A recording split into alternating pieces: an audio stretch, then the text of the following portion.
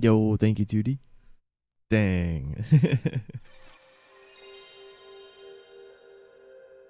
Shouldn't have typed out that whoa, true.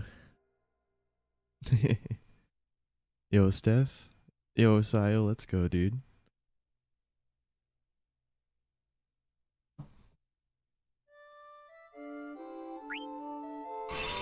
Whoa, splits. Classic, man. I don't know what's wrong with my freaking live split.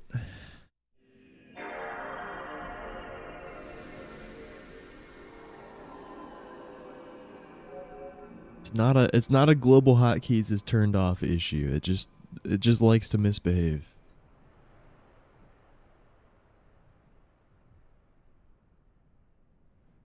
Yo, Kihi, hey Rainover. Hope you're doing well, Sayo.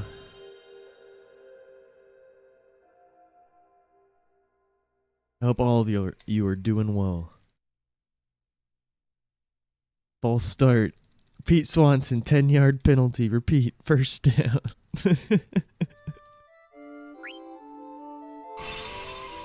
Now I have to start my splits 5 seconds early.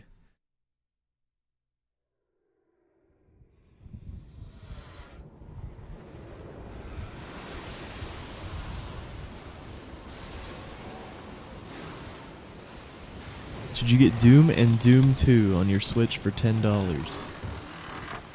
Maybe? I don't know if that's your kind of game. Steph says yes. Yeah, I was gonna say Bomb Bomb would say yes. Yeah, Bomb Bomb loves the old Dooms.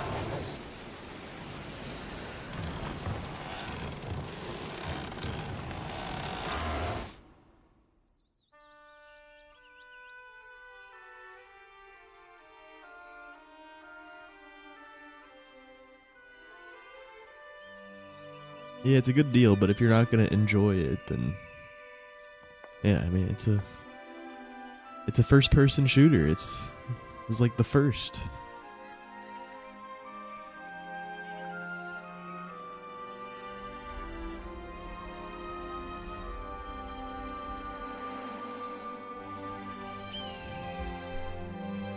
Flower.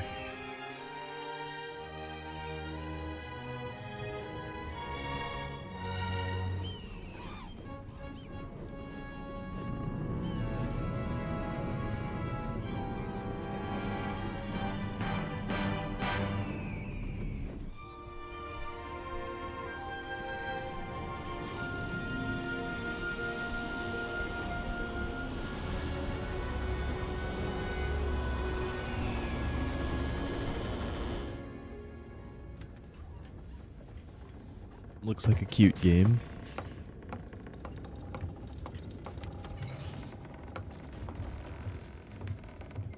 You collect flower petals and change your environment. And explore. Wow.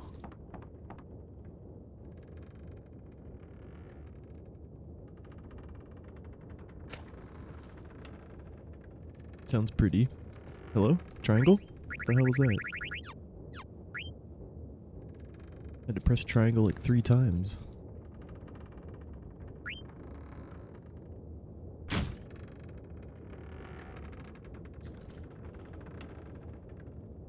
Hello? Triangle, are you there? This is Pete Swanson calling into the triangle button. Please confirm your status. Shit. Just dropped my controller. Triangle down. I repeat, triangle down. Shit, steal.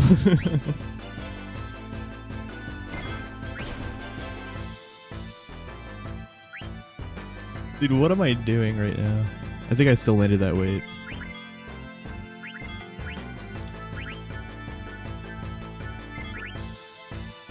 Yeah. Senna down, I repeat. Or I don't repeat.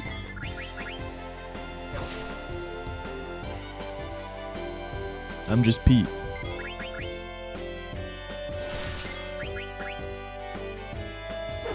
We can take this.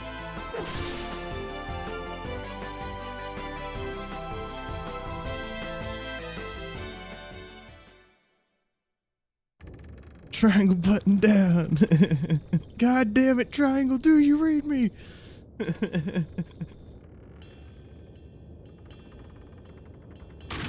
Error 404 for the triangle.exe.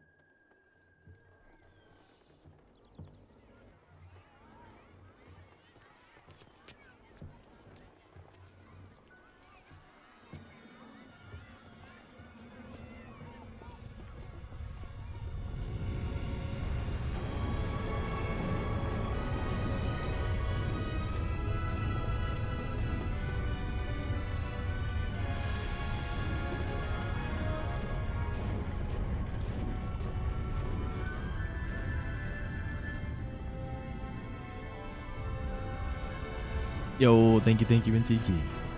Whoa. Hope you have a good night, man.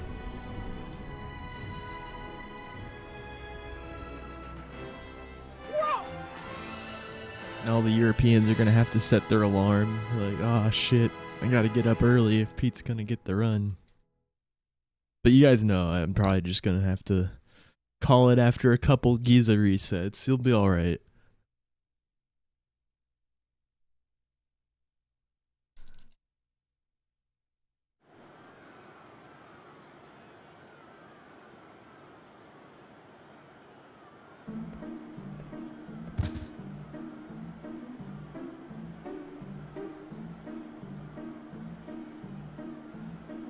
"20 years.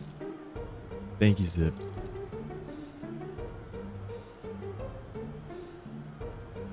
Streaking longer than Twitch has been a thing. Scammed.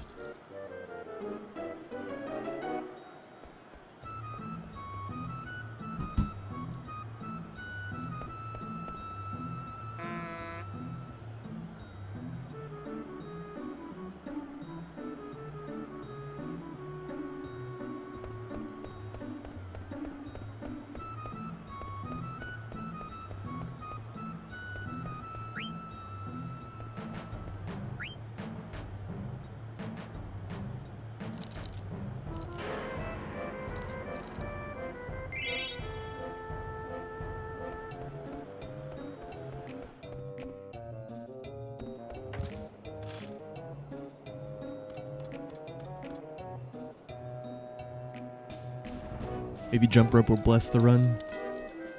Too late. I guess I could go back. Thank you, Jay.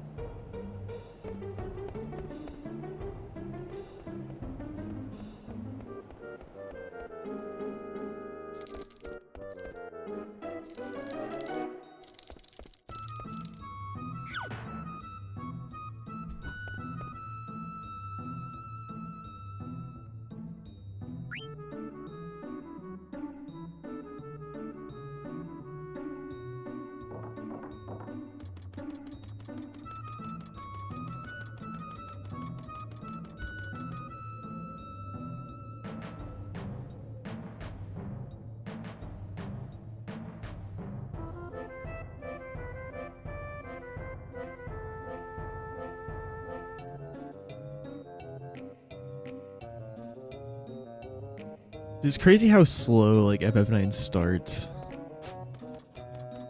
Like all like 7, 8, and 10, like they all have like I don't know, just more intense thing. I mean, because FF8, not really, but you do like encounter Ifrit pretty fast, right?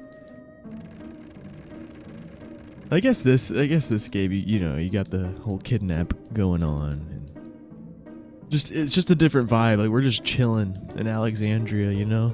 Like, FF7 right now would be killing Guard Scorpion, and they'd be fucking running out of an exploding reactor. FF10, Titus is fucking getting sent 1,000 years into the future at this moment, or some shit. FF9, we're just chilling in Alexandria, man. We're just having a good time. There ain't no game for like 30 minutes, yeah. Be shoulder deep in Sin's ass right now. Yo, it's Nick. Okay, you wouldn't be quite at Sin yet, but close.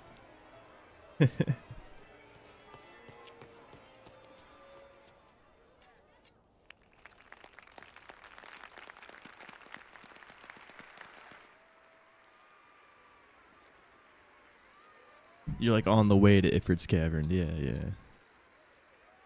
Yeah, 8 and 10 definitely start slower than 7, but still much faster than 9. Alright, yeah, give me 1 second. BRB.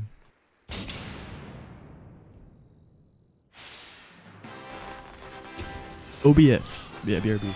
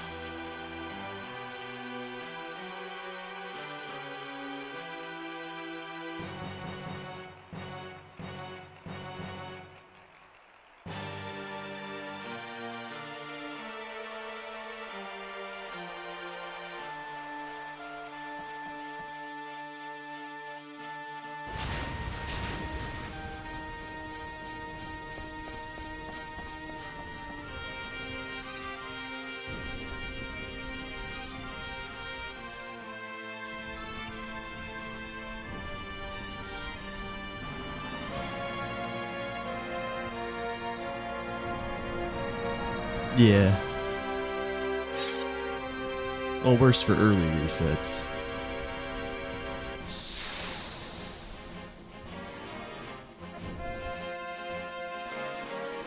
I think 7 and especially 9 are much worse for resets throughout the rest of the run. Especially 9. Okay, this is gonna be a shit fight.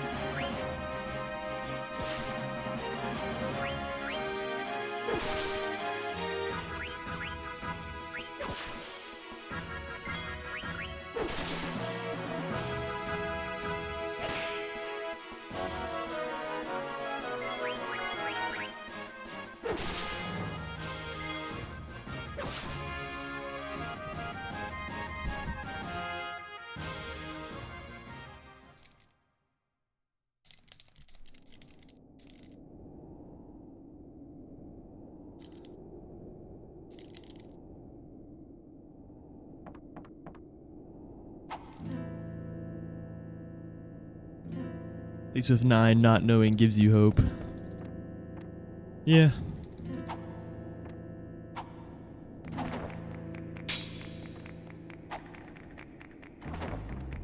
I guess.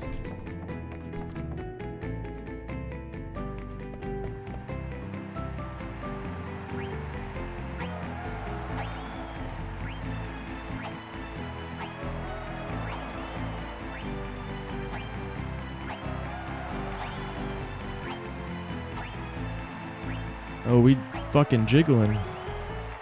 Woo! See that out of the corner of my eye. I know who that is.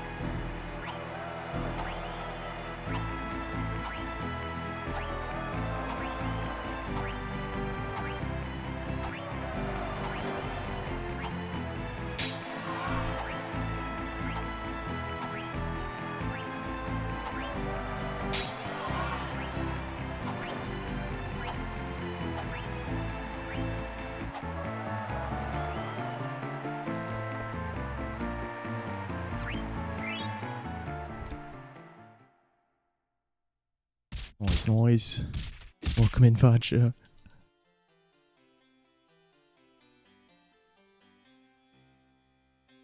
True RNG is a lot more of a death by 1,000 cuts, kind of FF9 style, but less brutal, I'd say.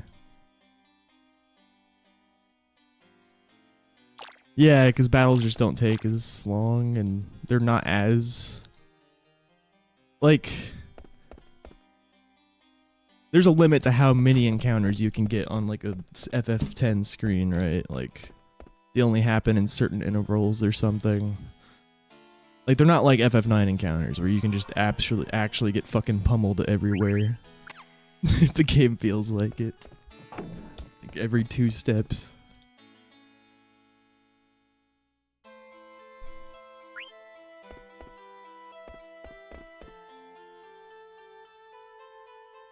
You can? Oh.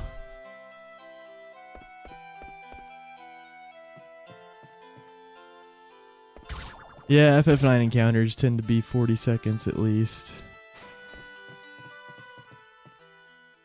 Unless you get a quick flee or a preempt flee.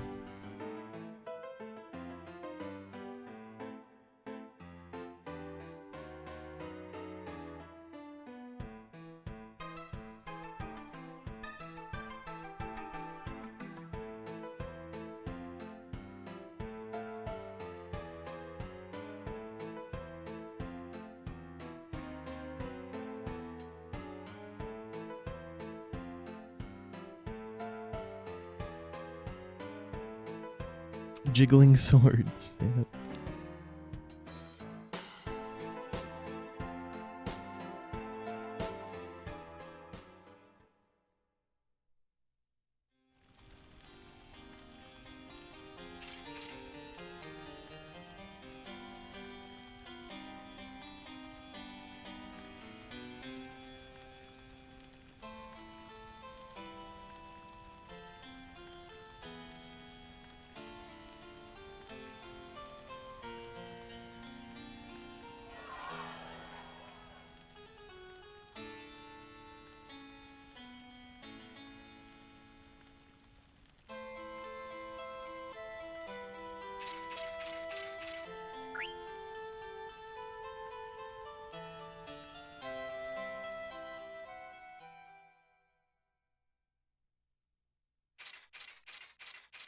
Well, no, your chance of being competitive in FF9 is dead if you have more than 50 encounters.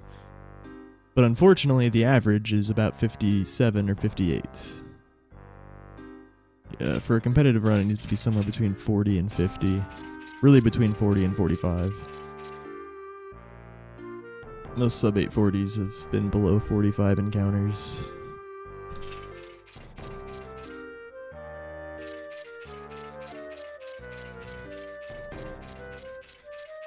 It's more than half of them. But the other half were not over 50. Fuck.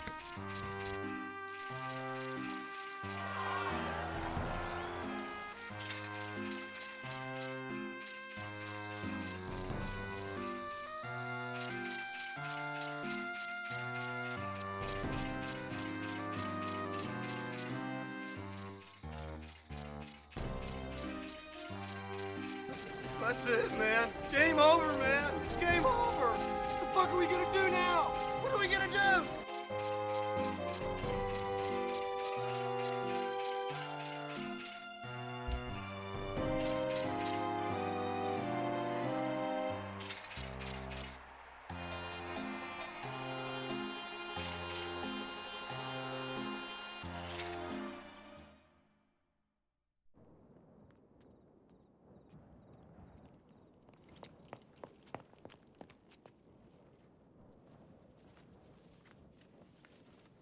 Yeah, I mean, I think I'm on the same page as MT, yeah.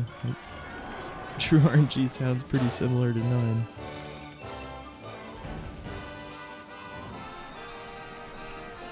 Just like, it seemed like Sayo was saying that FF10 would be worse with true RNG than FF9, and like... Yeah, I just feel like it's probably not true, but... Yeah, I mean, I haven't done it, so... And MT's saying 9's worse. And I'm definitely keen to think that, just based on what people have said that have ran both.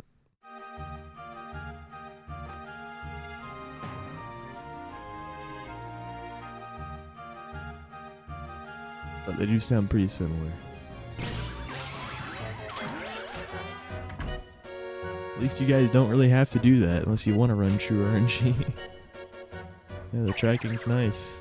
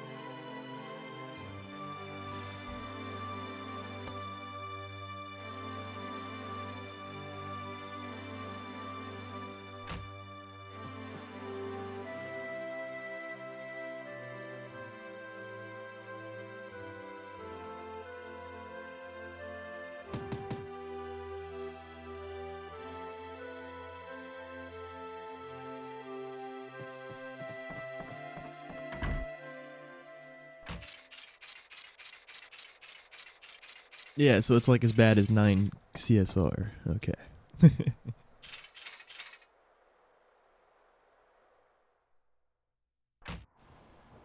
AKA nowhere near as bad as full FF9. But no, yeah. Just time is a big factor you gotta consider. Yeah, if we're comparing how brutal RNG is in a speed run. Is it 3 hours deep or is it 7-8 hours deep? Yeah, fuck. But yeah, I guess the cutscene remover would be a good comparison then to true RNG.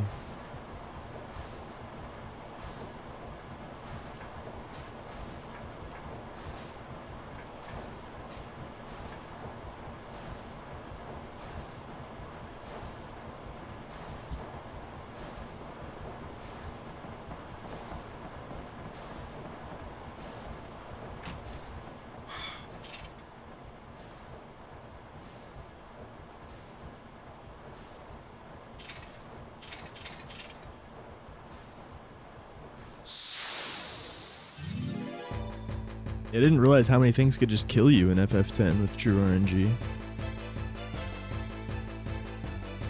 I actually didn't know that.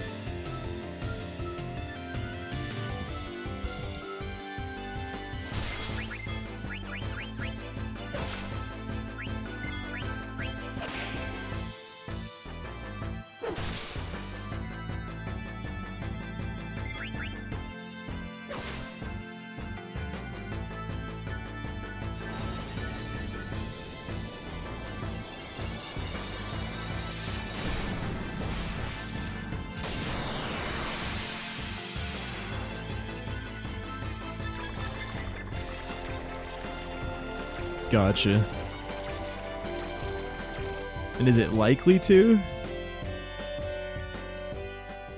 Like, is it like Fornits and Grotto back attack?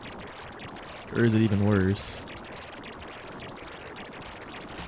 In Fornits and Grotto back attacks, you're pretty likely gonna die unless you get a flea off somehow.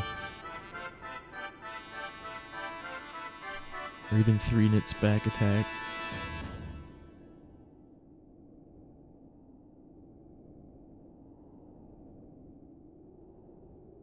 Thunder Plains, if you get ambushed by a specific monster, he one-shots the whole party. Oh god.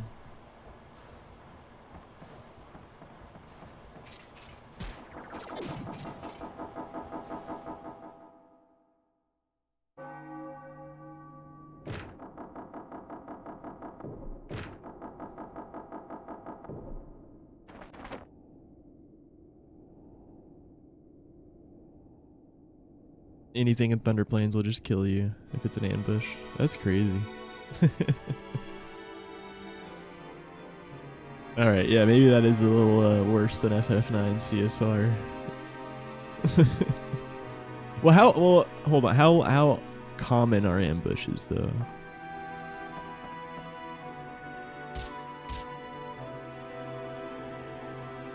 And that is just the early game still, right? Like, yeah. I think one of the reasons FF9 is so fucking bad is because 80% of the RNG is after the 5-hour mark. Like that, and it has crazy RNG before the 5-hour mark too, but like it's hard to describe how crazy the RNG gets once you get into disc 3. Like, it is fucking nasty. And that's like after you've already done more than half of the time of the run. Yeah. But yeah, I guess we're comparing CSR and True RNG FF10, which is also CSR. So in FF9, yeah, CSR, I guess it's like the 2-hour mark where you're in disc 3. Which is much better.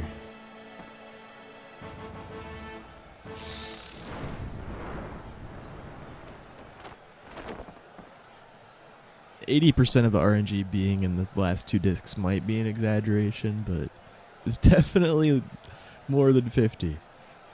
Probably more like 70% or something. Like, you know, just the amount of shit you have to worry about.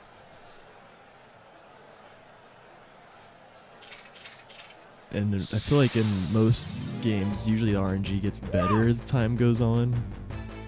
But FF9 just gets worse.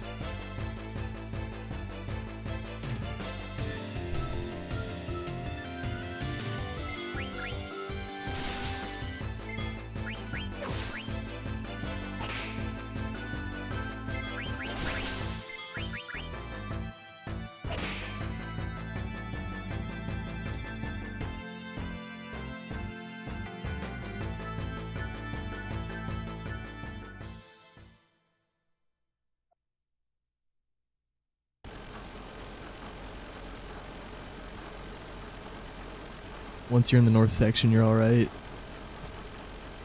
Slightly better odds in the north. Thunder Plains South, any ambush can kill you. But only like 1 will kill you. In TP North, only 1 can kill you, and it's unlikely. Unless Titus gets petrified. In which case all bets are off. Thunder Plains. Thunder Pains.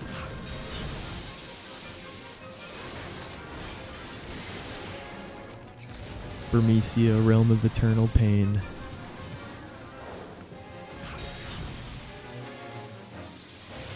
T-Town playing crazy right now. I don't know, man. I feel like MT has done more true RNG than you have. I don't know who to trust.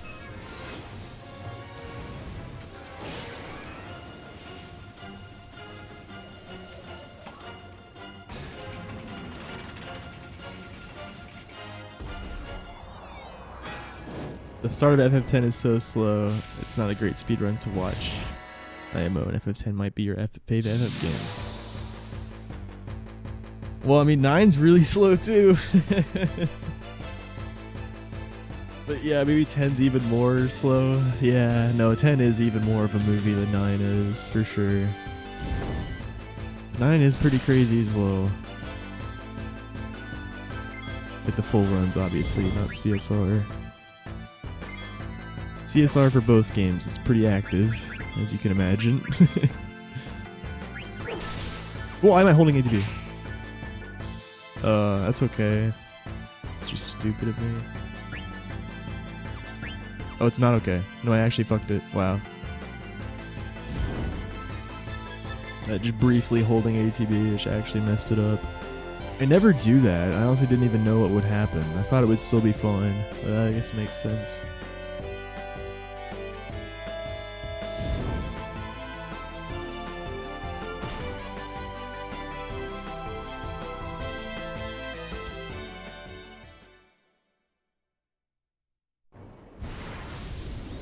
Don't worry, that mistake just cost us like 3 seconds. So it's like 2 seconds plus another for dicking around in the sub menu.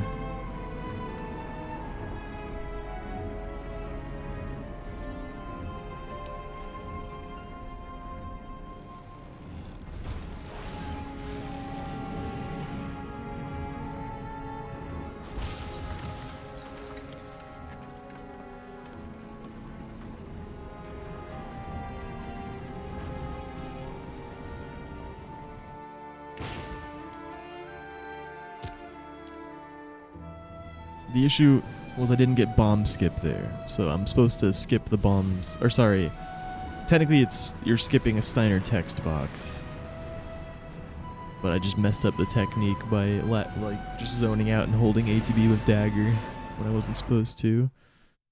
So then the bomb's ATB wasn't able to grow fast enough, and I wasn't able to hold the ATB while Steiner's ATB was at 0, and the bomb's growing at the same time because of that.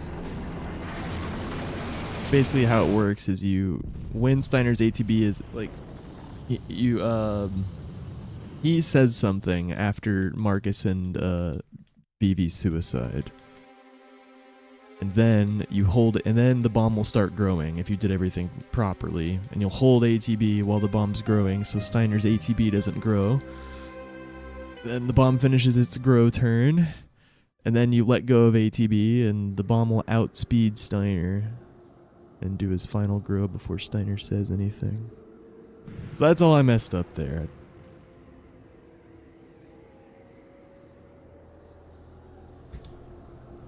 But yeah, really stupidly too.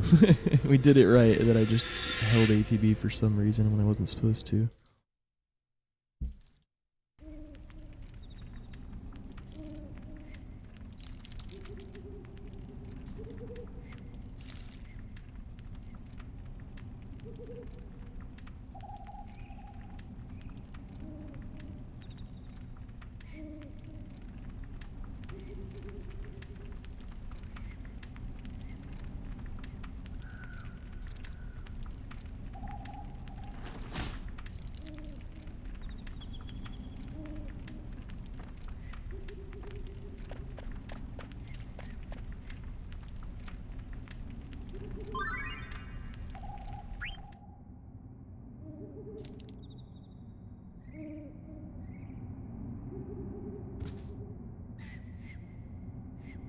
Yeah, it's been interesting to hear about the lethality of the Thunder planes.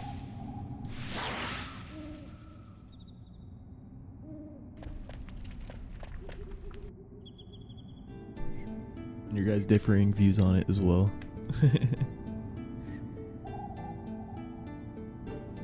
I don't know.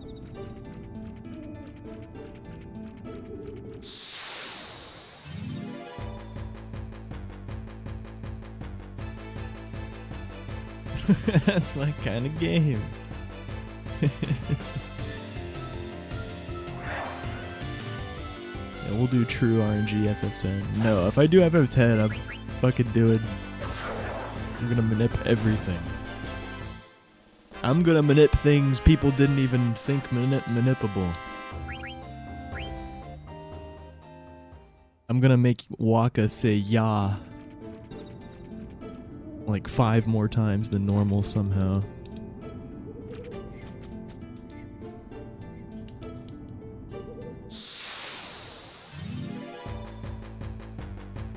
I'm gonna manip Titus escape voice line.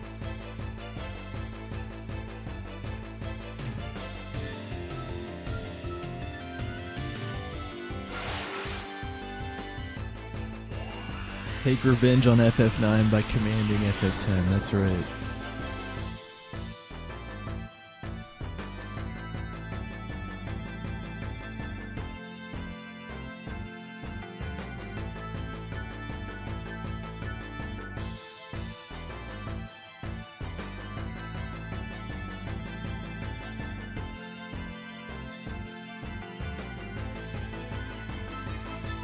Even in death, y'all.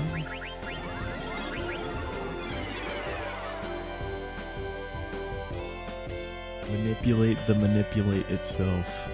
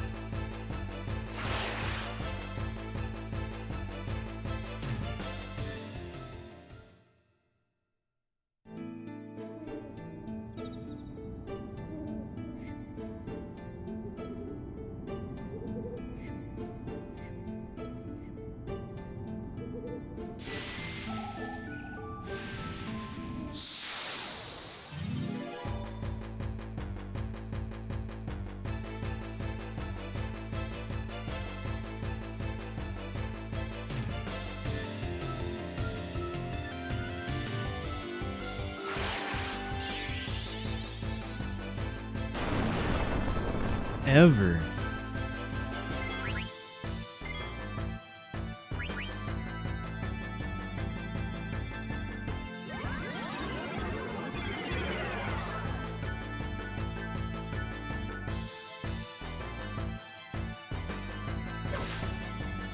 Zidane's cooler.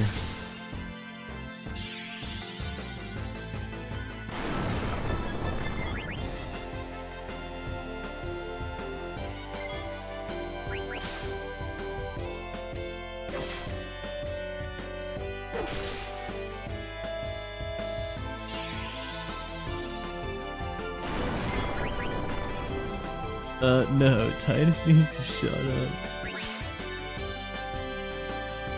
I like how what Bertle said the other day. He's like, there's no other game where the main character is just so constantly confused. Like, it makes sense that he's confused, but he really goes over the top with it. Like,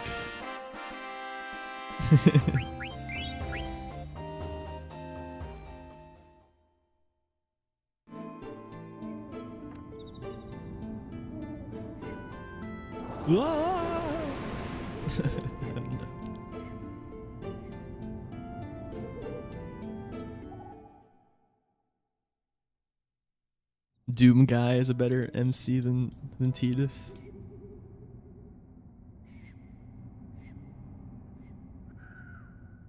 Dude, the Doom Eternal intro does give chills.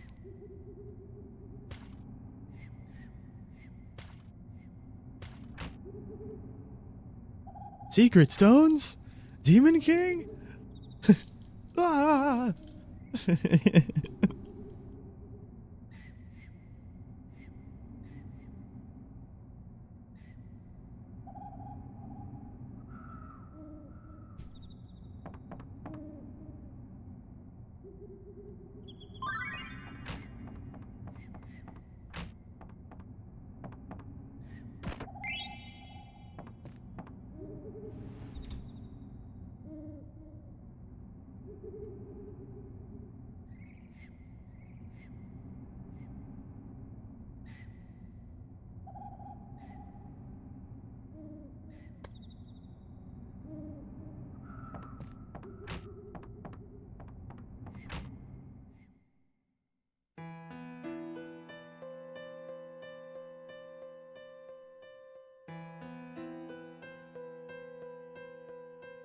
Ten hits hard though.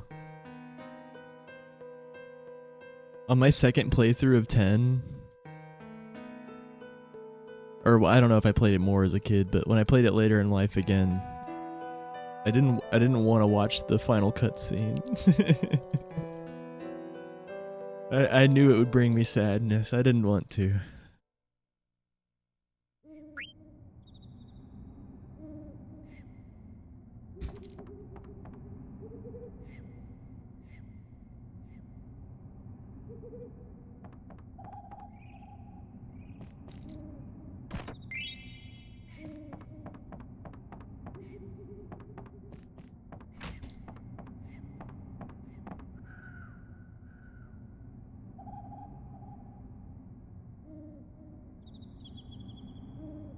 Yeah, 10-2's combat's pretty sick. That's for sure.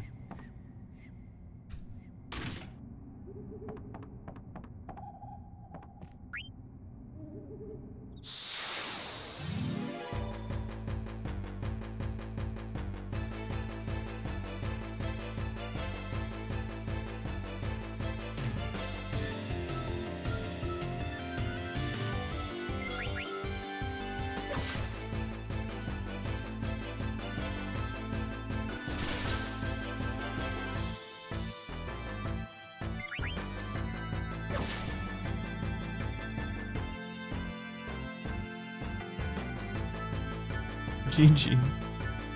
I don't want to see Titus disappear.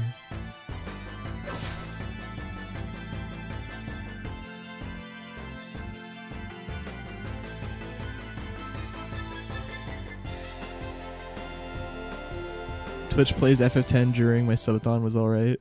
You got, yeah, you got to the impossible bit, yeah. pretty much.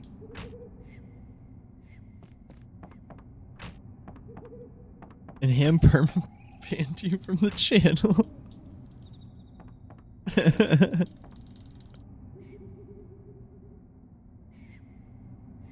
don't even remember that. I did forget.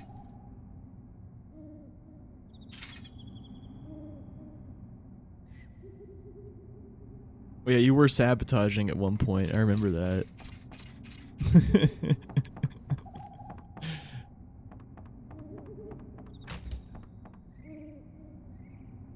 Yeah, I remember you were sabotaging the FF9 at one point. And Ham was not having it. You want to do a better strat. Oh, okay. But you were going against the groupthink very actively. You were not participating in the hive mind properly. You're going too against the grain, you know. Straight to execution.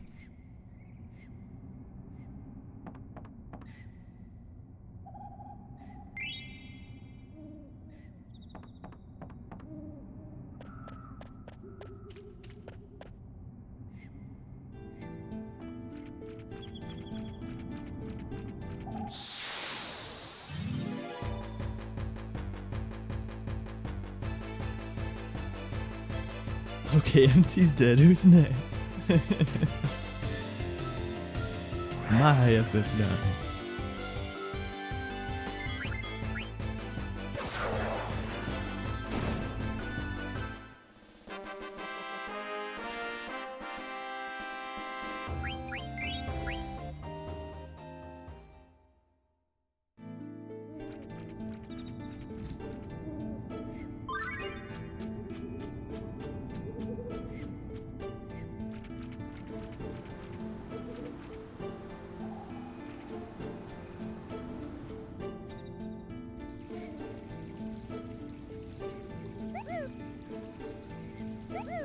Hey, Bode, welcome in. Yeah, Expedition 33 was nominated for everything, as it should. Pizza?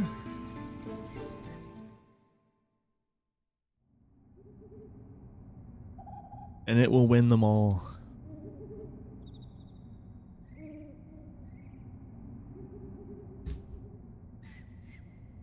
It'll win a lot of them.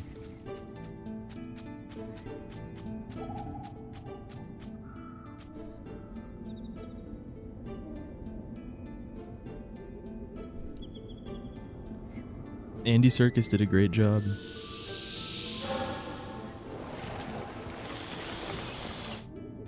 Yeah.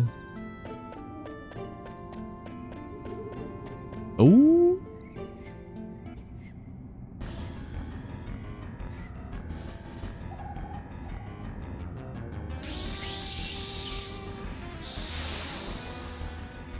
Yeah, and Baldur's Gate 3, when they won the game of the year last year, the guy gave like a speech.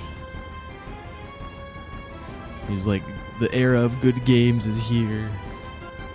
He was like, I know what game will win in 2025, or I forget exactly how he said it, but yeah, it's sick. I'm just gonna let him have a turn. Yeah, it's a little spooky.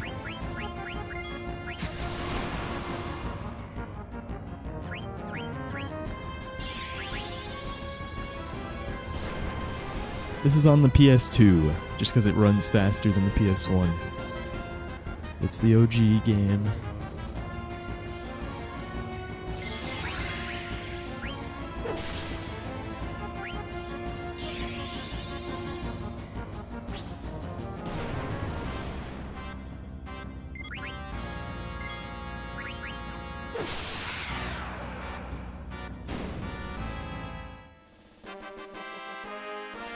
Oh, 2 years ago, yeah. Then Astropop, yeah, okay, that was a little weird.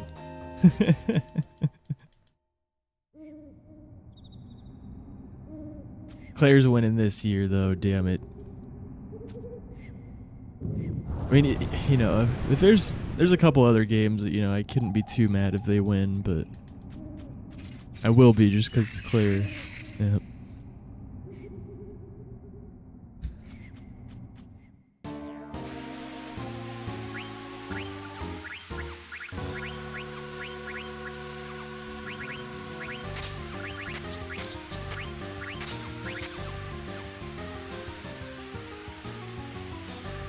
Ain't no way Astrobot, right?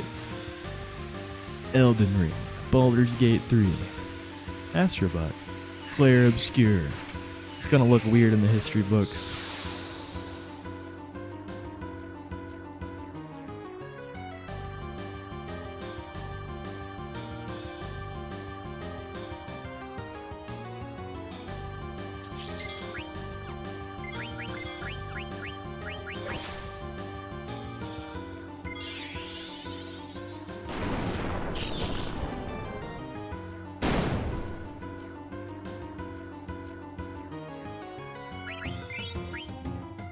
Van Wheel. You don't even remember the name of it properly, man.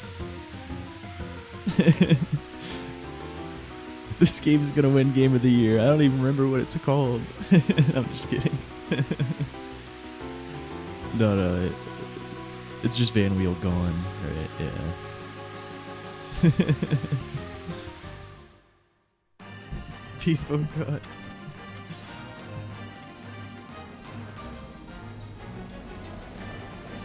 Yeah, this speech didn't hold true too well for Astrobot.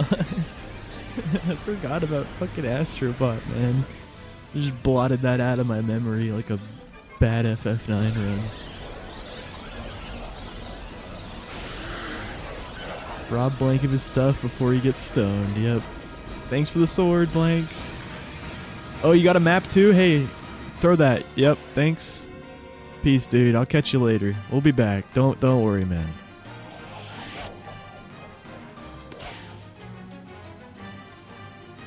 Alright, 1 second. BRB.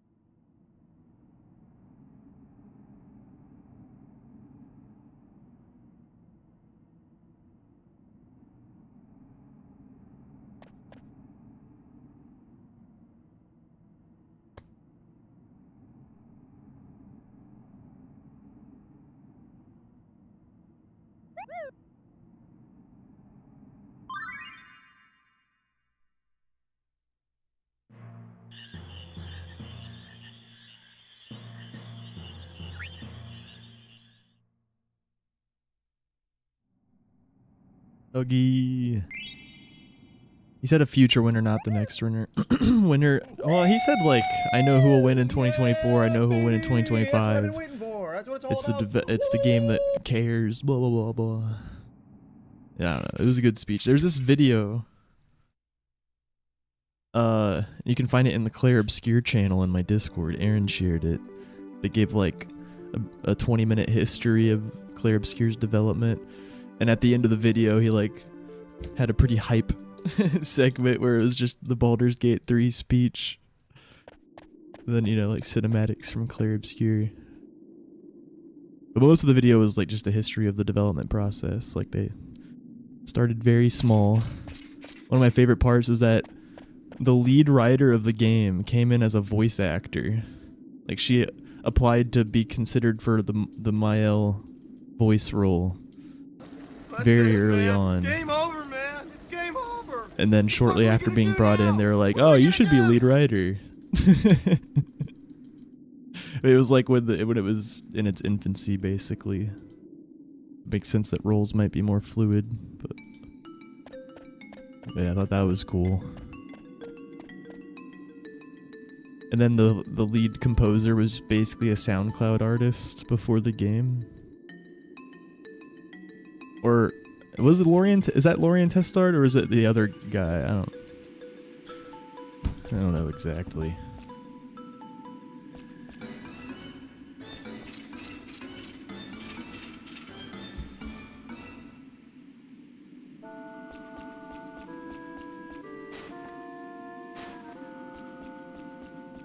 Yeah, but was he basically just a SoundCloud artist before the game?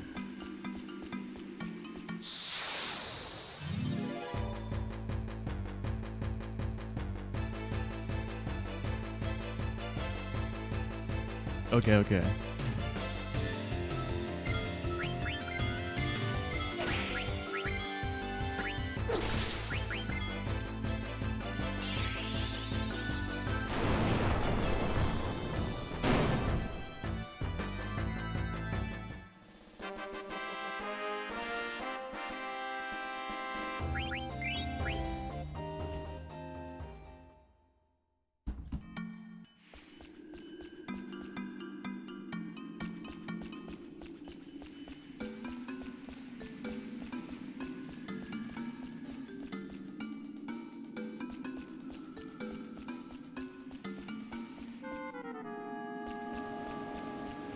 I'm gonna res Steiner and heal him while I heal Zidane.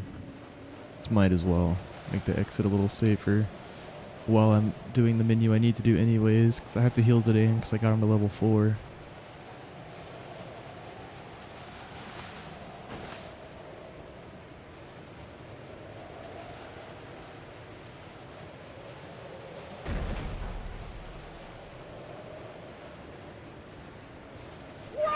That encounter, so he was at 52 XP plus 49, 93 plus 41, 93 plus half of 35, 17.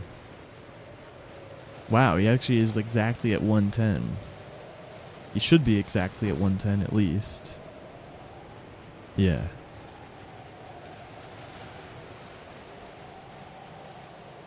Which means I don't have to kill Vivi to do Black Mage skip. Oh, no. Oh yeah, Vivi's high enough level 2. Yep. Yeah, that'll work. Oh, what am I doing? I can't heal Steiner. I can't res Steiner there. It was a nice idea, but... I forgot they were literally not in your party menu at this time. Makes sense.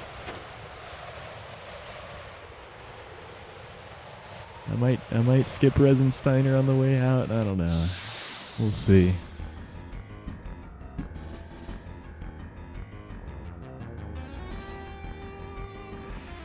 Thank you, Spider. Deputy. I probably will still. Let's see how this sea line fight goes. I mean, we're level 4. Can't be too bad. I had an encounter already, but at least yeah, it was a preempt. I forced level 4, so I might as well. I suicided Garnet Steiner and then Fire Old. Oof. So we're not getting the preempt. No siree.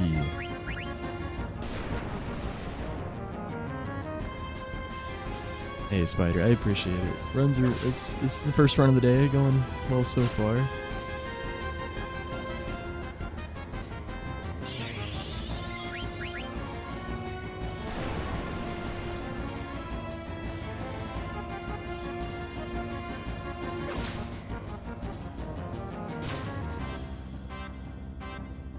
Runs.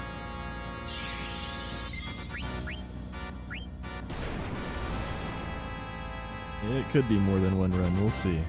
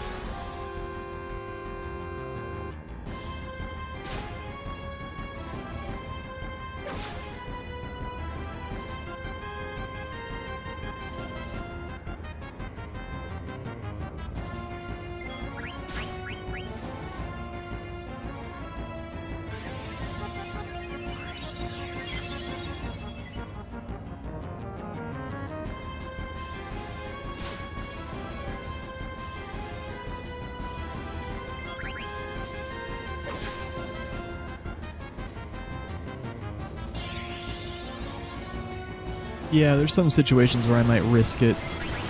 At level 4, no. Level 4 is not the norm, though. Usually we're level 3. There will often be times where I might have to risk it for a 1 in 6 chance to die or a 1 in 3 chance to die if I want to save a turn and not heal. At level 4, no. You're never really gonna die.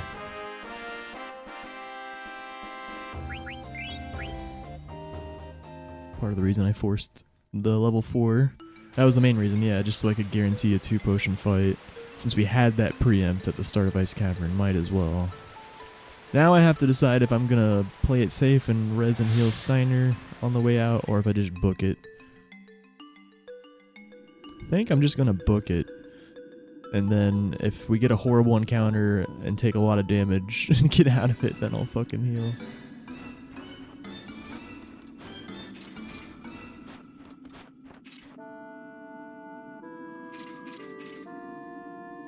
I probably should. Nah, I'm gonna play it safe. Everyone's pretty low. I just don't like healing here, but with a dead Steiner, I probably should.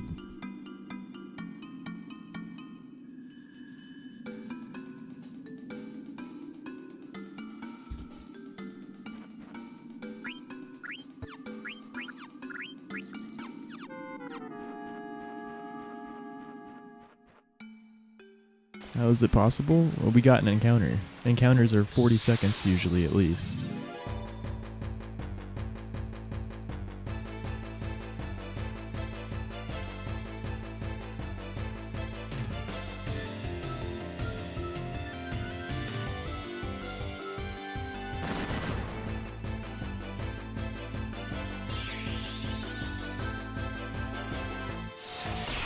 Nope, good thing we healed.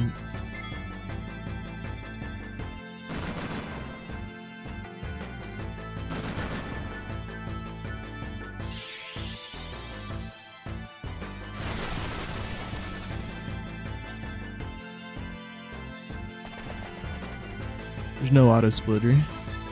I manually split. And yeah, I'm running on PS2.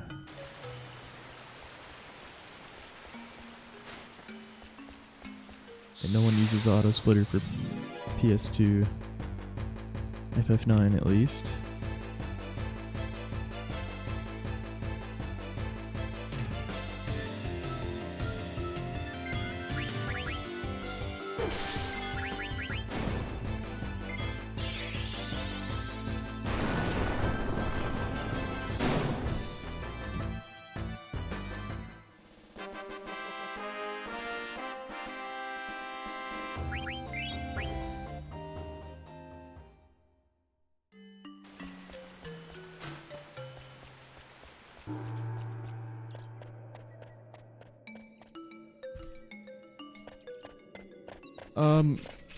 I actually know that there's a program that you can use to, like, you know, emulate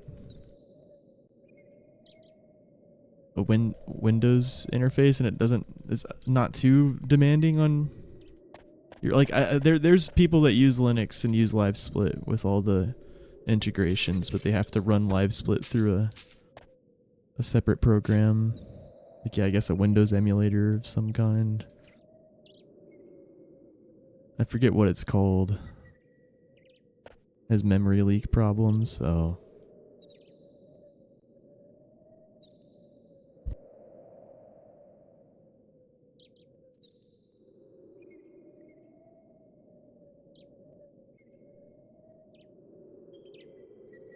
Gotcha.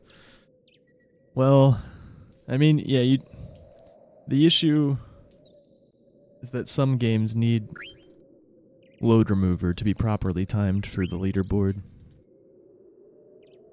Really, any PC game that's modern, at least. But for games that are timed with real time, yeah, you don't need to worry about any of that. Technically, you don't even need LiveSplit. You could just submit a recording of your run and, you know, they can time it. It's real time. But yeah, you'll get into issues if you want to run games that require load removed time.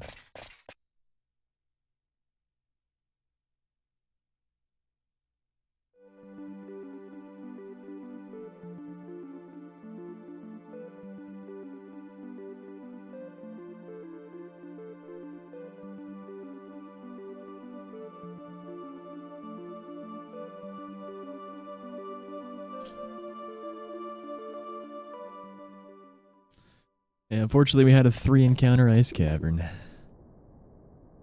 Oh, ad break's happening right now. 3 minutes all at once per hour. Look at those birds.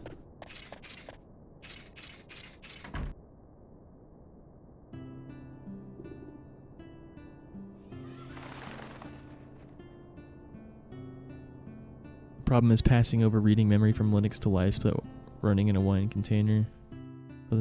For auto splitters, other than that, it works mostly fine. You have to run both LiSplit and the game in the same VM. Oh god. Yeah, I see.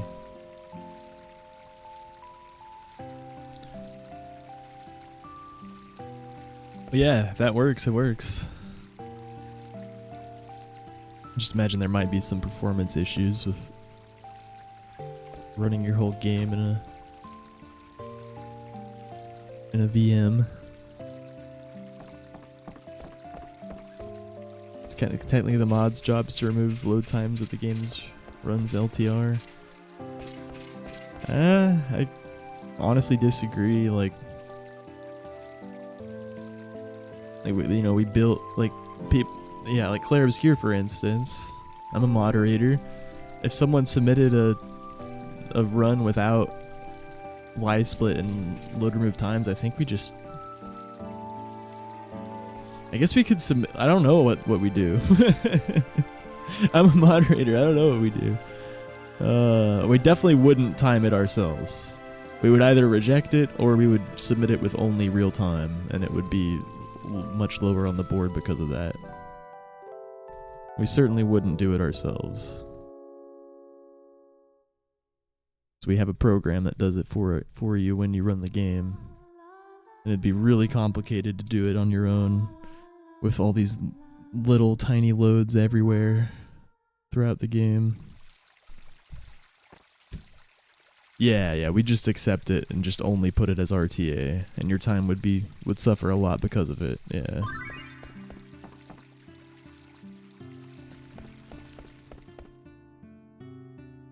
Yeah, I've said this, Esta. Said that earlier. Especially for RTA games. But for LRT games, like, yeah, you're just gonna be shooting yourself in the foot if you care about leaderboard placements. But yeah, I guess it's not gonna be invalid. But it would take a lot of effort to... I don't even know how we'd go about doing that. Like, manually load removing all the times for a modern game like Clear Obscure. Like, yeah, I don't think you understand how complicated that would be. Yeah, it's definitely not the mod's job.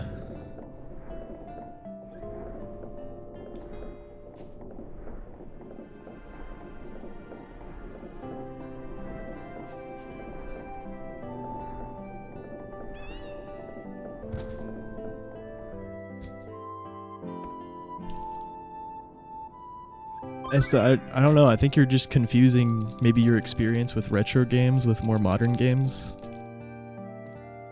Like, it's not a human feasible task to do what you're talking about. Like, I don't know how else to say it. Like, there's hidden tiny loads like, I guess it is, but it would take, like, way longer than you're thinking and you wouldn't even do it right. Like, you'd have to fucking frame by frame count 500 plus loads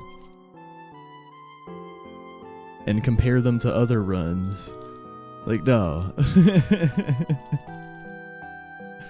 Yeah, but you're saying it's just unfortunately some of the work mods have to do. Like, no, it's not. It's really not.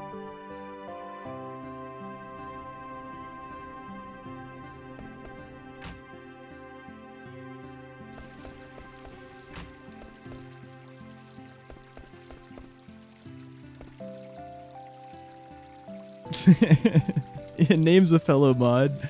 Would you want to fucking... Do you think it's our job to manually time the load remove time for a Claire run name? Oh. You gotta get your own LRT working.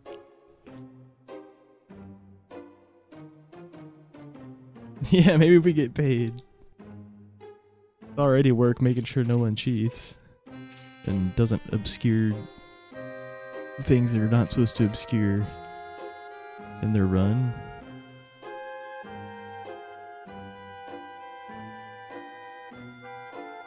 And to retime the RTA, but that's easy. It's just something we have to do.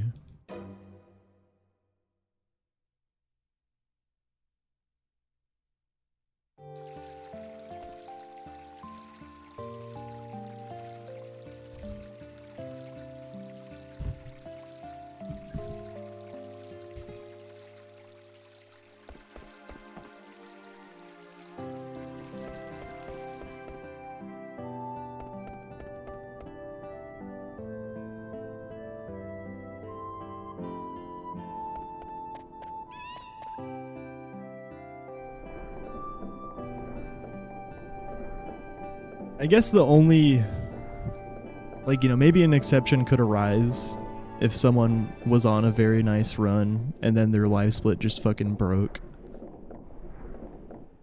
Like, that's the only situation where I could see, like, okay, maybe I would actually try to figure out the LRT for the rest of the run.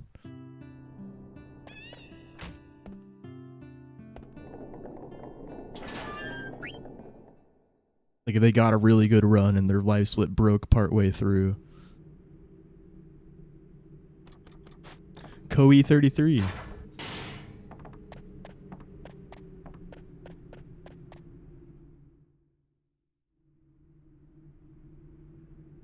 Kobe 33.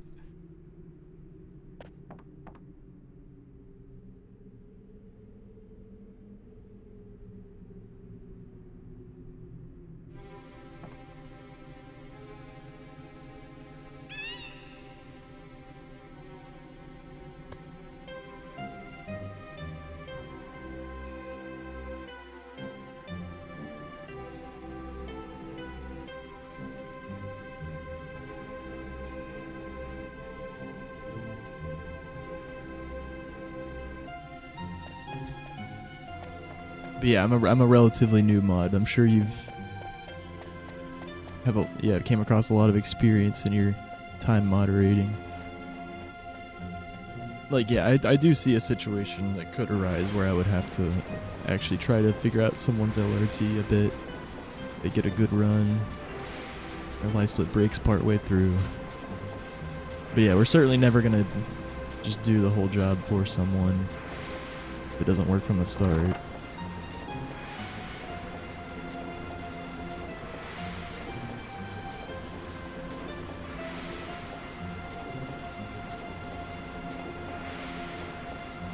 Yeah, and that's how we have it set up. Well, as MT said it earlier, actually, it's not required, but you're gonna have a bad time on the leaderboard if you don't get it set up, because you're only gonna be ranked by your RTA time, which is gonna be higher.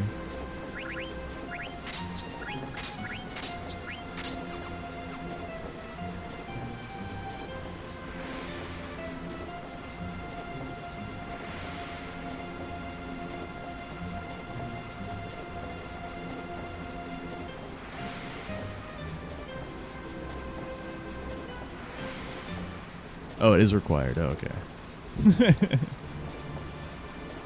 Yeah, when I said that, I was like, wait, no, I think it actually is just required.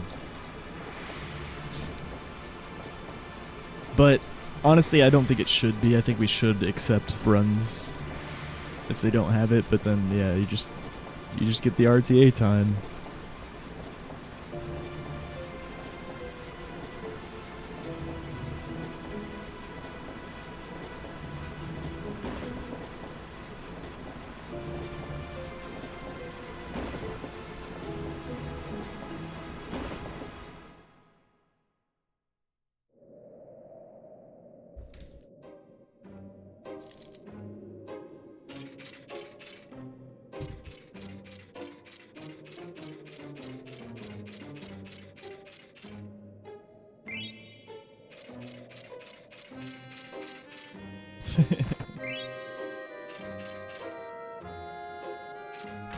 Lumbo and I were having some good games last night.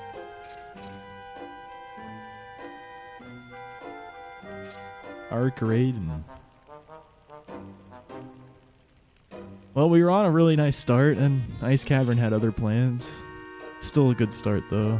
It's fine enough. Just, yeah, it should have been a fucking 59, maybe even 58 with 0 encounters. But nope. Or, well, 1 encounter, because, yeah, we had the one before Sea Lion. Then we had 2 more after.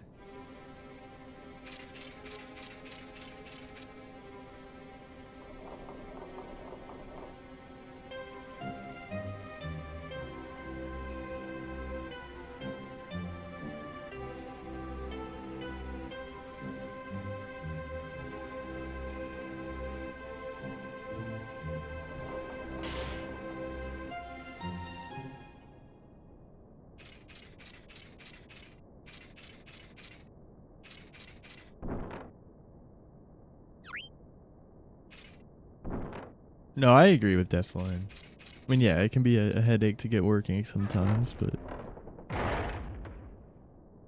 yeah.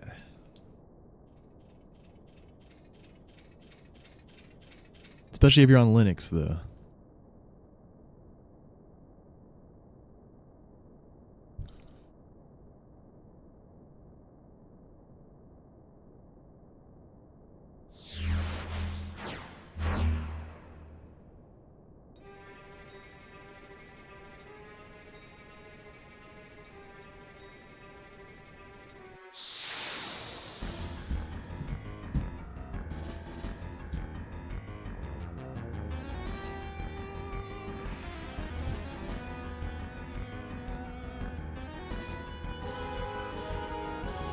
Yeah, RTA retimes are super easy. There's a website that can do it. Start frame, end frame, FPS.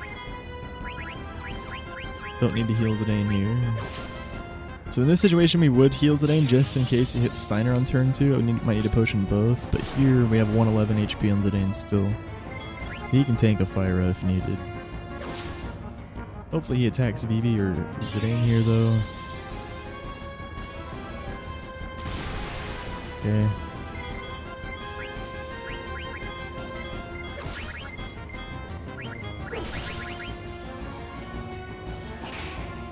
Throwing in a Vivi bop there so that Dagger reses Zidane after Black Waltz 2 has already picked his target. He won't kill Zidane here. That only works on Black Waltz 2, by the way. It's also kind of the same reason the mechanic of Fyra Skip even works.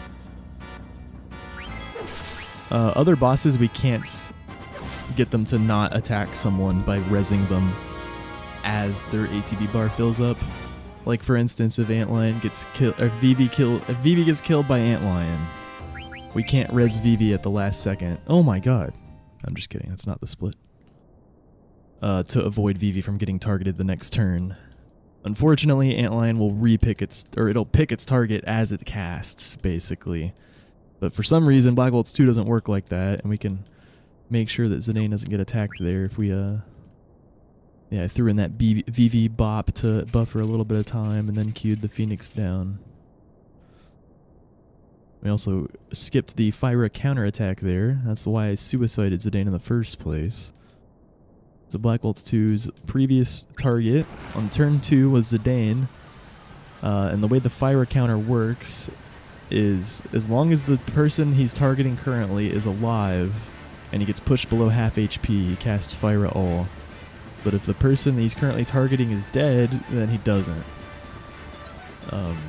And he was still currently targeting Zidane because his ATB still hadn't filled yet for the next turn when I pushed him over half HP with Steiner. And then we did the delayed resurrect on Zidane to make sure he didn't get attacked the next turn.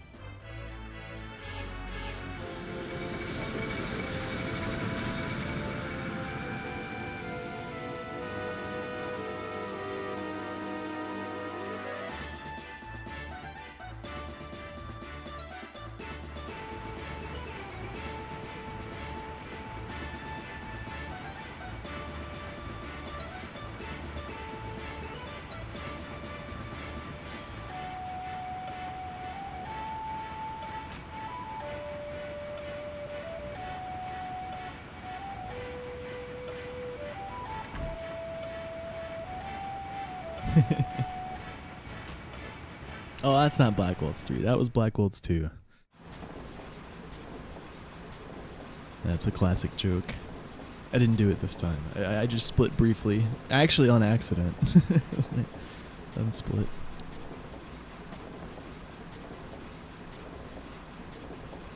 I used to have a Black Waltz 2 split. Just a long time ago. At one point I just decided I don't want lots of splits for especially sections that don't have like random encounters. Part of me kind of wishes, like I feel like at this point I'm not going to change it. And no one does this, but it'd be interesting to have like dungeon splits and then boss splits, like especially for dungeons like Gizmaluke or like the Hilgegar split. It'd be cool to separate the encounters from the bosses.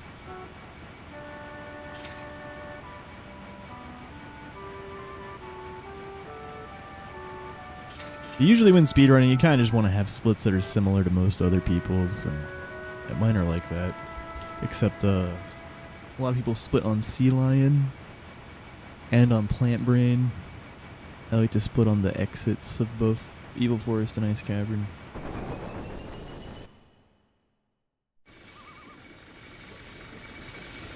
Some people split on the Moo fight. I like to split at Chocobo's Forest.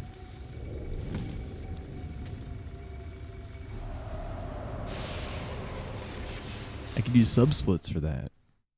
I've never used sub-splits. But yeah, that's how some people set up like the disc 1. You can see disc 1, disc 2, disc 3. But I could do that in a smaller way, is what you're saying, yeah.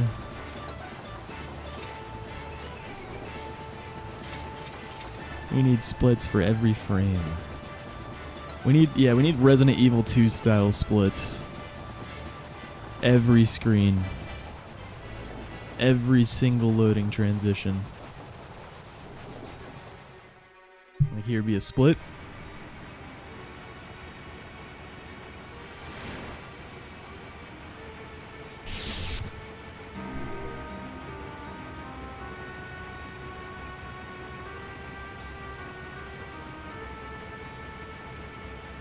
Then we have another split right here. There's a reason we do it in the Resident Evil 2 runs, though, if you don't know. Oh my god! Wait, that's not a Chocobo.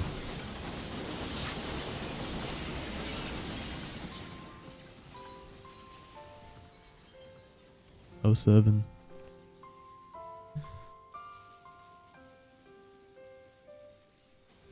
This is the run.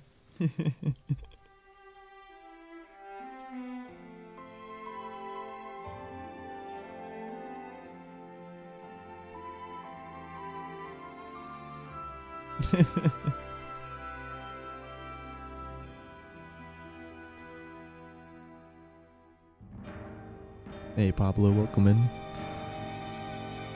Hey Jen, hope you're having a good night.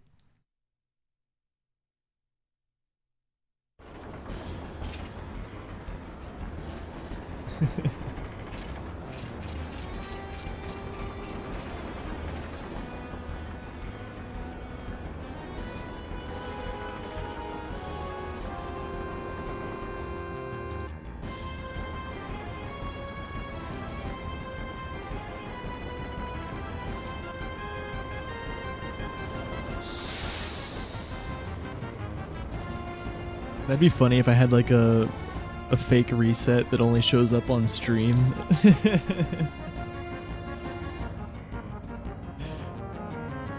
Just literally fake pressing the reset button.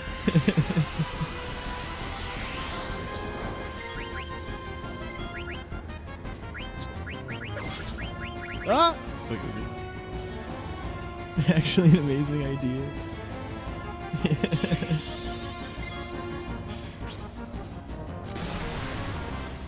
Surely wouldn't be that bad to set up. Yeah, you just get the audio of it and the visual of it to only go to the stream. Oh yeah, but you'd have to like mute It'd have to be at a quiet part in the game so you guys don't hear the game sounds still. There's a stream redeem of reset the run. But it's just fake. Nice. Yeah. I was thinking that too. Yeah, it could be either something I do or a channel point thing. Uh-oh. Okay, we should still get it. Don't troll, VD. Okay.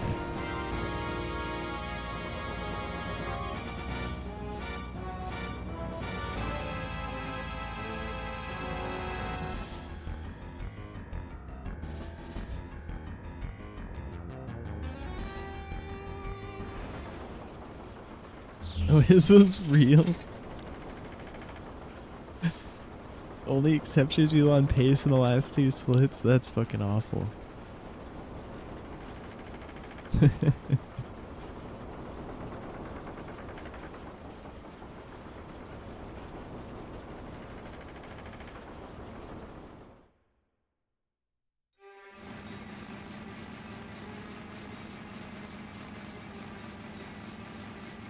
Oh, we don't even need to worry about the timer empty, because sometimes when I reset, it takes me a bit to reset the timer. And yeah, the audio is the main concern, yeah. You could just do it at quiet parts of the game, I guess.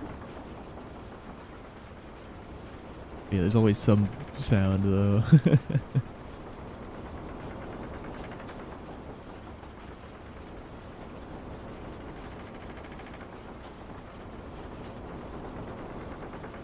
Physically resets the console on redeem.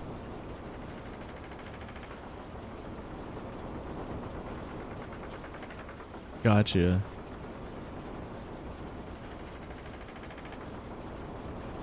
Can I switch? But I don't know how that works, like switching scenes, but only in the stream?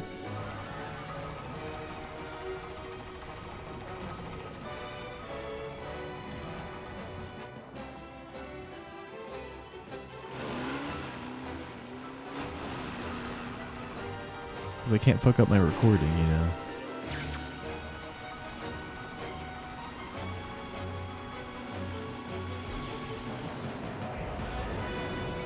It's just a different OBS, yeah.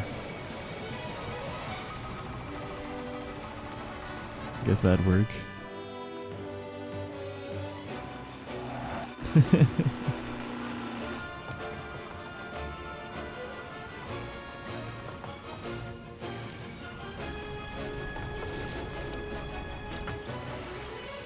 Yeah, the disc transitions are pretty quiet.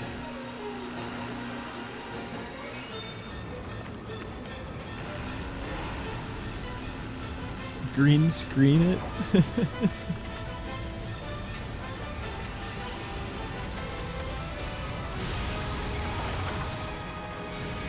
I mean, getting the visual and the audio of the reset to only show up on stream would be easy. The hard part is getting the audio of the game to briefly not go to stream, but still go to the recording. But yeah, a separate OBS can solve that. But yeah, we're definitely thinking in depth about this. I don't know if I'll even do it, but yeah, it would be funny. Oh, that's easy? Oh, okay.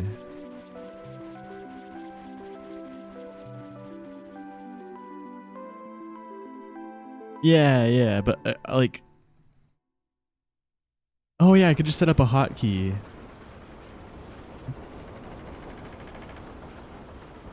So that it briefly mutes the game audio, but just for the stream. Yeah, I know what the advanced audio mixer, like, yeah, I know how that works, obviously. Because I have to, you know, whenever I stream music or whatever. But yeah, I guess I could just manually click that off and then do the fake reset. Yeah, take it off the streaming track.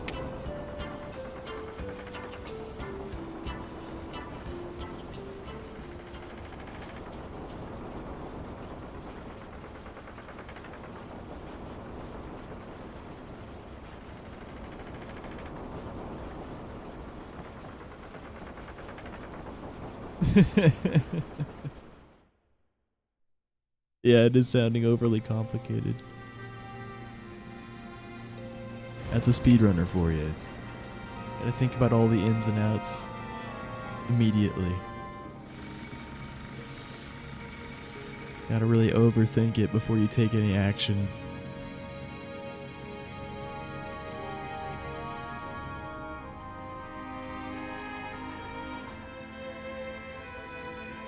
We're at 5-second joke. Well, it could come up multiple times. You know, once I have it set up, I could do the joke like once per stream. Maybe twice. Maybe several times if it happens to be funny that day.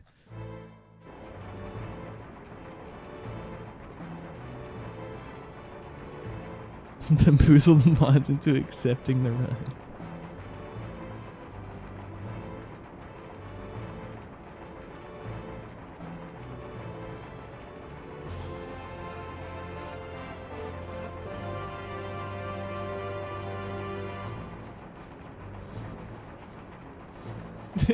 Dude, I bring the Steiner menu joke to a whole nother level. Oh, the green dot. Claire obscure shenanigans. Yeah, sorry. No, I didn't. I do now.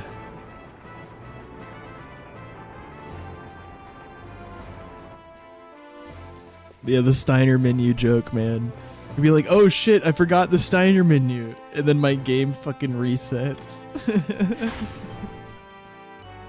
Holy shit. Wait, this is gold. I shouldn't have revealed my plan. I'm gonna get so many people that think they're never gonna fall for the Steiner menu with that.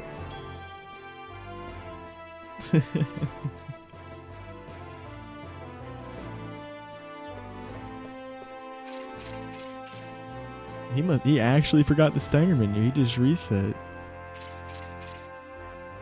Oh, I'm just kidding, guys. And all of a sudden it goes to Black Waltz 2.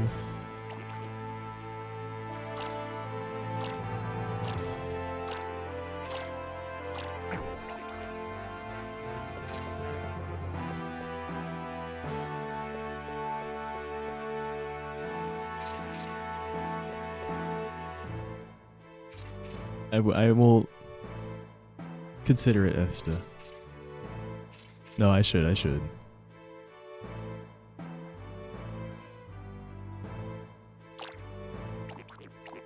Submit Claire for sure. Maybe 9 CSR. Maybe Stardew CC. Yeah, definitely Claire.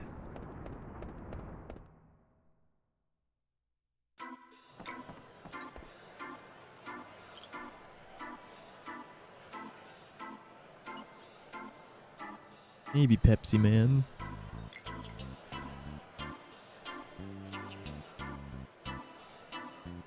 Do the fake reset at the hunting contest. Yeah. Fuck! Oh god. I can't do the PS2 reset noises. That's what I was trying to do.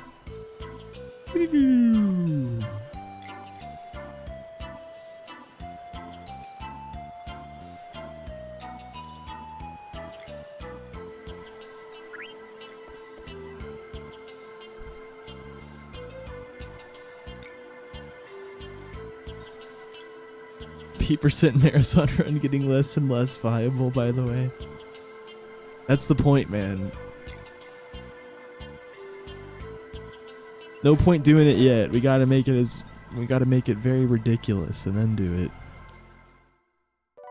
Be like 100 hours of speed gaming, not counting breaks. Okay, maybe not that long. We got a lot of games though. A lot. They're more than an hour.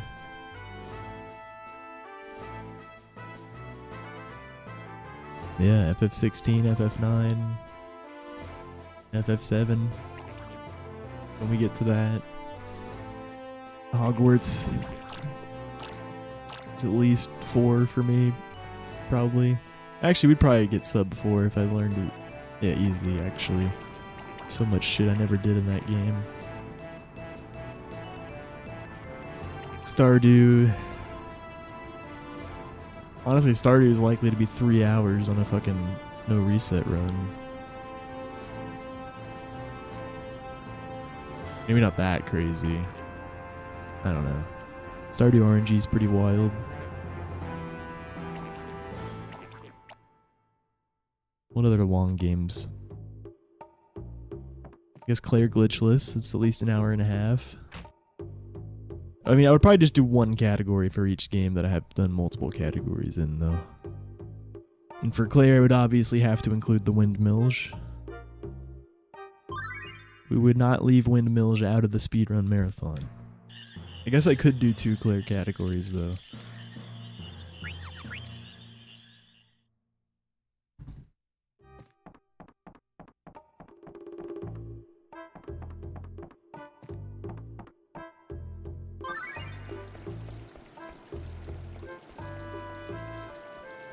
If Pete commits to a 12-hour day of Amok world record grind, I'll upgrade to tier 3.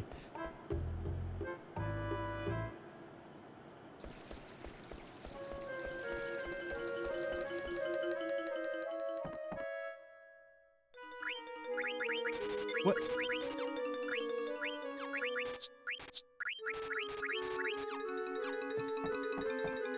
Scuffed start.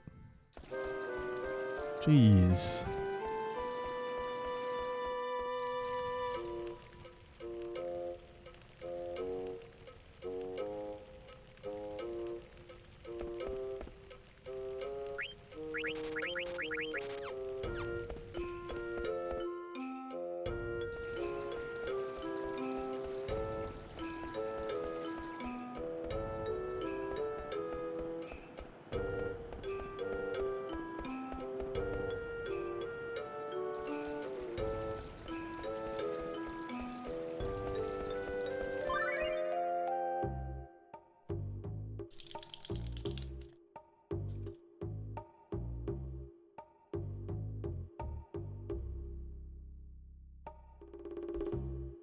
€1.88 per hour, decent.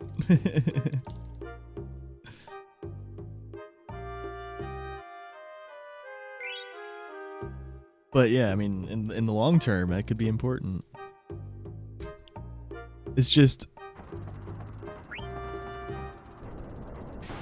do you think grinding Amok for a day would help with the Partner Plus push overall?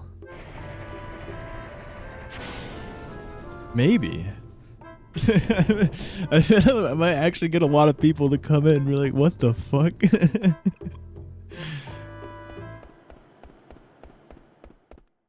Is Amok back? Is there a new Amok challenge?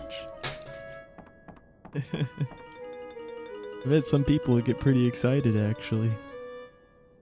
Until I have to reset to Mansion Launch 38 times in a row.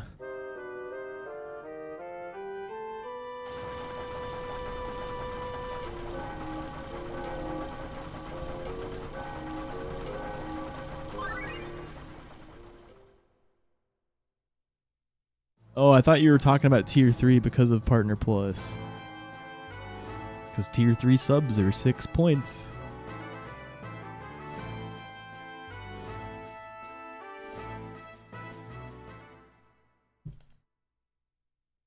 Oh, but you're... Oh, okay, I see. You want me to commit to it and I'll do it after. I see. Okay, I understand now. Well, shit. We're adding on new incentives.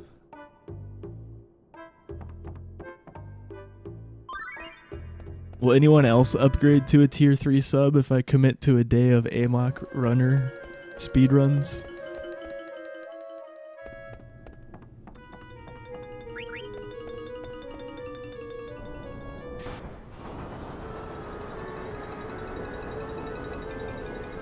Pete, what is your favorite SRC challenge run game so far?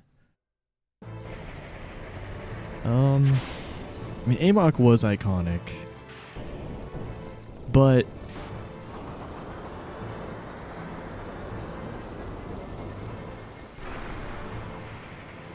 I don't know, they were all super stressful, but they all had super unique like tech and optimizations and movement and whatnot to learn.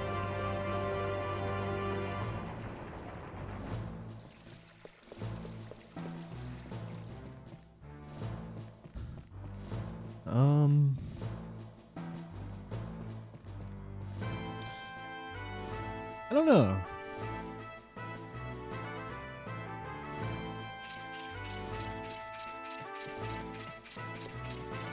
They're just really hard to compare because they both had really enjoyable things, or they all three had really enjoyable things, and they all three had really awful things. But Amok had the worst awful things for sure. And Redguard had some nice voice lines going on. I guess I'd pick Redguard just for the... because it was less painful than Amok, and it was memeable in a similar way.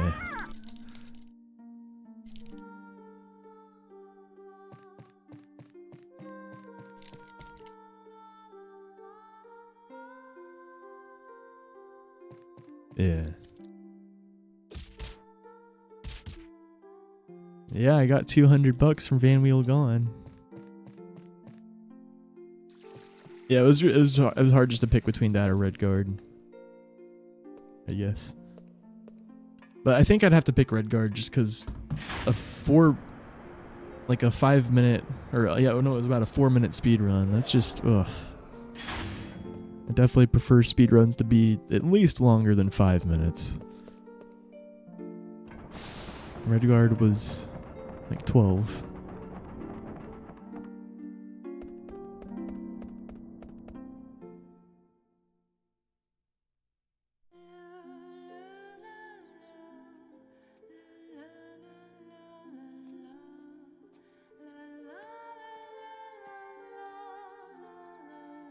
It was intense, yeah.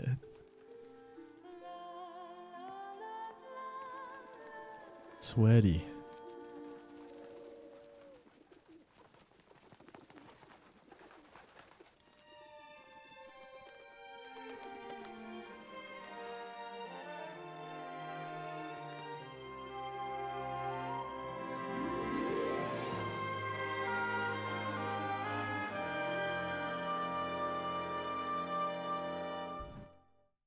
I mean, if they did an SRC challenge early on, FF16, yeah, it could have had a huge competition. But it would have been weird, though. I've never seen a competition with a game that long. But yeah, no, you can't do it now.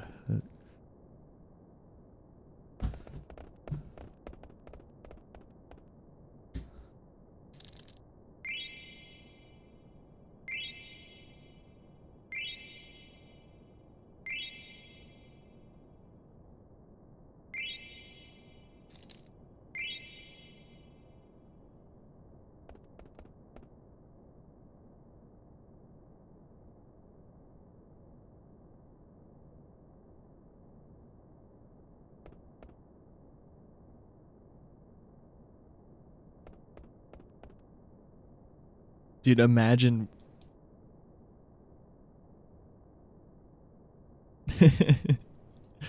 I mean, yeah, like there's just so much to learn in FF16. It would just be giving, free money to Ida, basically. As long as he's willing to to like do a run. Have to be a long competition for even someone like Ouija to catch up to Ida. Yo, thank you, Emil. Yeah, other side, doing well. And most speedrunners that are interested in the competitions like that aren't going to be interested if it's a clear, unfair competition. That's why that one Moist Critical Challenge, Another Crab's Treasure, was not liked very much among speedrunners because Spicy already had already invested over a month into optimizing the run, and it ended up being the same category the competition was. And actually was going to be a different category that allowed this one glitch that changed it completely, and so it was more fair. But the developers of Another Crab's Treasure didn't like the glitch, so they offered $5,000 more to the bounty if they changed it to the restricted category that Spicy already had a lot of experience in. And yeah, Moist Critical felt like he couldn't decline. But yeah, it, honestly, in my opinion, and in Ouija's opinion, many other people's opinions, it just completely ruined that competition. You know, dropped out for the most part. But some people obviously committed because there was money on the line, and they knew that they couldn't get first or second, but you know, they could still win money. But yeah, it's can't really have an unfair experience gap in competitions like that. I think it's okay if the game hasn't been out that long. But yeah, Another Crab's Treasure was already out for like a few months, and Spicy had grinded it.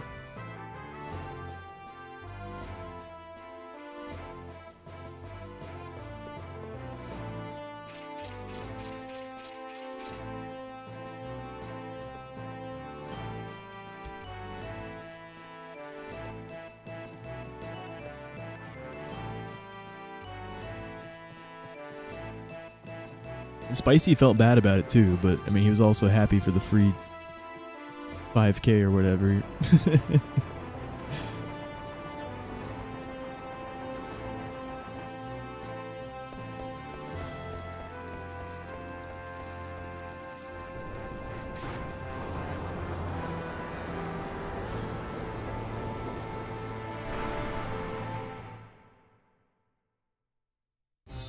Didn't Ouija get like the Outlast world record? But yeah, all the speedrun challenges have been platformers for the most part. Oh, well, the Rat Catchers one was more of an FPS. And Ouija did that. Got like second place. And Outlast is like a horror game. Ouija's done a lot of different stuff. But you're right, he is known for Mario, and also most of the challenges have been platformers, yeah.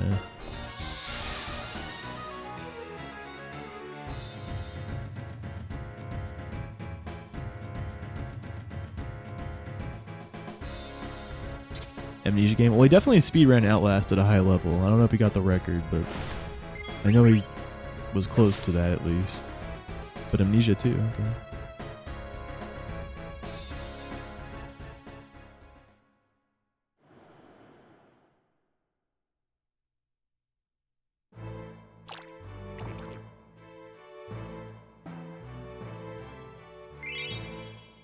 Yeah. Dude, if Ouija could channel what he channels during speedrun competitions constantly, he'd probably be better than Sweegie. But Sweegie's fucking dedicated, man. Ouija gets like discouraged, I feel like. But he's honestly just as good at Super Mario 64 from what I've seen. Just Sweegie takes it very seriously, and Ouija's, yeah. He takes it very seriously. He fucking grinds practice, of course, and pulls out crazy runs. I feel like, yeah, Sweegie does it like completely full time, basically.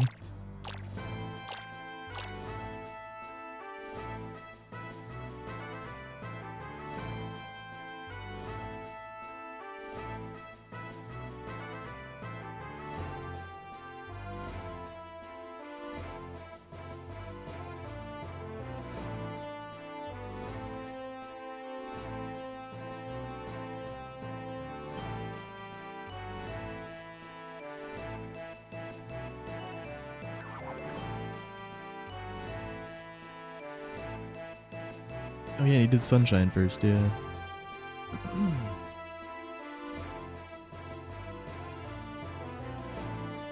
Top level Outlast in 2019. Thank you, Surprises. Yo, dude. Yeah, Sweegie and Ouija.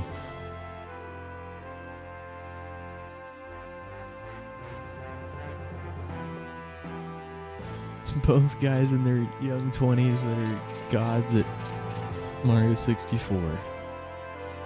Yeah, very similar names.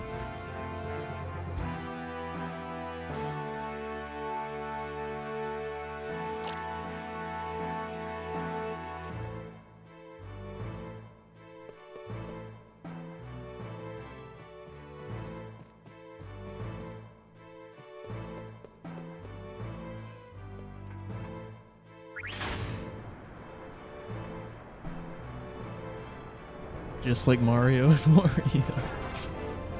Yep.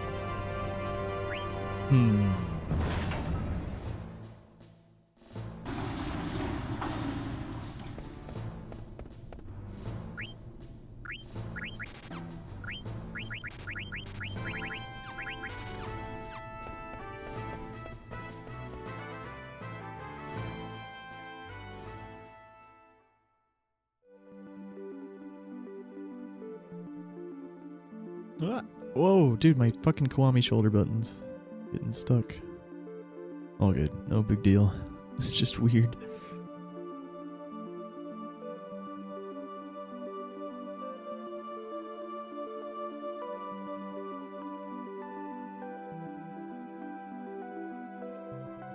But yeah, Ouija is faster. I just think Ouija could be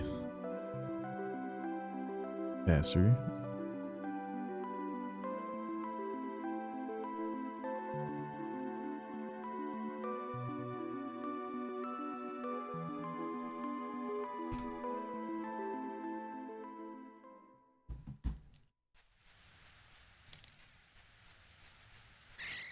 Oh hell yeah, yeah, the tournament was cool. Did Slip win? Or did the guy that Slip was racing win?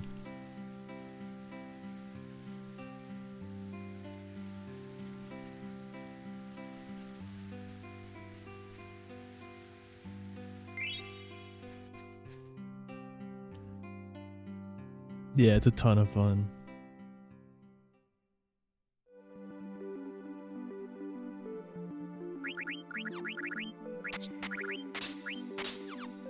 What? Somehow hit circle instead of square there. I was expecting to go to abilities and I went to the base menu. All good.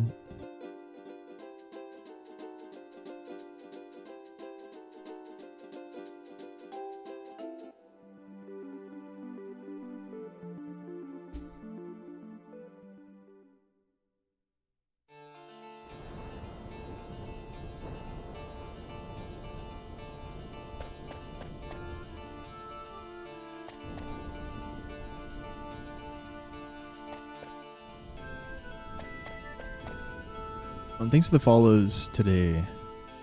Nada, Larko, Jig, Jesus, thank you.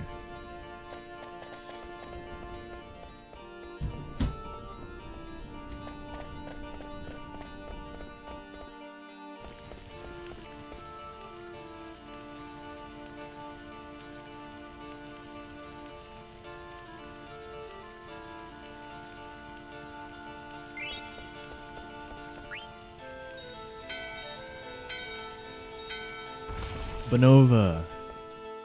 Yeah.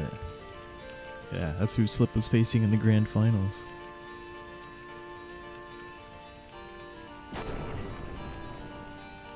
That's cool.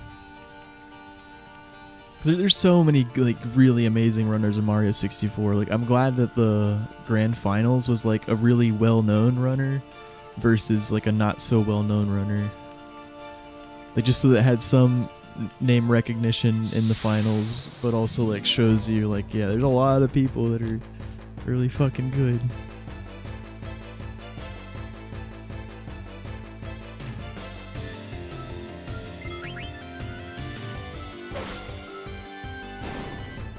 I don't need a suicide BB here. Don't do it. Oh, okay, I guess for suicide, or I didn't. I mean, I didn't need him dead, but there's no point to res him here.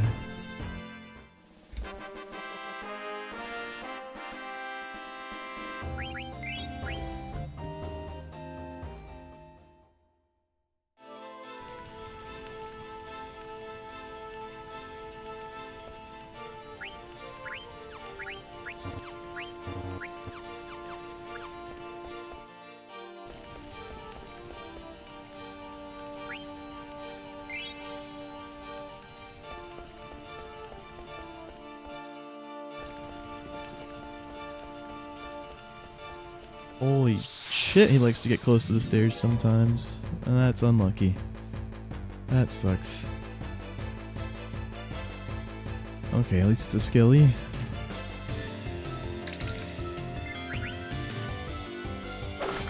How much AP is that? Just one? Surely.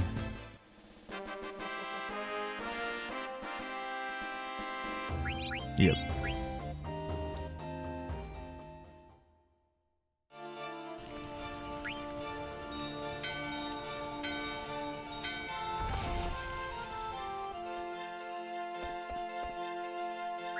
Dude! How did it not register both of my down inputs there? What?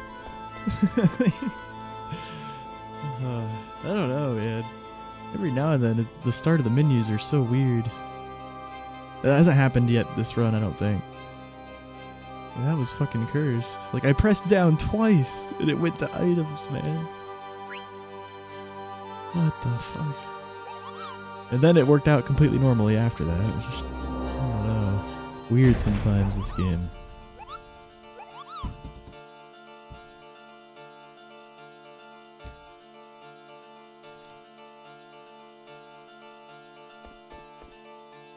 Sugar, we are not going down.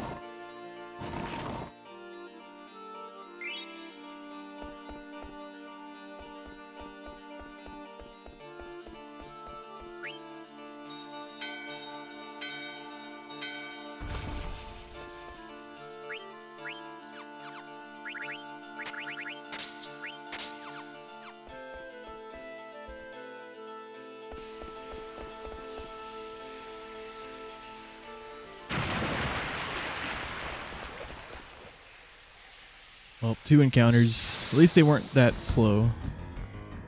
But yeah, my PB had 0. My PB also did Black Mage skip. But we're losing time here. Hopefully Giza's a good fight. My PB also had a good Giza. That's because, yeah, we only have 11 seconds of possible time save. That means my PB had a basically perfect draw, though. Because my golds are all very good.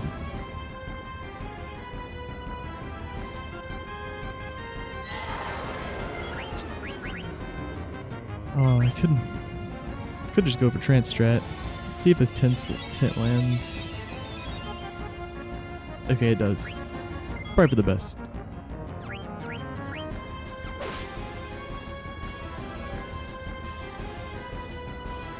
No waters.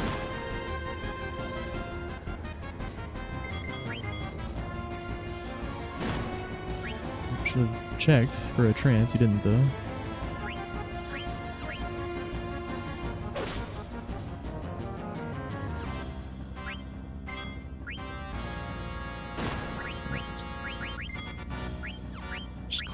How does like, has Giza missed me like at all the past okay he actually did miss me already.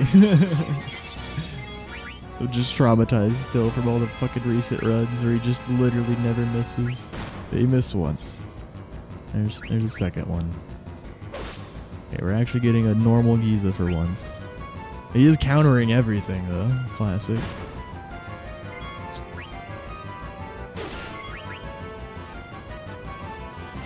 Yep, literally countering everything. Can I please proceed to play the game, Giza? Do not counter this attack, maybe? Okay, thank you.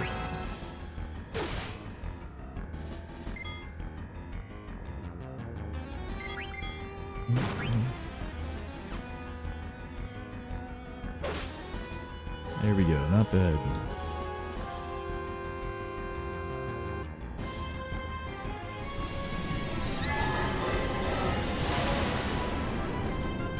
We'll take that.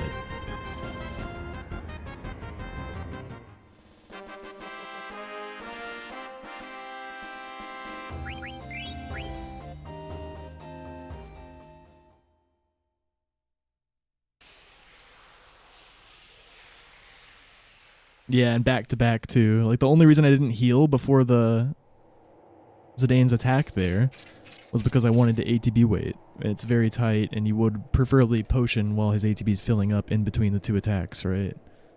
So when he was low HP there, I did his attack first before healing because I wanted to, you know, get his attack in, ATB wait, then heal him, and then finish the ATB wait, do a second attack. If I heal before that, it's not going to work. Actually, it could still work, but it's going to be really hard and slower. It was just gambling, you know. Surely he won't counter and kill me here, given he just hit me and I can do an ATB wait. But no, he punished me. But yeah, we played it right. Just unfortunately got punished there. But yeah, those were the only 2 times he hit me, though, at least. It just sucks it was those 2 hits, yeah. Back to back. In a situation where I'm supposed to risk it. For the ATB wait.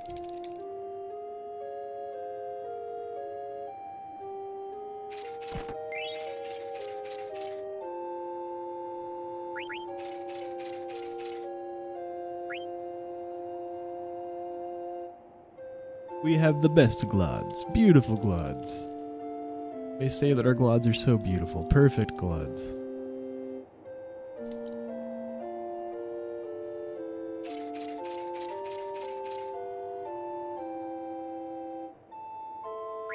No idea what that's from. I'm just kidding.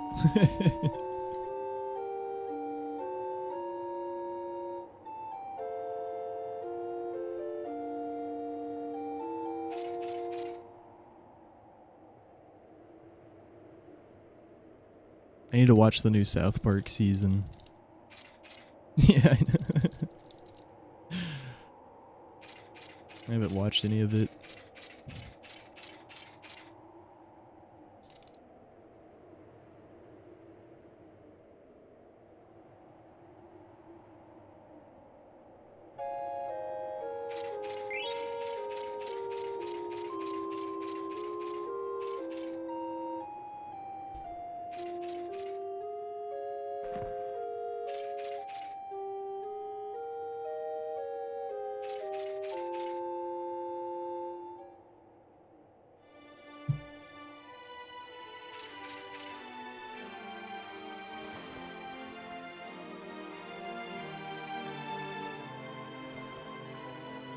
Yeah, I can't do impressions, man.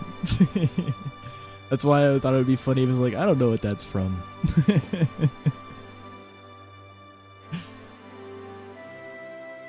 This guy really lives under a rock.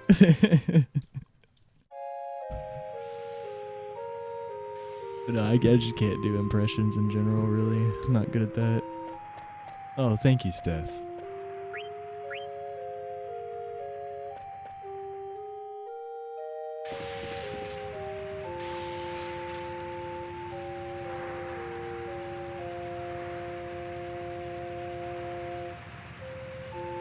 You can't do impressions either. Sage.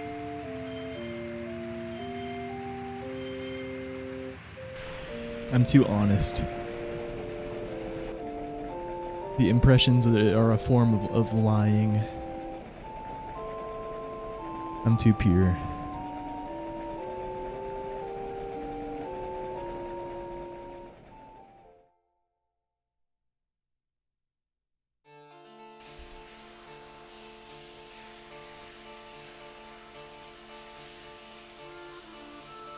My dad does that thing where he talks to people in their own accent. Pure Pete.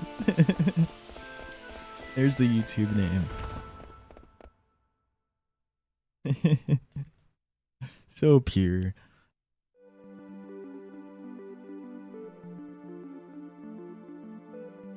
Pure Degen.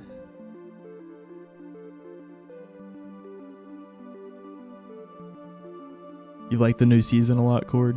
Hell yeah. I've been watching like a recap of the episodes without actually watching the episodes. I don't know why. 'Cause, I like YouTube sometimes.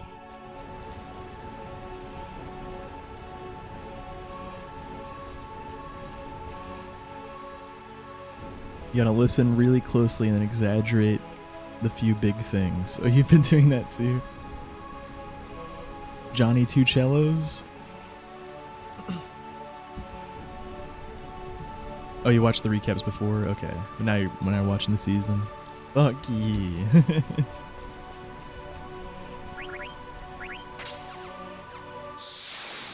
Dude, that's crazy we got the encounter like as I did the dagger menu. That's such an early fucking check. Thank God we did it right then, I guess. Oh.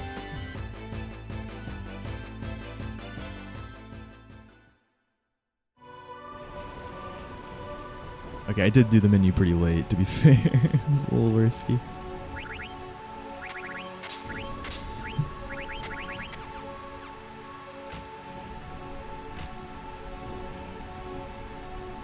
But yeah, I mean, 90% of the time if you get an encounter, it's going to be after the halfway point. And I did it at like a third of the way through or something. But yeah, that was an early check. At least we didn't get 2. Yo, Lily? Oh yeah, we forgot to pick up the Salazio there. The encounter was trying to remind us.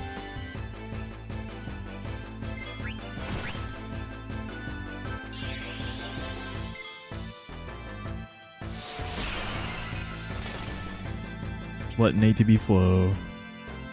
Should have just attacked the one that struck, but I mean, this is the same amount of time actually. A little bit longer. So you see, the spell's not going to finish quite before its named ATB's full. So the ATB would have been like, yeah, half a second faster or something. It's weird, yeah. In that case, I actually wanted to attack the one that already attacked. Because he struck, and no one was fast enough to hold ATB for Zidane immediately there.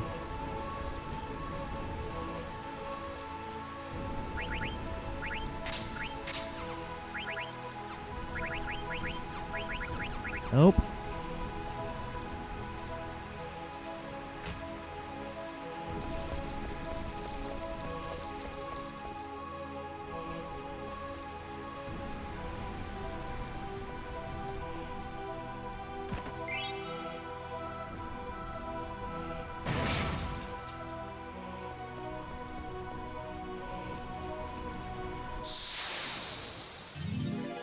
The bell screen. Again. Fuck. This is supposed to be an 8% chance. Seem to land it more than half of the runs.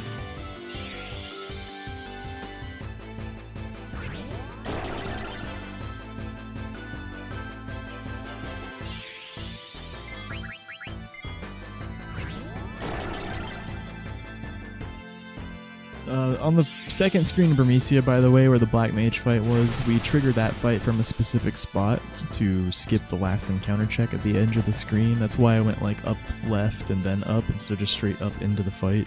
Because encounters aren't live on that screen until after the Black Mage fight. And if we go a bit up left and then trigger the fight, it leads to less movement after the fight. We get to skip a check that way. That was discovered relatively recently in the scope of FF9 speedrunning.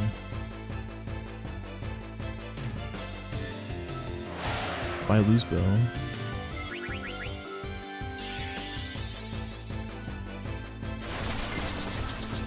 This is, yeah, it's not looking too good, man. We're already at 3. One of them was a very slow back attack.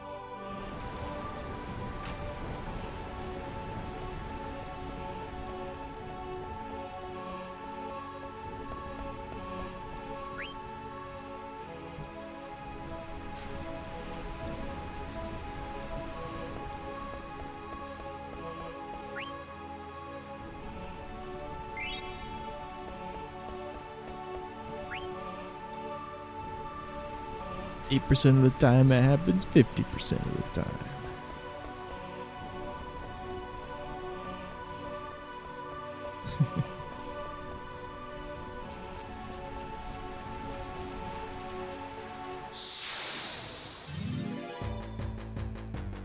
I think this might be a short stream, guys. I don't know. I could do some Resident Evil 2. I definitely don't want to reset right now. It's too late. Like, I just got my day started way too late today. I'm not running it back for the middle of the night speedrun. Could maybe do some Resi 2 though. Yeah, this is looking almost Jover, unfortunately. Well, not quite. I mean, we'll take it to Clara. We'll probably at least take it to Clara. This is a pretty active part of the speedrun, all the way from Grotto to Clara. We can at least see how the RNG is throughout. But yeah, I'm just being honest. It's not looking too good. It's not Jover yet, though.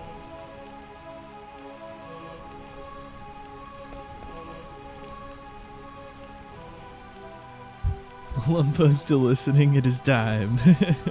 Oh, I thought you heard I might stop soon. You're talking about Arc Raiders.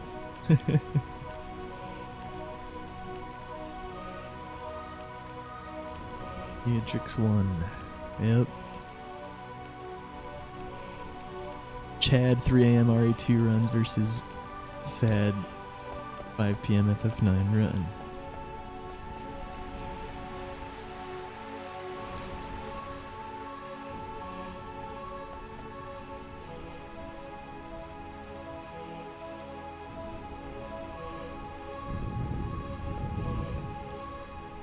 Pure RNG, Lilac. Pure RNG at its finest. Yeah, humans cannot manipulate it in any way except for the world map. We can basically eliminate world map encounters, which is actually better than FF7. FF7 world map is like the one place they have to suffer to RNG sometimes in terms of getting encounters. Shit.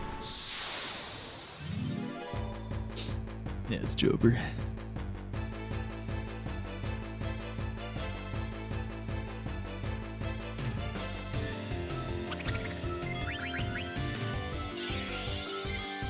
Five encounter Burmy.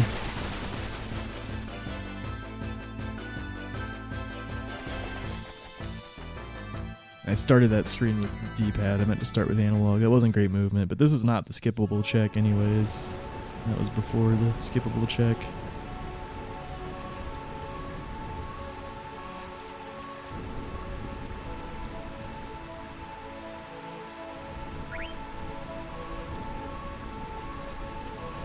Yeah, throughout the field, anywhere that isn't the world map, there's nothing we can do to manipulate encounters. Nothing. We'd have to be able to keep track of where the RNG pointer is pointing on a frame-by-frame basis, like all the way from the start of the game. That's just not feasible. Can't even manip Mage Masher, actually. That's how unfeasible it is. That'd be step one if we were gonna manip something. It'd be easier to manip Mage Masher than any random encounters in this game. Yeah, it's hard to explain the technicalities of it, but basically FF7's encounter system just works completely differently than FF9 does. And the way FF7's was designed lends itself to step routing and, yeah, completely determining every encounter you get with proper movement. FF9 does not lend itself to that.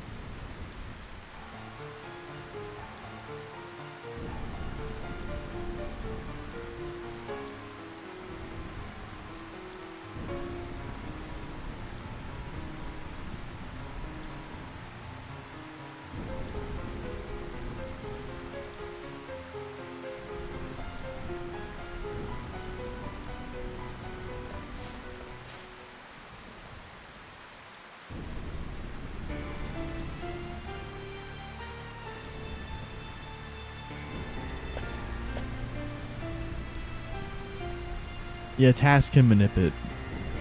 Task can manip it. But, I mean, that's just... Like, it's... But with Task, you know, you literally can trial and error it as you're making it, right? Like, you move a certain way. Oh, I got an encounter. Okay, reset. Like, go back to this spot. Let's try this. Pause for a frame here. You know? Like, yeah, a task can manipulate it, but a task can literally, like, trial and error just every screen while they're making it, you know? So, yeah, of course, they can manipulate too.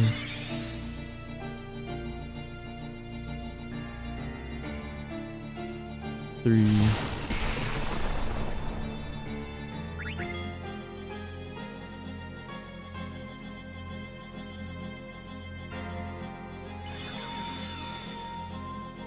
Four.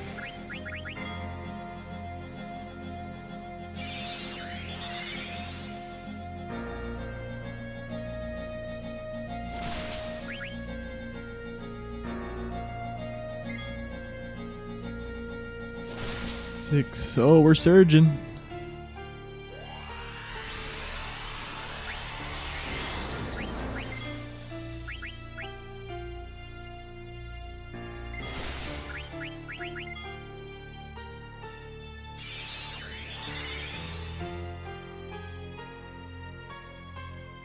Wow, jump skip denied.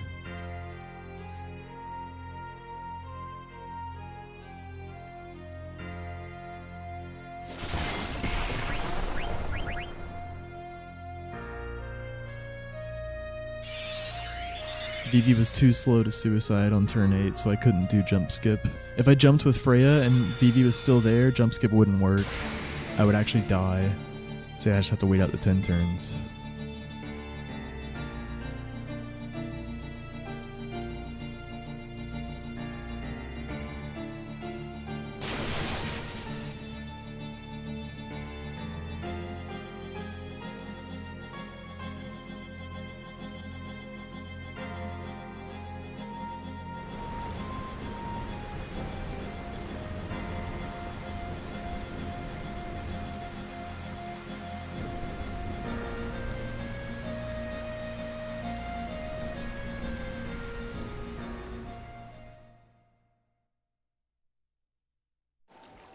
But yeah, nasty Burmecia. I'm surprised we're not losing more time. Like, oh, I guess my PB, yeah, my PB obviously didn't have a great Burmy either. Or maybe 5 encounters too. Honestly, my PB could have also had 5 encounters, but maybe just didn't have a back attack and had a faster Beatrix 1. That's probably what happened, actually. Or maybe it had 4 encounters and similar fights.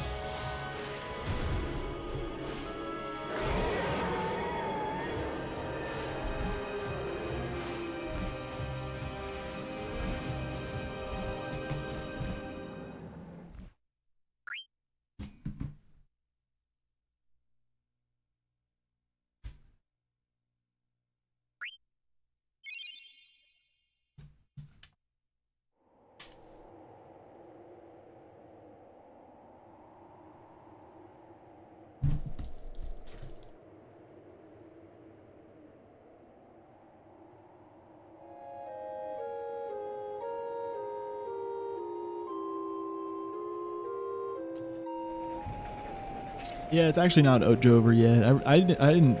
I mean, yeah, high 216 is bad, but I never quit a run that's below 217. That's like the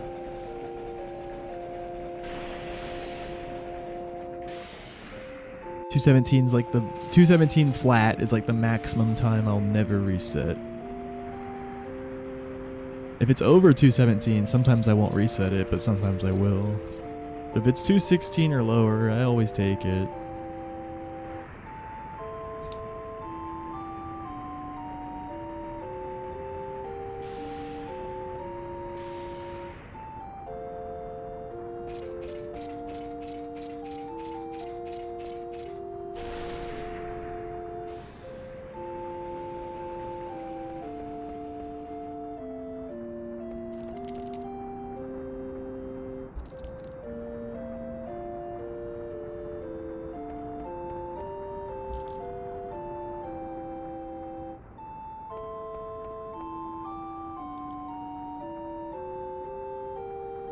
Let us praise.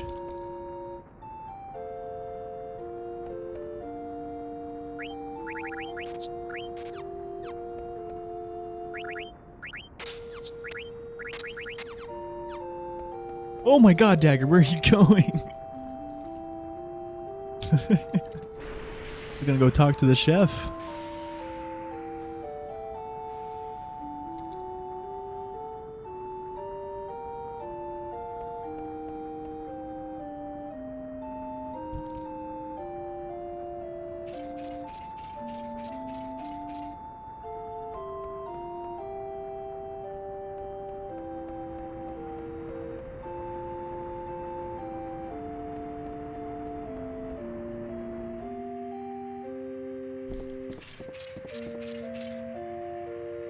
Card tournament's a big one, Skull. It's a really complicated question to answer, like, completely.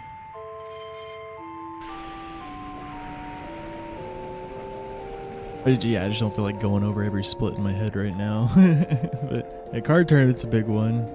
I know End of Disc 2 is really rough, like the second half of Disc 2 overall. And everything after Arc. No, I could talk about it. I don't know. I'm just like, it's always a weird question to answer. But no, yeah, card tournament I have like 3 minutes. Arc, I have 2 minutes, but on average we don't even save time there.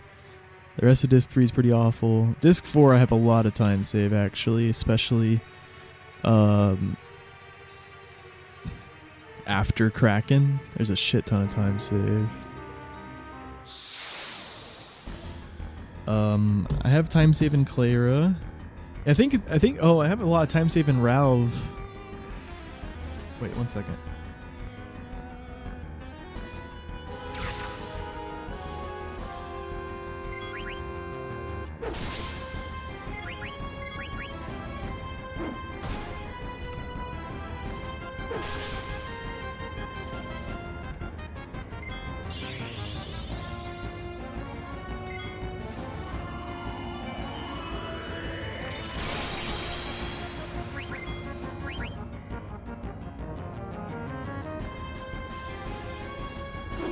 No reason to ATB wait here.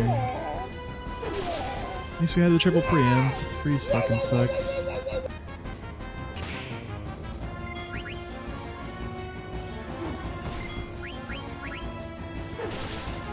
Crack's not gonna kill, man. Actually, this is still faster though than not killing Marcus. Yeah, because Crack is such a fast animation, and now I just kill him. I did play that right. And the reason I didn't ATB wait with Dagger is because he wasn't guaranteed to just kill Steiner there. And ATB waiting wouldn't even have saved time, yeah, because just letting ATB float there, I was able to attack with Dagger immediately. But yeah, if I did ATB wait the turn where Steiner was frozen, the Crack would have killed. But yeah, I don't think it would have been any faster. And then the reason I didn't ATB wait is because Black Waltz 3 isn't guaranteed to kill Steiner the next turn. And if I ATB waited and he just left Steiner frozen, that actually would have been a bad play.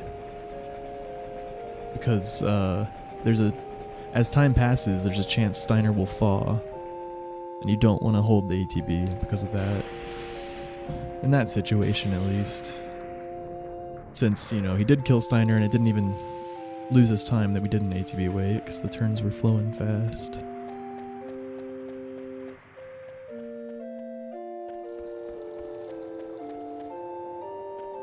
And another thing I could have done is I could have attacked with Marcus first. And then had Black Waltz 3 kill him, and then attack with Dagger, and then the Crack would have killed. But yeah, that would have been slower, yeah. Just suiciding Marcus right away was the fastest call. So we don't have to watch another Black Waltz 2 spell. Or 3-2. Black Waltz 3-2. He's called Black Waltz 3-2 because it's Black Waltz 3 and it's the second time you fight him.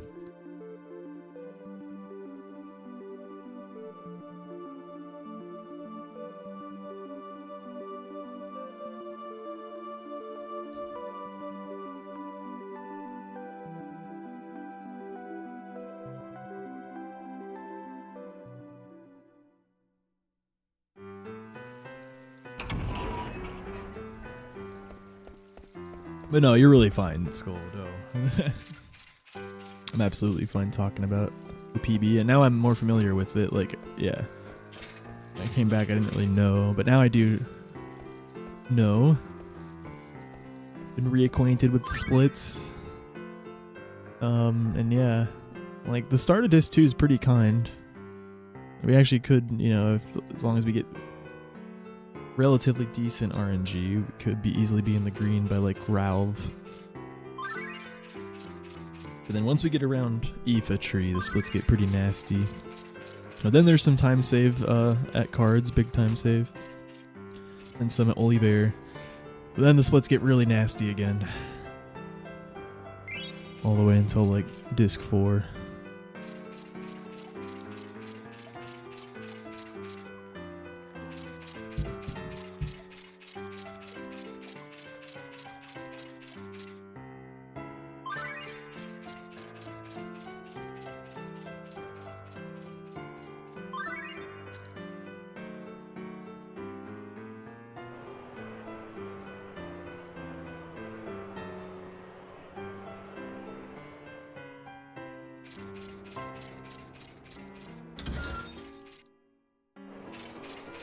It's my PB, Rodriguez.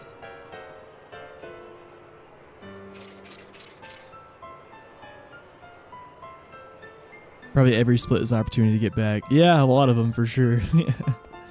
My PB did get cracked RNG in a lot of them, but yeah, even it can always be more cracked than the cracked, for sure.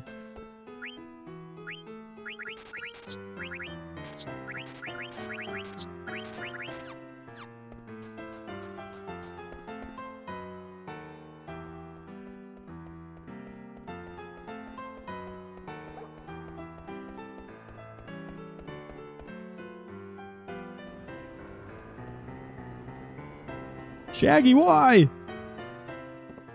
Fuck. I'm struggling getting around that guy.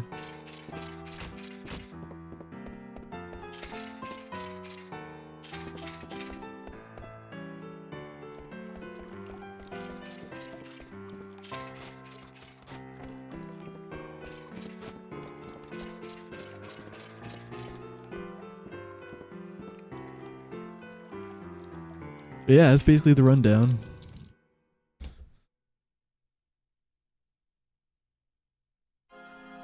And then disc 1, you guys are probably pretty familiar with the splits for disc 1 at this point, but it's an alright start to run against. Not the craziest RNG, but then Grotto at my PB had insane RNG.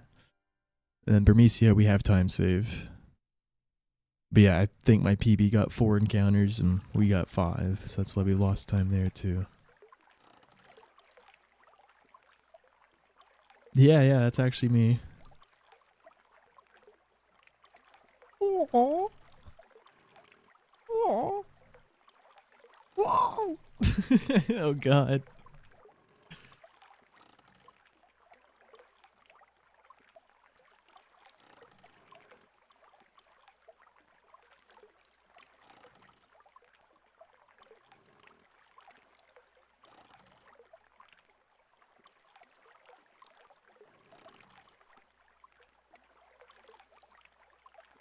No, it's not me.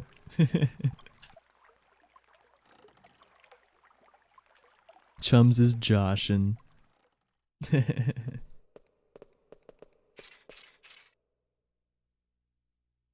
There's a YouTube video that goes along with that sound alert.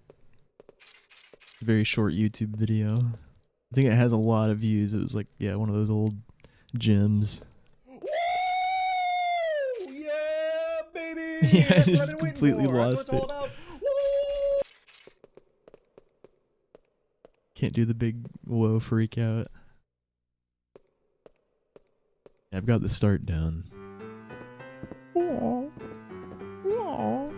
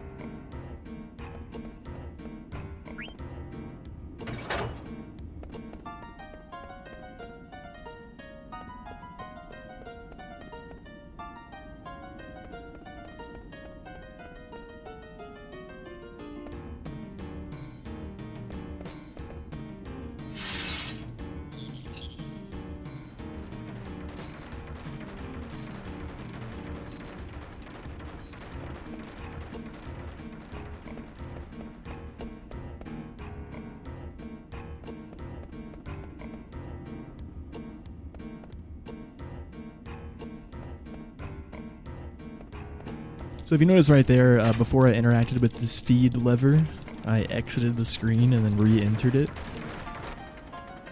You might be thinking, isn't it slower to do that than to just run to the switch? Yes.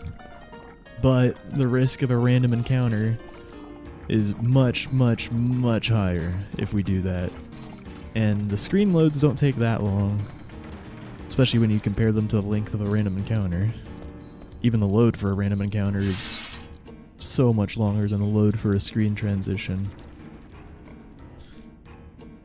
But yeah, basically we after we split the screen, there's 0 chance of getting an encounter walking to the lever, but before we split the screen, we still have like a 8 to 10% chance of getting an encounter there. But if we don't split the screen at all, I believe that it ends up being like a 40 or 50% chance of an encounter there. See, it's just worth it to eliminate that risk, basically.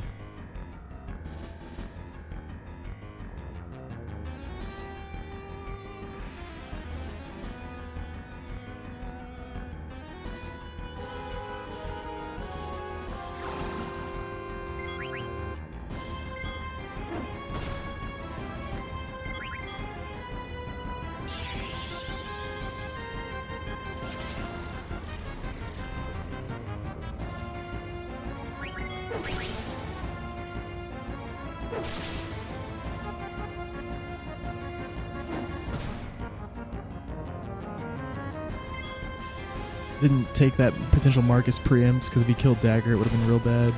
Alright, so here we're definitely just going to attack with Dagger. Yeah, even if he crits, yeah. Or if he misses, I would have rezzed. So here, technically, he can Bazlara max hit and kill Steiner. If he does that, that's just a huge fuck you. But yeah, he didn't do that, so as long as we don't miss here.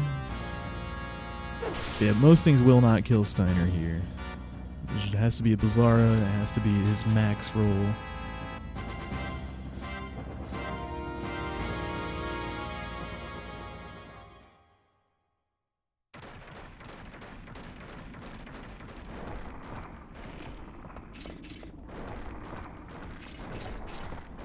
But yeah, and that in the second to last turn, when I just attacked with Steiner and Dagger when Marcus was dead, he had 1,134 HP. So I know Steiner's going to hit at least over 500 on average. And Dagger's going to hit over 200, so I just needed 2 Steiners and 1 Dagger. So I attacked with Steiner and Dagger, knowing that it'd be extremely unlikely that Steiner gets killed next turn, and I'll be able to get my second needed Steiner attack. Yeah, no Garganru encounters, that's why we save time. Or maybe my PB just had a really bad Ralph fight. That's also possible. Could have had 0 encounter. Yeah, my PB either had 0 encounters with a bad Ralph fight or 1 encounter with like an amazing Ralph fight. But probably the former, because Garganru encounters tend to take a while because you don't have Zidane. Can't flee from them unless you get a quick flee.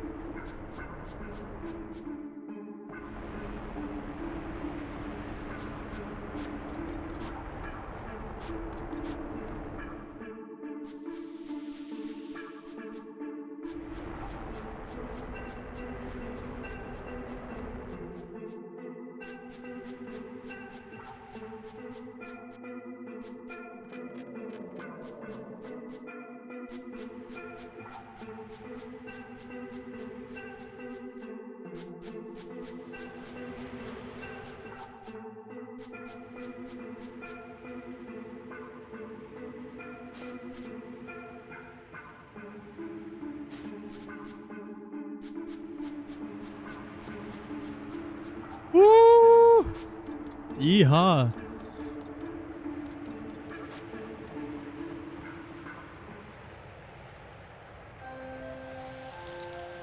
Zero Clara.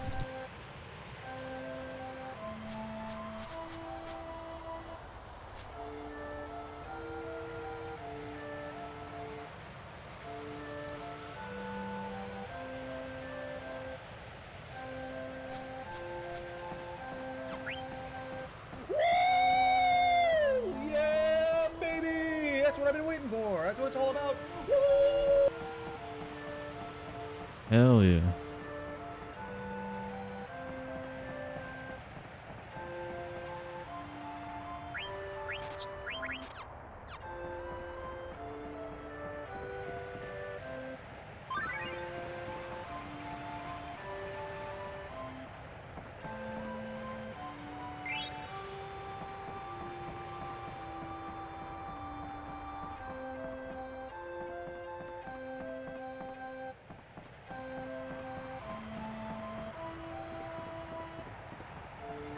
We just have to talk to that priest to advance the plot. Talk to the priest and then come here. That's just that's how the antlion fight is triggered. We also bought the partisan and the thunder gloves on the way, and picked up some Gyashal greens.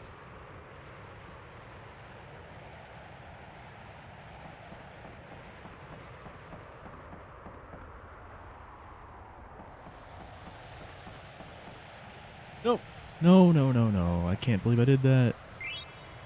Forgot you could even go that fast to talk to him on accident.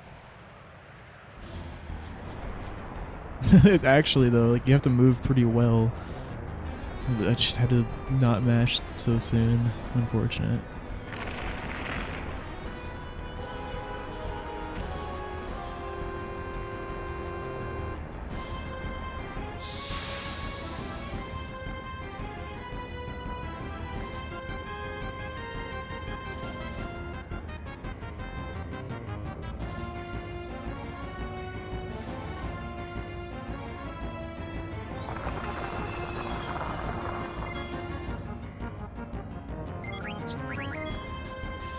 Baby preempt. Okay, no Fyra. Anything but Fyra. High roll. Let's go. Not Fyra. Now the fight is set. Because once Antlion's pushed below half HP, which this second Blizzara will do, he's guaranteed to cast Sandstorm, which won't kill anyone. We just need one more turn to kill him.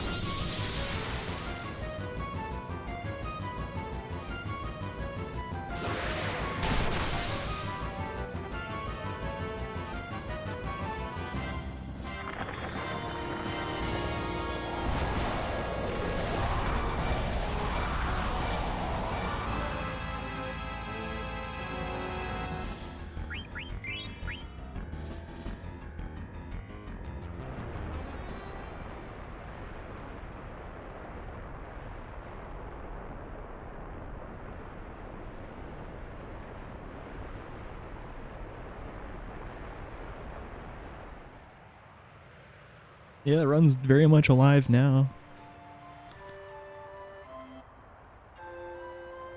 We are no longer near reset territory.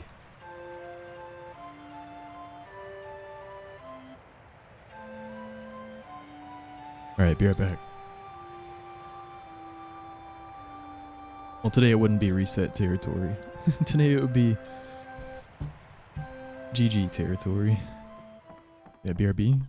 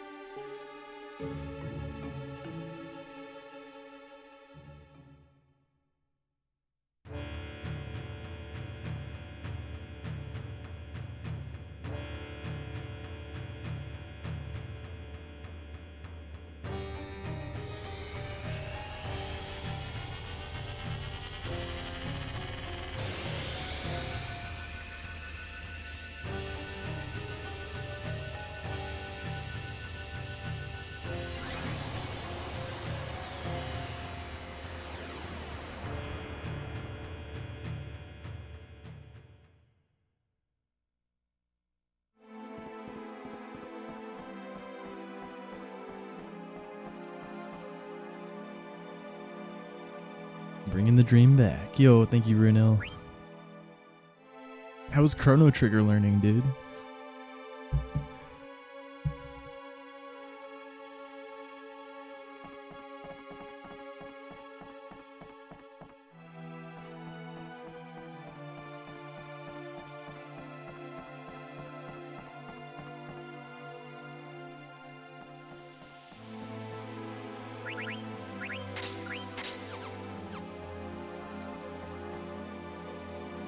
Yeah.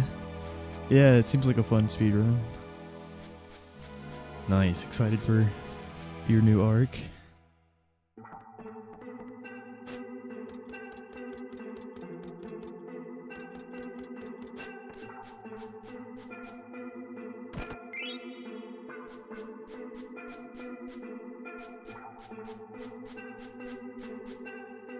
Got the greens.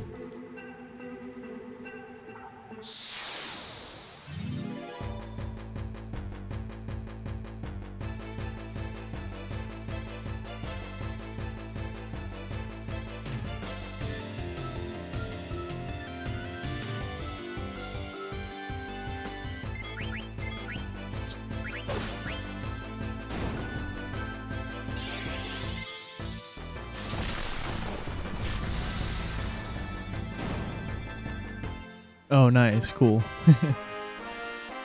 Resets for a bit and then switch to Chrono Trigger learning.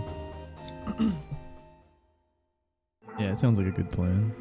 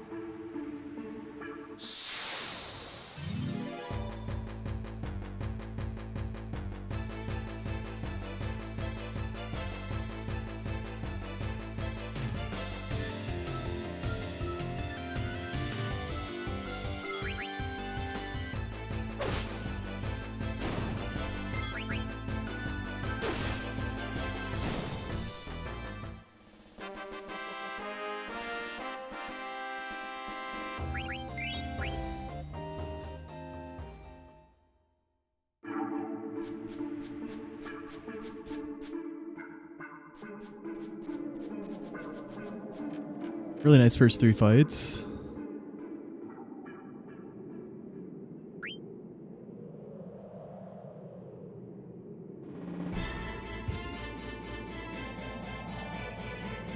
Well, yeah, I mean, I think we knew the potential.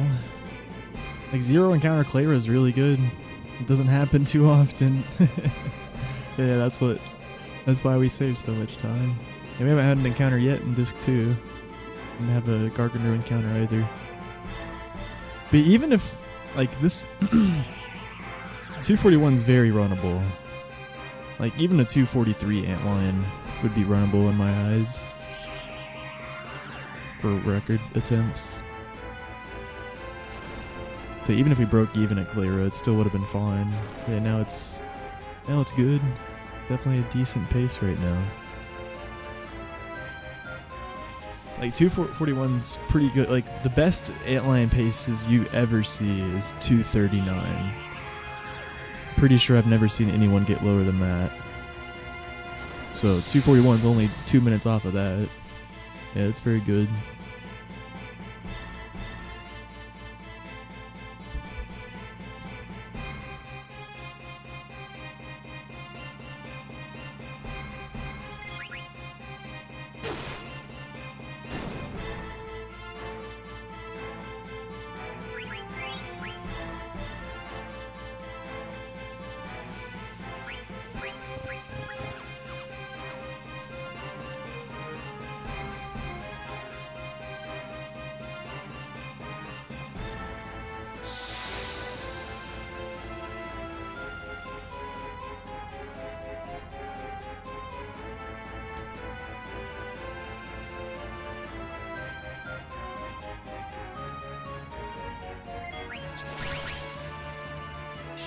Wow.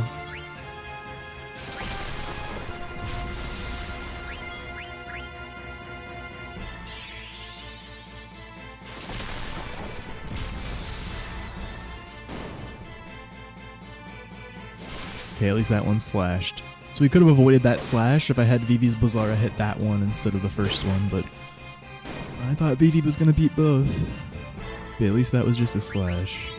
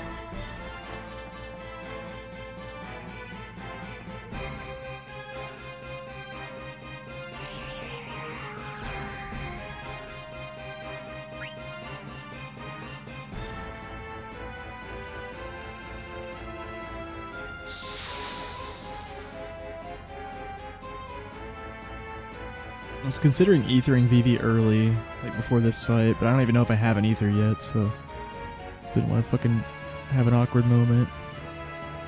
I should have checked in the last fight.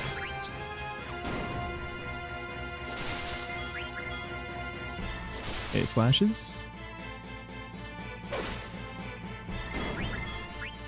Yeah, we didn't have an ether. Yeah. We get an ether from the surviving clay runs before Beatrix 2. That's why how we always at least can ether before then. You need to pick option 2 here for XP reasons.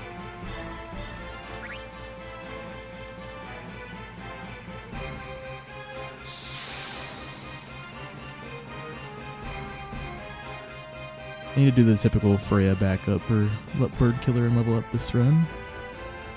I did kill a skeleton though, let's remember that.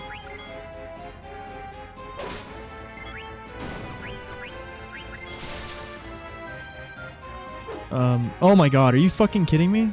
Bro. Wait, I don't need to wait that. We still need to kill Vivi here, even though he's already crit for XP.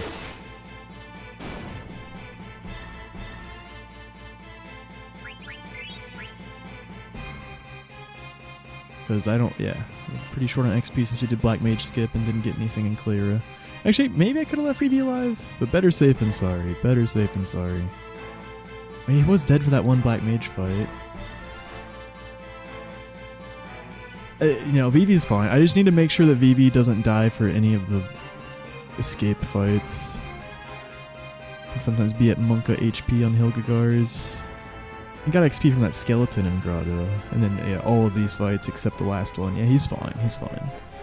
I'm gonna just take a quick look at Freya. Pretty sure I just need the typical one ogre with the bird with the bronze armor on, and then Iron Helm with one ogre after arc. Now let's see here. She typically gets 30 flat. Bird Killer AP. And yeah, and we're just missing one. Because we're missing 2 from the Black Mage fight, but I killed a skeleton. And then level up.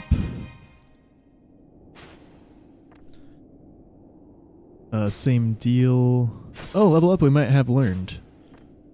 Oh, no. Because that assumes we killed a Claver Trunk encounter. Yeah.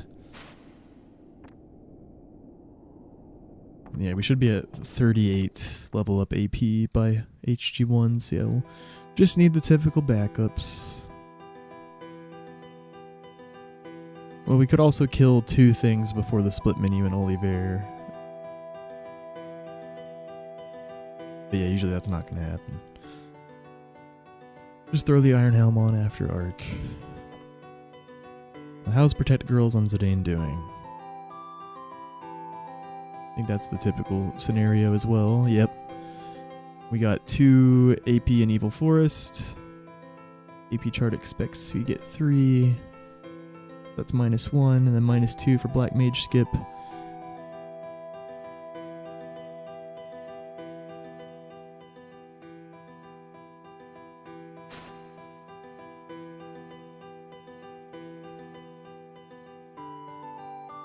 So yeah, it'll be 3 AP short if we just put the Butterfly Sword on at Soul Cage. Which means we just need to put the Butterfly Sword on before the Draco Zombie, because it's 3 AP. Yeah, all the typical usual backups I have to do with Black Mage Skip this run. Nothing out of the ordinary. And none that we can skip. Yeah, we gotta do all of them. But yeah, that's all expected.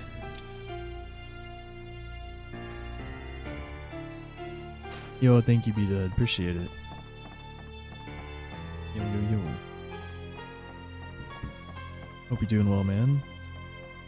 Good luck on the expert glitchless Clarib's here runs.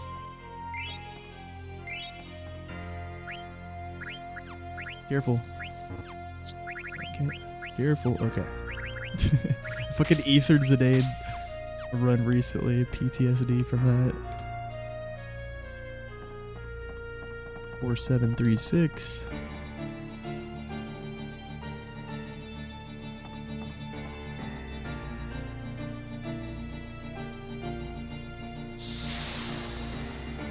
Yeah, if you guys don't know, B-Dud and 01337 are going to be racing each other on GDQ this winter. Expert glitchless. Clarib's here. It's going to be hype. And they're expectedly running it in the meantime. Preparation. Can Freya get in here? Yeah, she can. She can. I can get in here. She's fast enough.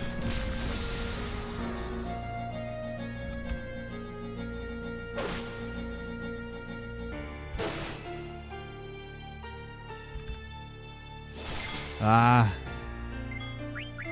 I'm just gonna push. That sucks, man. I'm gonna make sure she cures here. I didn't see what Zidane hit. I'm just gonna put 560. Yeah, that sucks, man.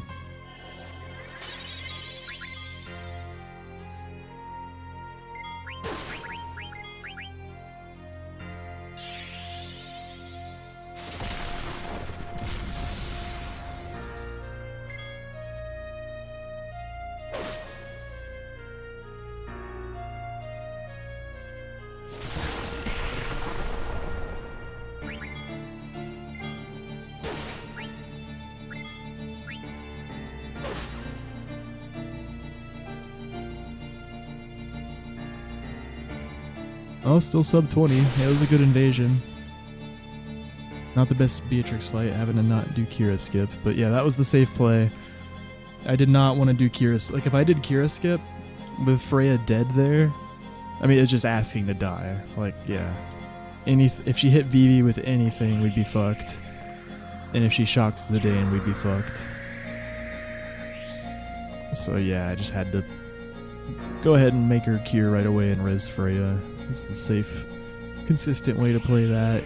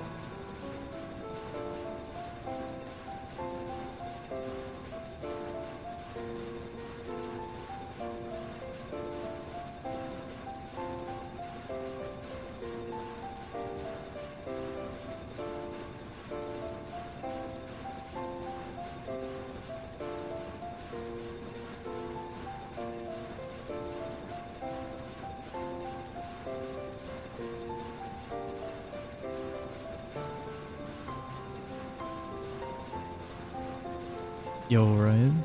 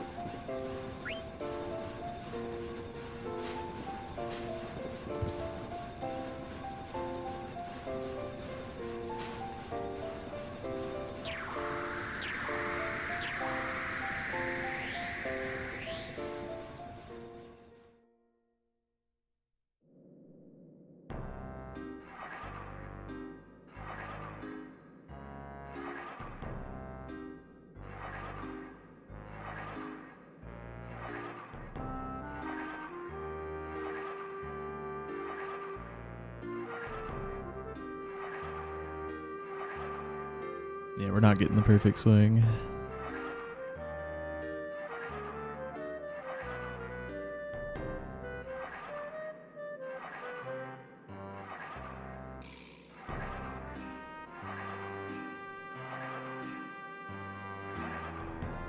Just went ahead and optimized it a bit for not getting it.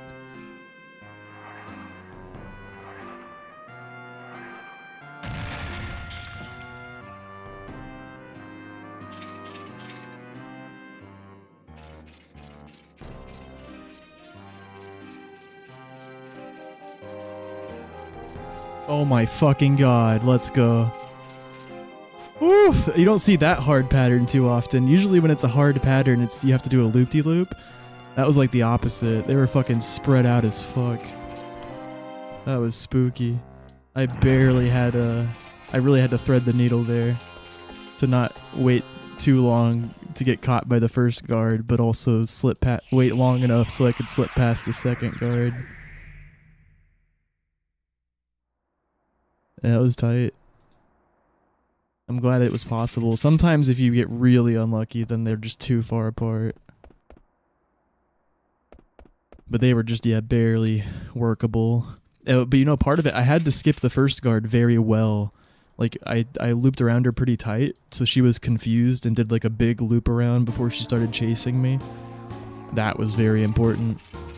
If she had like if I took a wider loop around her, she would have chased me more accurately. And then, no, just watch it, Gorn. And I just talked about it afterwards, too. Just run it back. No, they were really spread out. It was a weird, hard pattern.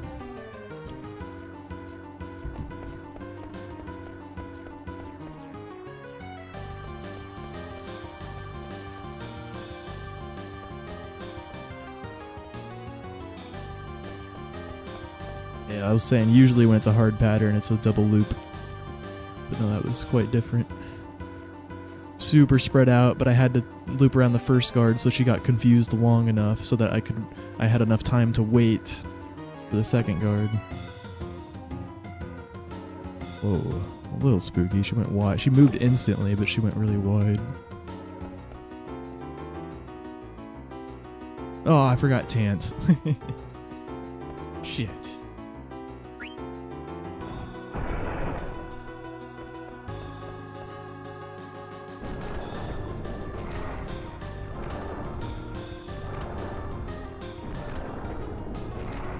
Yeah, you see what I mean now.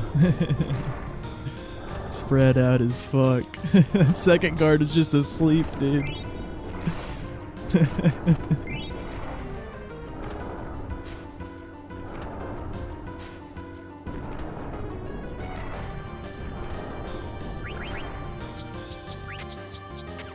Jesus, oh well. Not the worst thing to have happen. I'd rather waste a second or two in a menu than get caught by a guard, you know? Fuck that, that was weird. I don't know what just happened there. Well, I expected to end up on Freya, but I was on Steiner, and then I just pressed the wrong page up instead of page down.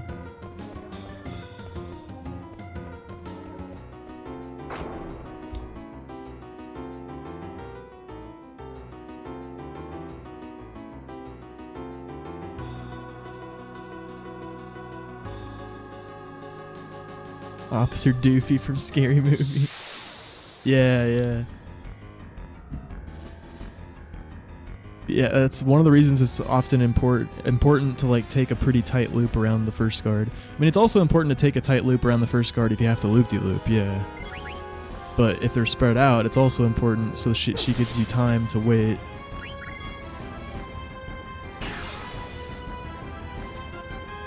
Officer Doofy.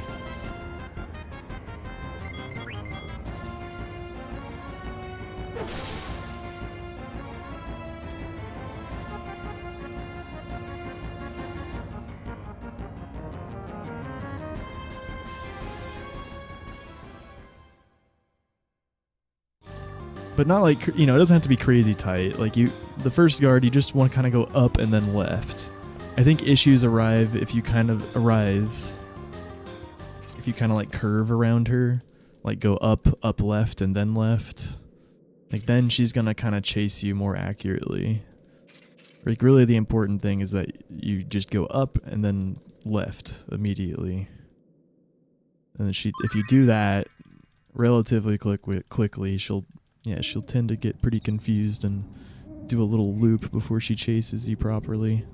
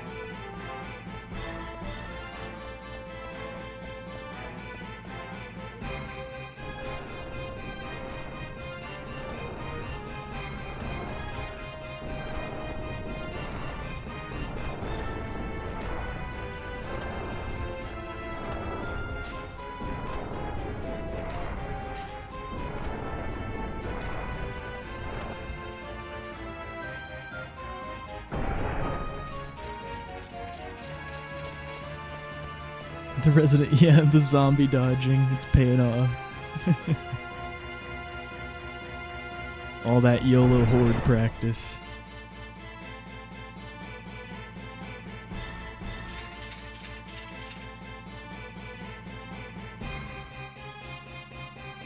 Thanks for the clip, Deathline. Yeah, it's a good guard skip to watch.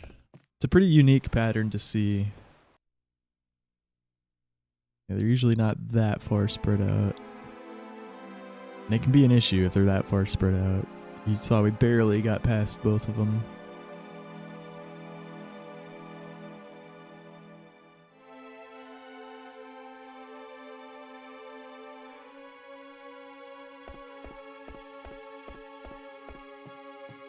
Like usually it's a good thing if they're spread out, because usually that just means you get to do the easy fast pattern and you don't have to do a loop-de-loop. But if they're super spread out, then yeah, it gets real spooky because you have to wait and thread the needle just right.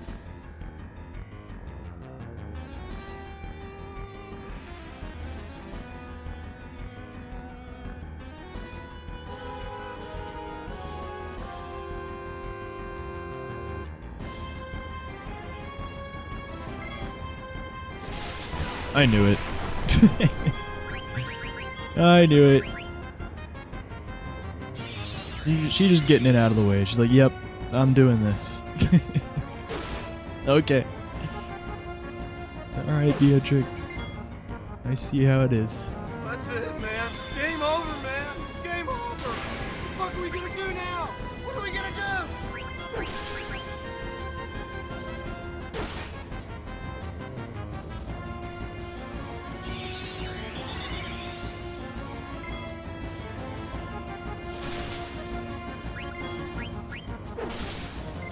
I should have checked for a crit. Okay, we need Z's hit. Don't miss.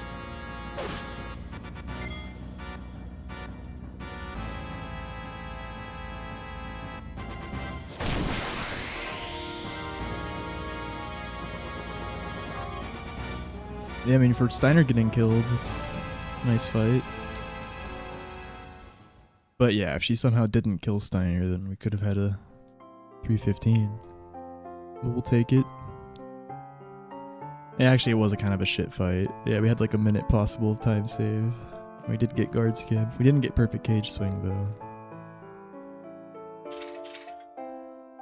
It's a pretty average Beatrix fight, I guess. It really just depends, like, yeah, does she kill Steiner or does she not? And then you also hope to get preempts. We didn't get any of those.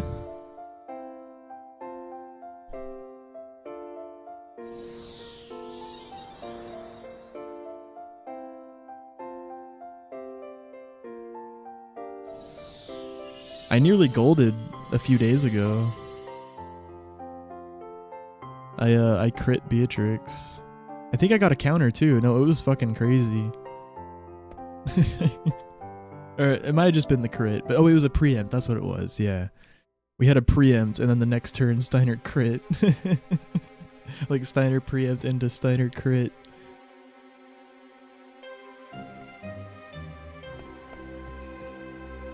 Disgusting.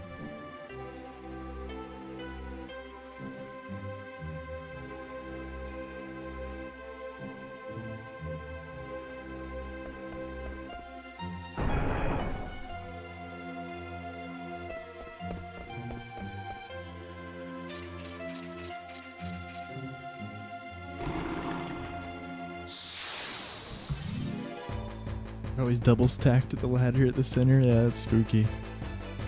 Sometimes you can loop around them both at the same time in just one loop if they're close enough. But usually if they're close, you have to do the loop-de-loop. The loop-de-loop.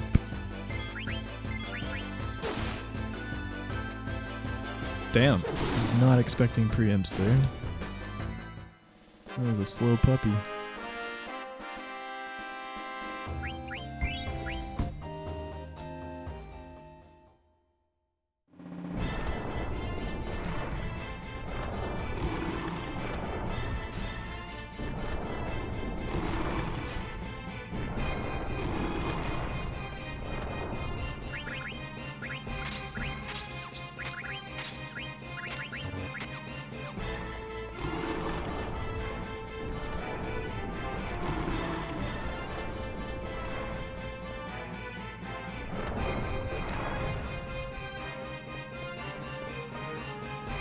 Did Beatrix crit the puppy? Yeah. Yeah, she can potentially one-shot the puppy with an attack. These are very rare, though.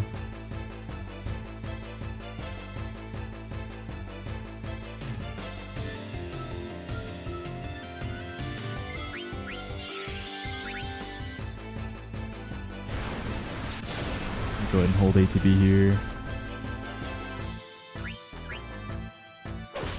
I'm gonna check. Yep. Okay. Doesn't matter which one I attack. Oh, I should have been letting ATB flow better. That's okay. Minor time waste.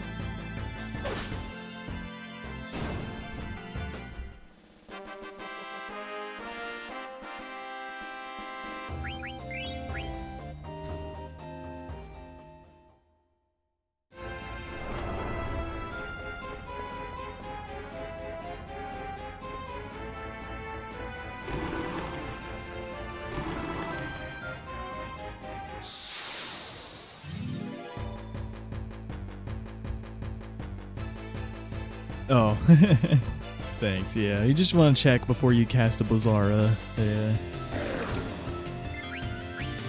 Because it feels bad if you cast the Bizarra and then they fucking cast a spell. Yeah. Come on, Steiner. Oof! The tank.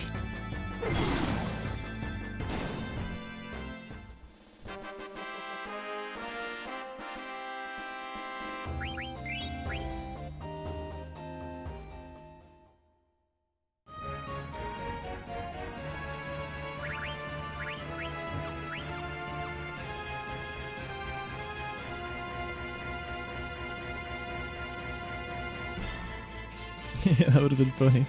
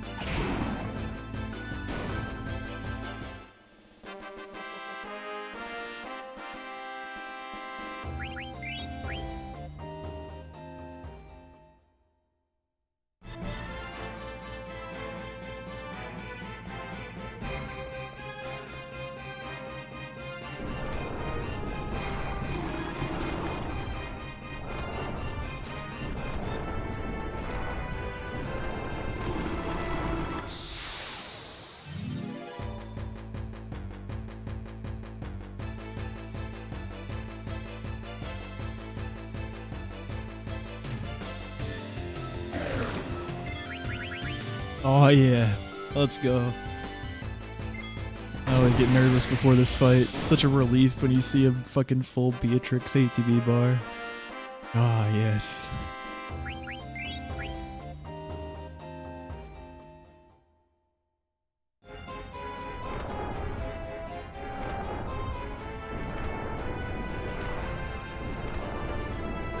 Weird card. Nice.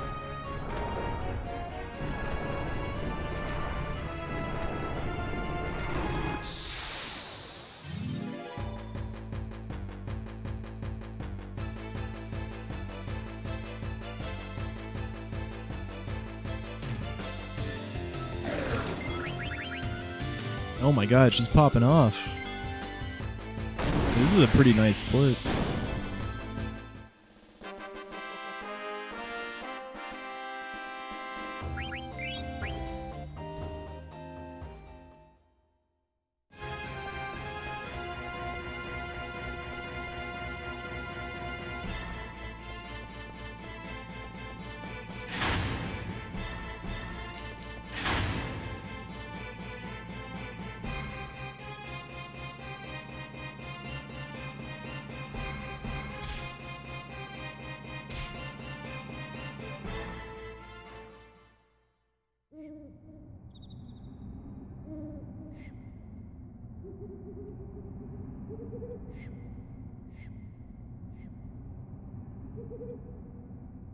Oh no, I did not.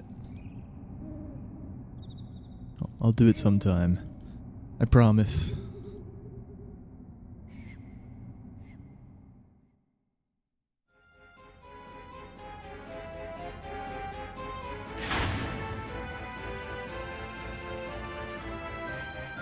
Nice three streak aqua, working your way back.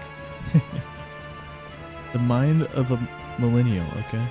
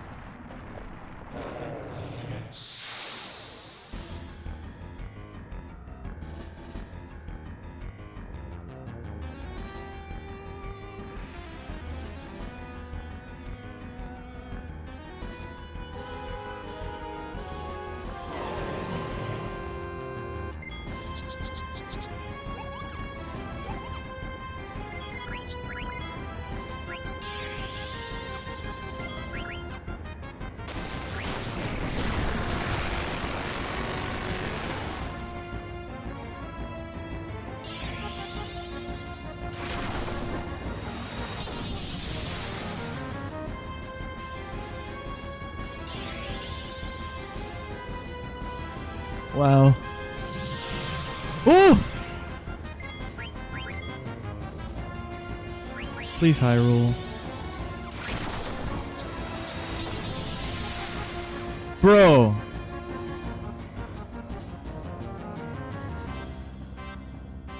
I just know that's not gonna kill, man. I just know. I just know.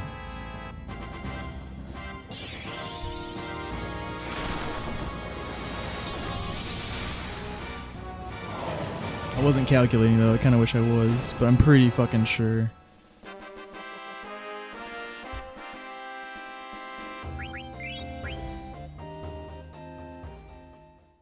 I'm gonna figure that out right now.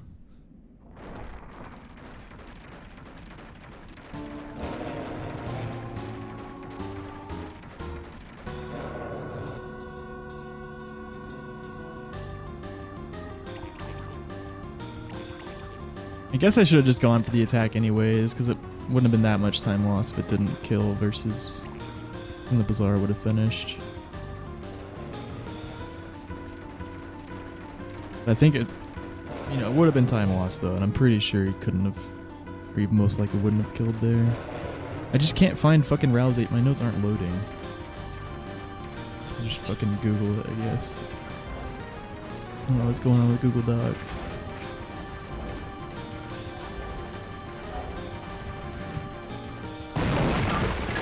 Yep, he had 672 HP left. That's some good intuition right there. Nice, we did play it optimally. Okay.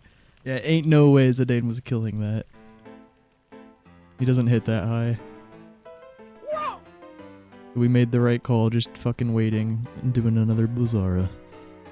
It was cool that the ultrasound wave missed VV at least. But yeah. No preempt and had to cast 3 Blizzaras. We have an echo screen, we have 16 potions. No eye drops. We have learned Flee already. Yeah, they're both 1340, yeah. Yep.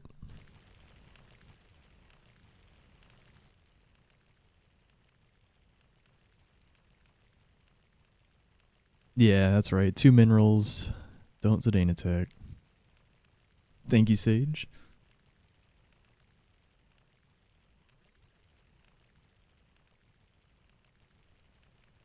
Okay, my notes are loaded now.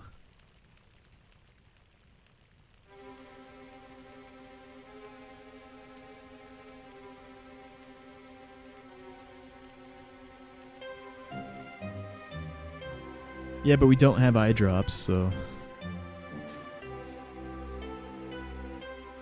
it'll be more typical than usual. But I'm really fine with whatever in the Black Mage cell. I'm used to all the different layouts you can get. I mean, I just know the items that I need to sell.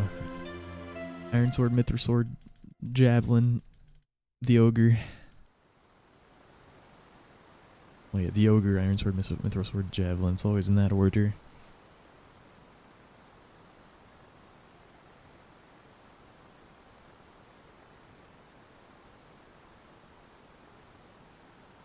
World record is 8:33 by Karakarn.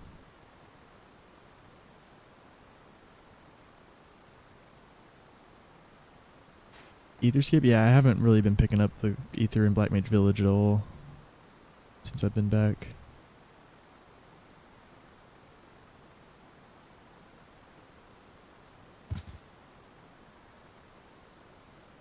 Yeah, I don't think I have picked it up.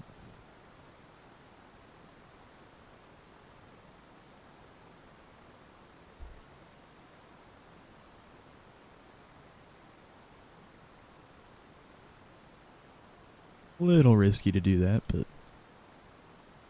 yeah, I think it makes sense.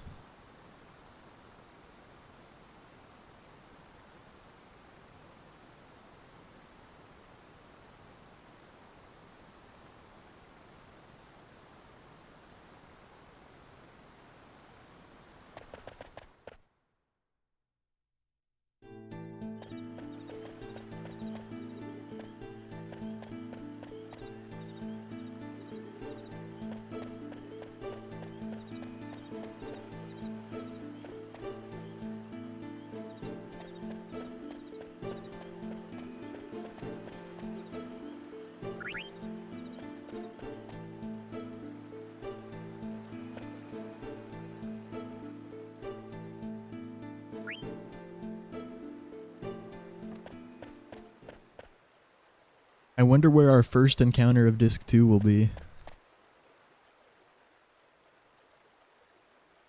I'm guessing, like, the first hot screen in Fossil Rue, honestly. Like, the first 24% one. Where you hold left and get the flower and then call the Gargant. No encounter?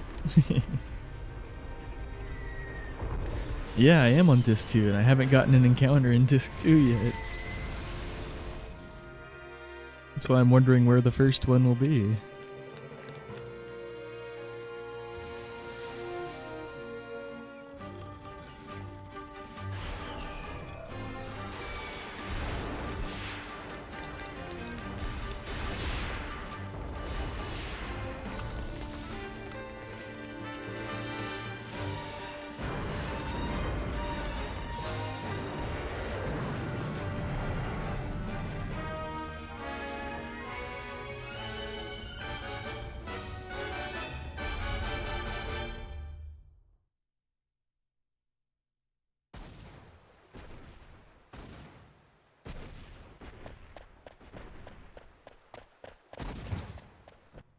The HD disc too.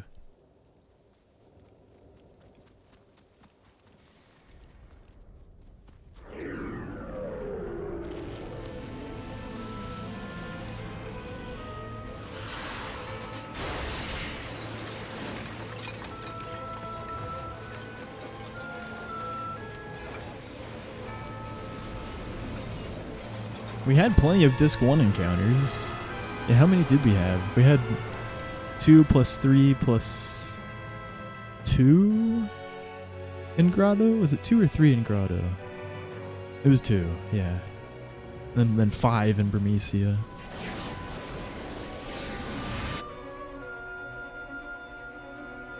We had a 12 encounter disc 1. Which is, yeah, pretty not great. But it was still a 216 somehow. Yeah, none in disc 2 yet.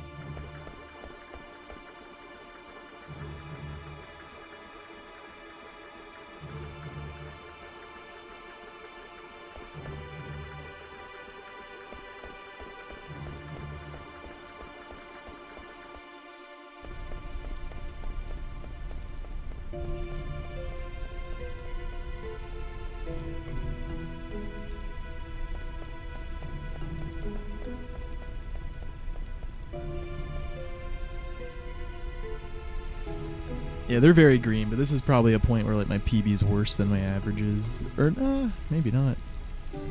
Oh no, definitely not. Yeah, here's the average splits. Yeah, my PB is very bad.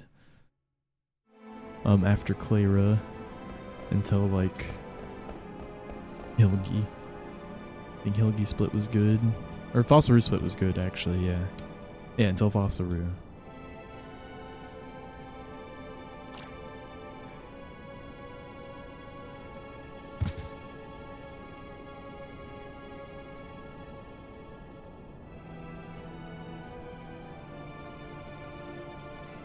Two ETHA.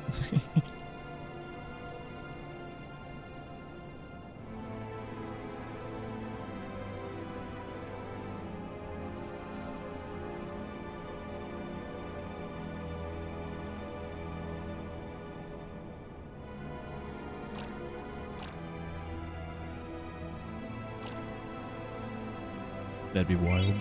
I actually had a 0 encounter last screen of ETHA. My last time there, but it was still a 7 encounter ETHA. It was an average ETHA. Yeah, somehow we had a 0 encounter long last screen.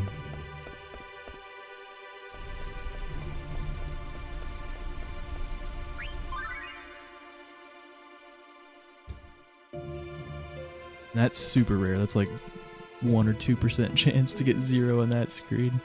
There's a few screens in the game that's insanely rare to get 0.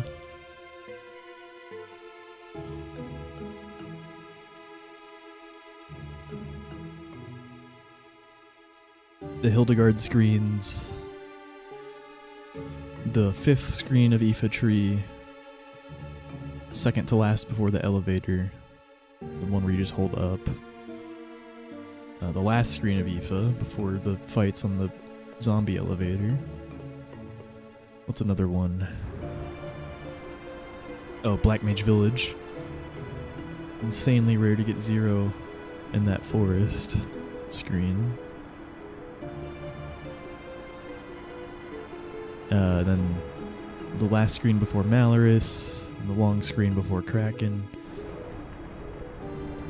I think those are all the insanely rare to get 0 screens. Like 98, 99% chance of encounter.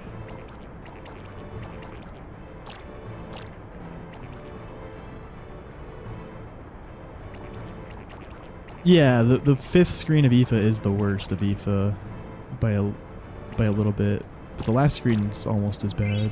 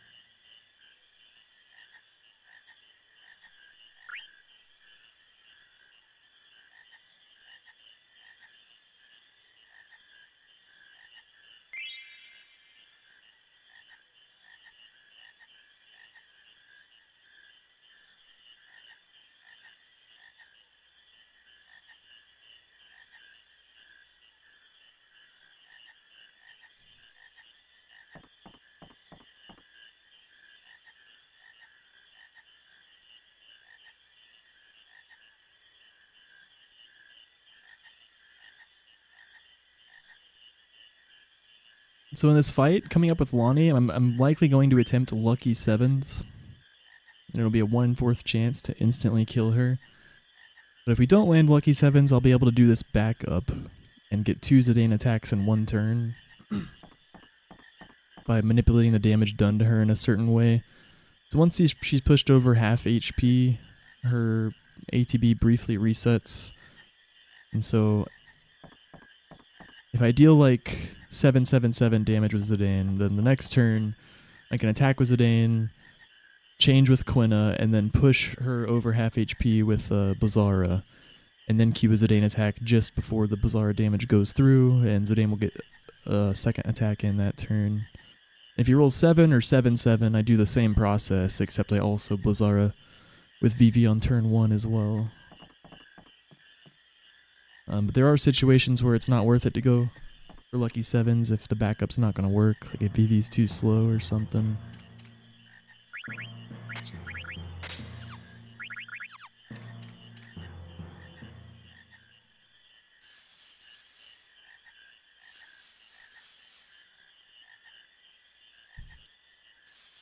But if I'm not able to go for lucky 7s, I still might be able to do the ATB weight strat, as long as Zidane rolls low enough on his first 2 attacks and doesn't just immediately push her over half HP with just his attacks.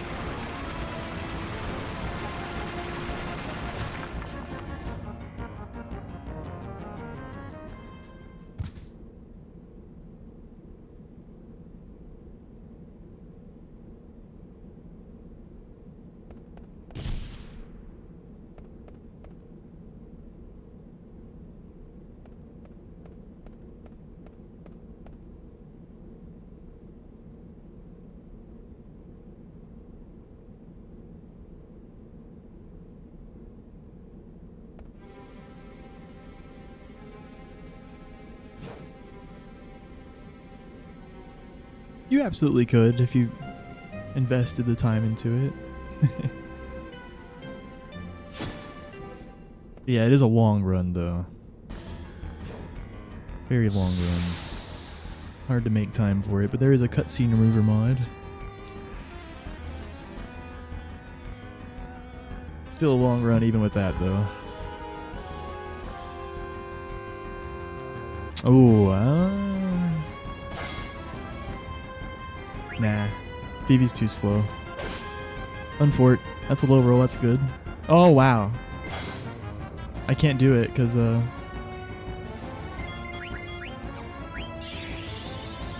yeah, that's so dumb, dude. Actually, no, I still can do it, but...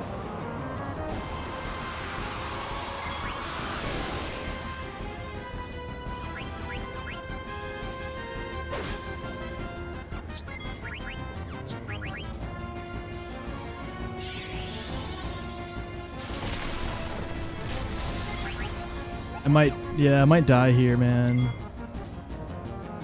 Because she's only counters it in. What? And water? Are you fucking kidding me? Already? Yeah, we're fucked, dude. We're actually fucked.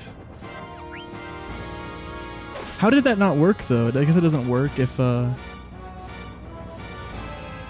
Man. Oh! Wait. Jesus Christ, dude. Should've let ATB flow. I just panicked.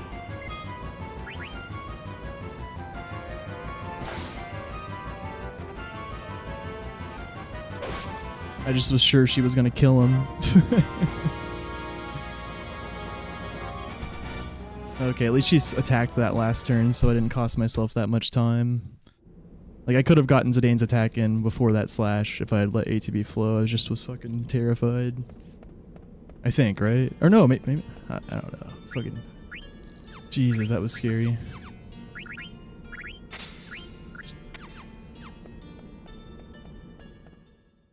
Yeah, horrible fight, man. The fact she kept quick slashing, there was nothing I could do. And like, yeah, I guess the ATB weight tech doesn't fucking work if she's already had 2 turns. That's interesting. I really thought it would still... I knew she would counterattack me. I knew that was going to happen, but I thought the ATB tech would still work. But clearly it didn't. Because I queued Zidane's second attack before the Bizarro damage pushed her over half HP, but yeah, apparently since she already had 2 turns, it doesn't work the same.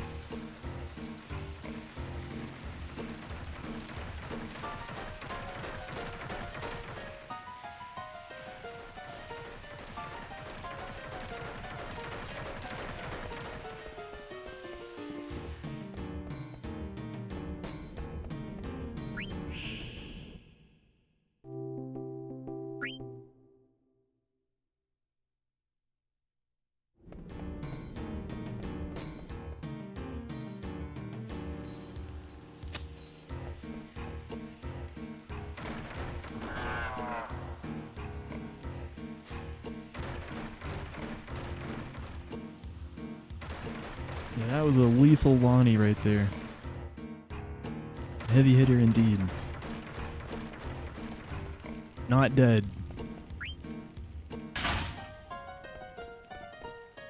Yeah, I did. I did.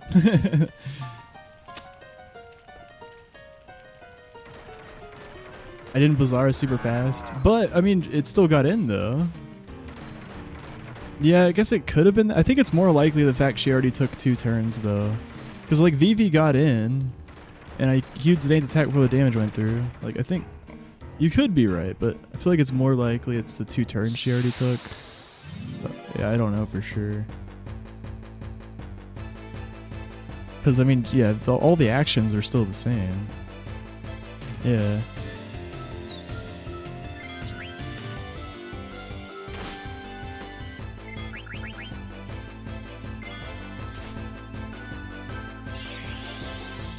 There's the first encounter of Disc 2.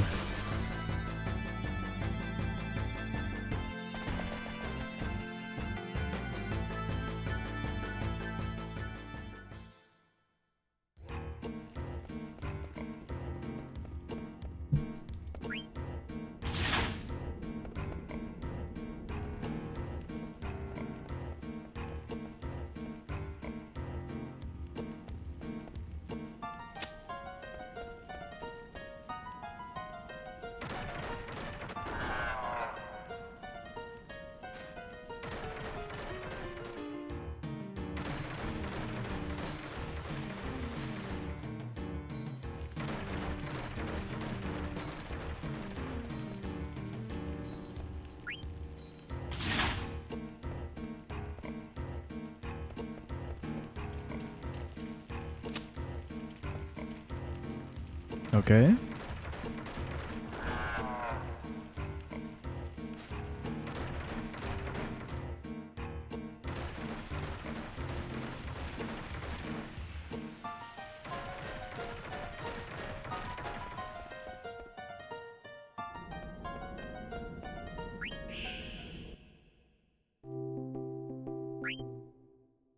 Wondering why the fuck I'm playing cards in a speedrun? It's to reset the danger meter for random encounters on that screen. Makes it a lot safer. Much less likely to get a random encounter on that screen. Yeah, and doing the whole card thing is much faster. It's very similar to when I exit a screen partway through and then re-enter it just to go somewhere else on the screen. That also, yeah. Danger in this game works on a screen-by-screen basis. As soon as we enter another screen, the danger goes to 0 and then starts to increment. And also, it also resets for a card match. That's why we do that.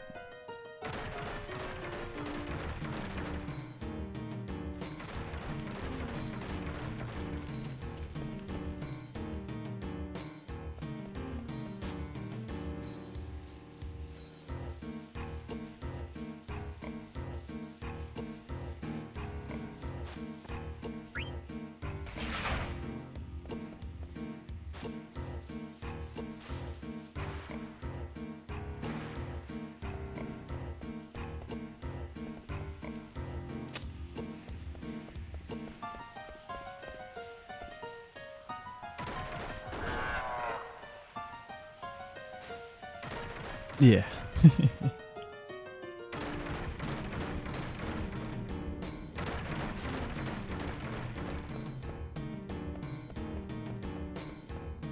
Let's go, dude. One encounter Rue.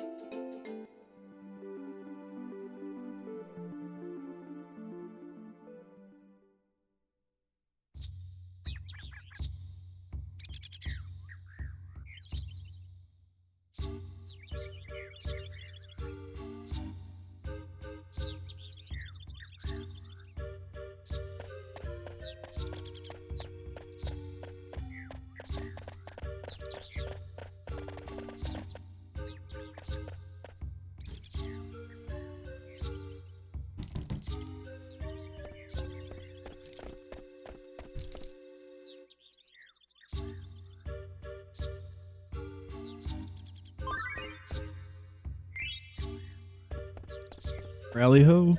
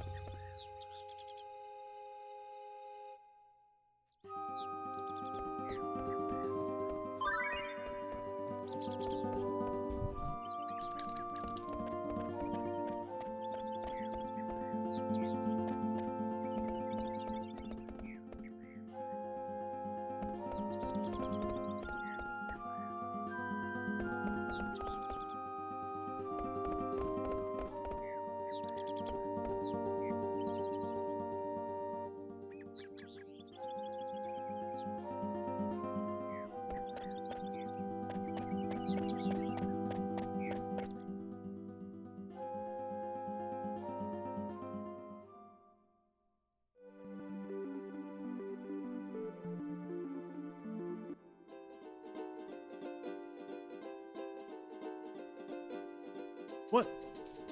I don't know what's happening. Why is my... Okay, I bail immediately. Like, right as I was about to go for cliff fall, my camera just started fucking turning. I don't know. I must have accidentally pressed R2 or L2 again, or maybe one of those buttons got stuck. Oh well. No cliff fall.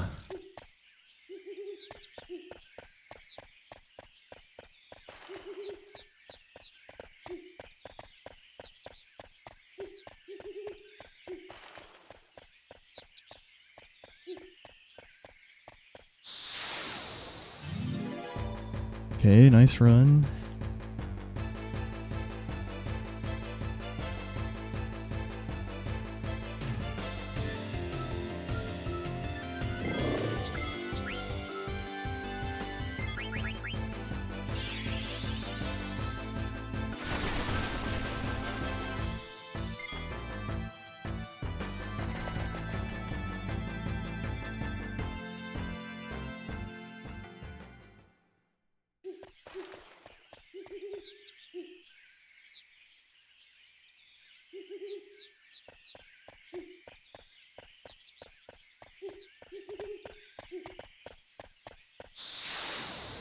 That sucks. 2's the average though. Just we had a good chance of 1. How late the first one was.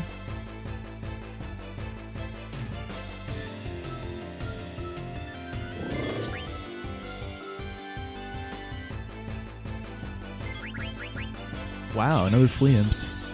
Some slow owls.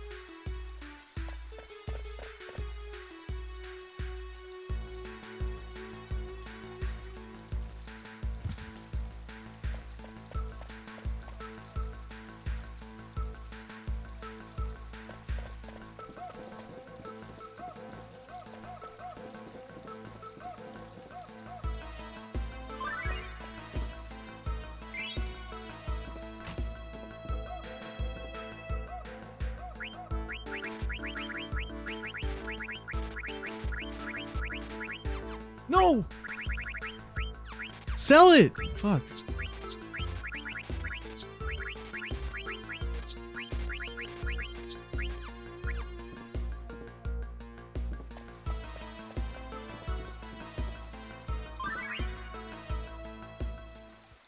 Sometimes I just can't fucking double tap X, it seems like. Well, at least the rest of the shop is good, I guess. I struggled to find the eye drops for half a second, too.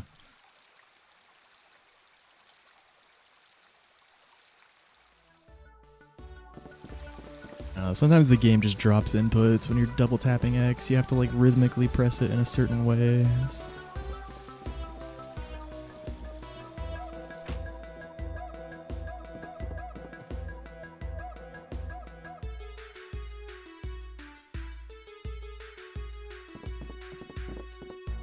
Sell it!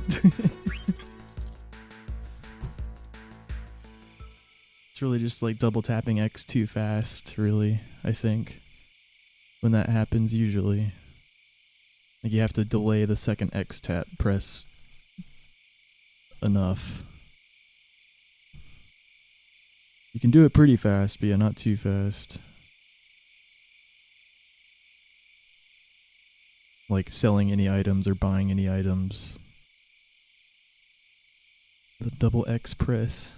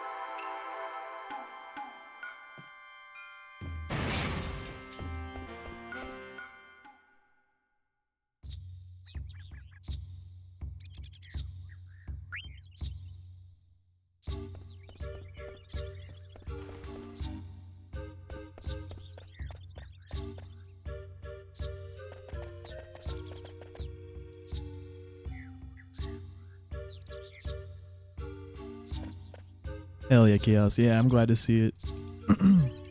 Always nice to get a good start. It was a high 216 into disc 1. We just had a godlike disc 2 so far.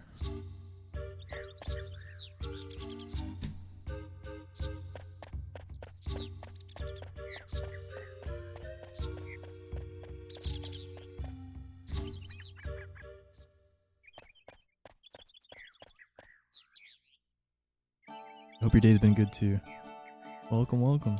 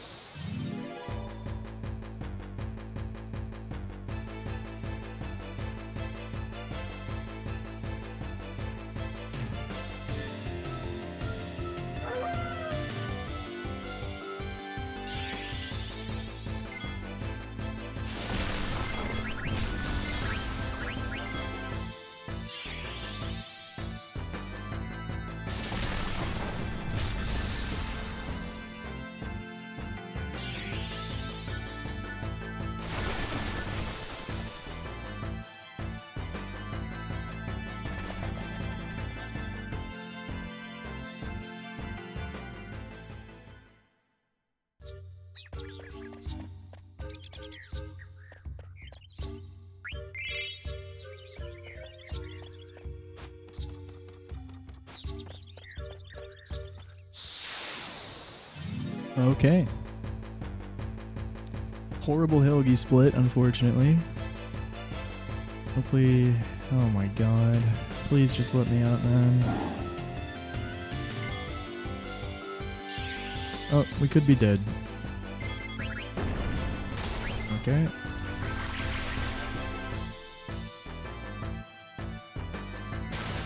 Okay.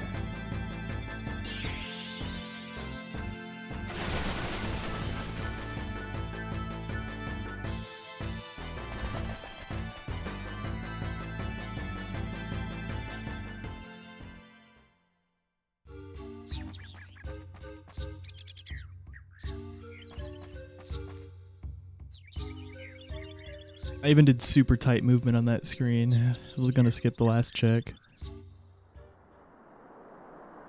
Doesn't matter if you land an early one though.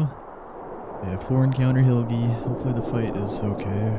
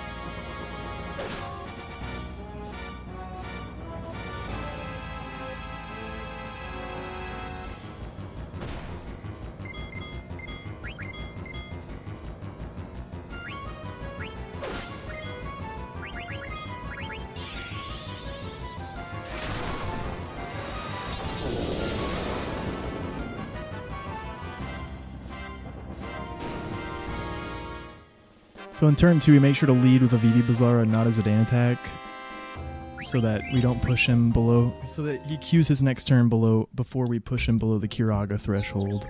That's why on turn 3 he didn't Kiraga, even though we already pushed him low enough.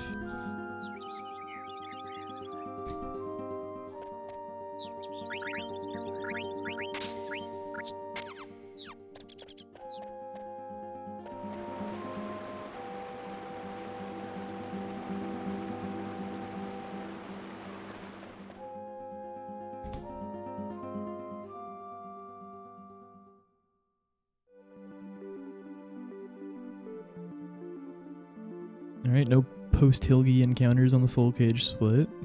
Good start.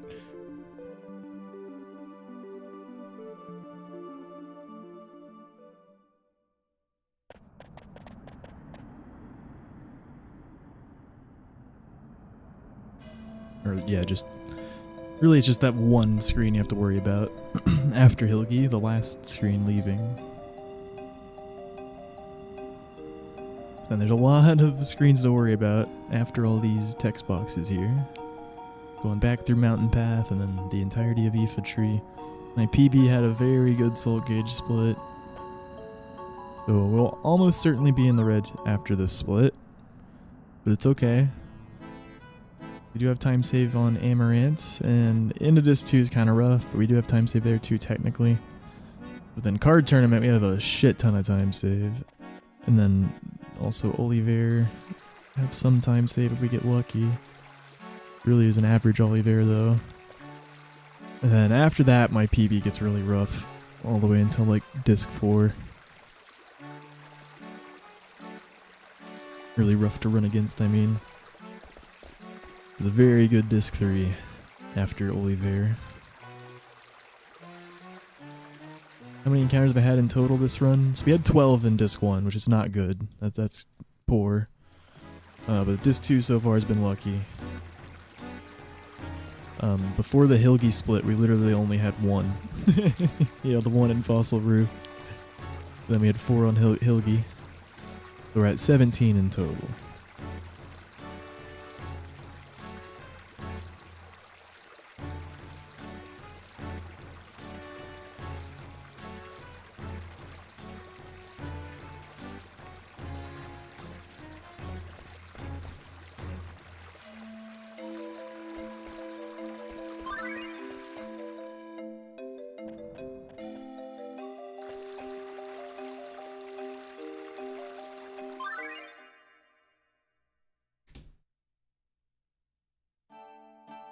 Yeah, going well. 408 is a good Hilgi time for sure.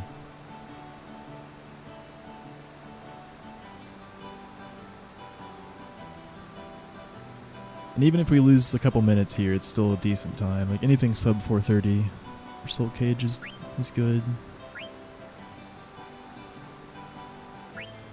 Has potential at least.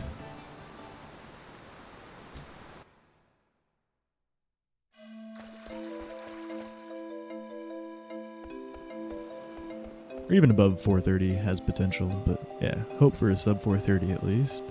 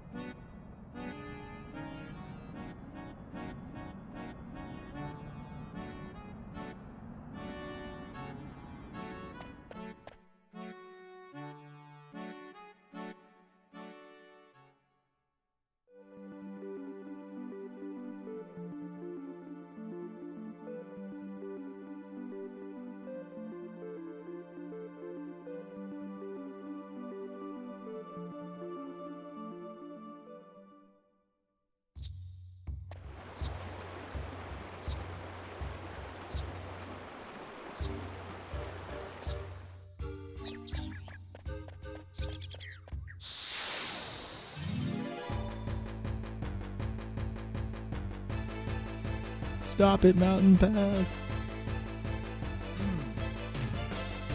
Unfort. You hope for 0 before going into the tree. Of course. Please just don't, man. Okay. Well, that's why I kept the rune tooth on.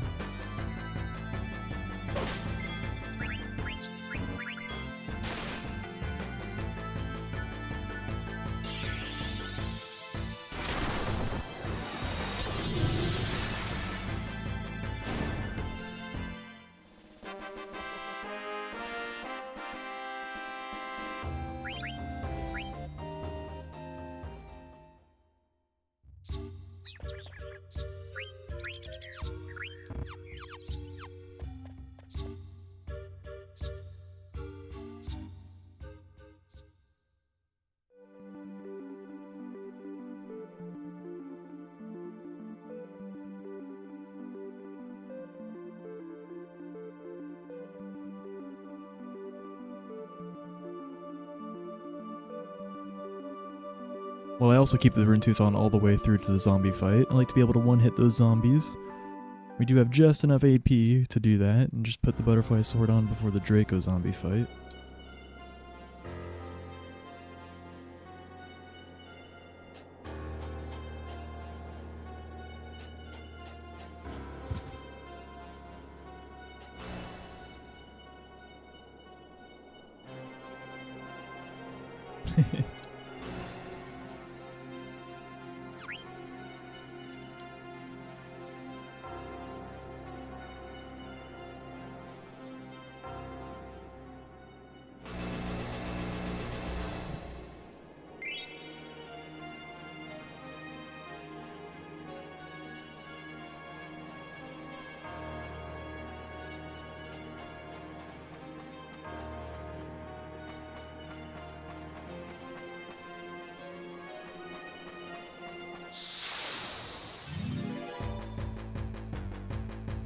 Well, not looking like it's gonna be good, man. We already had the slowest fucking counter in this early check. Could get 2 on this screen. Fuck. And he gets a preempt somehow, of course. Yep, looking like a classic horrendous Aoife. Hopefully we lose less than, I don't know, 3 minutes? I was gonna say less than 2 minutes, but yeah, this is a horrible start, man. I hope it gets better.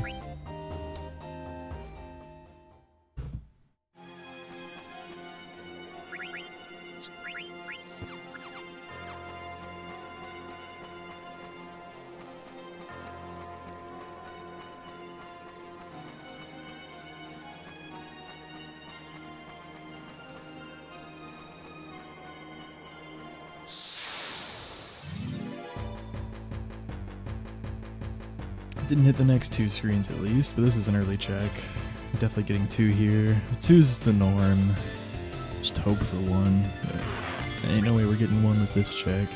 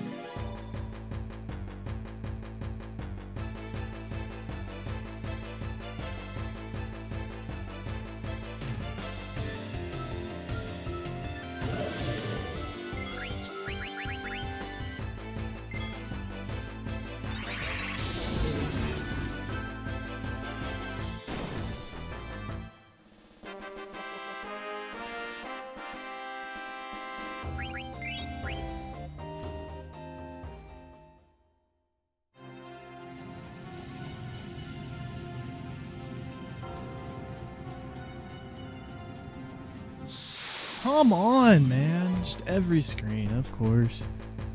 Fuck. Every screen.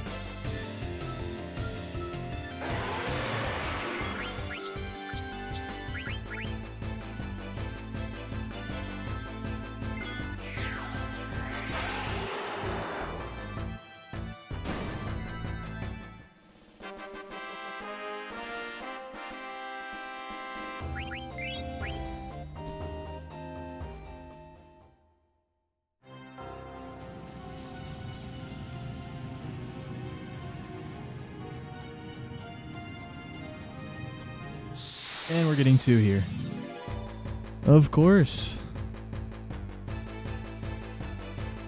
It's not a sub 430. We're losing 3+ minutes. Love to see it.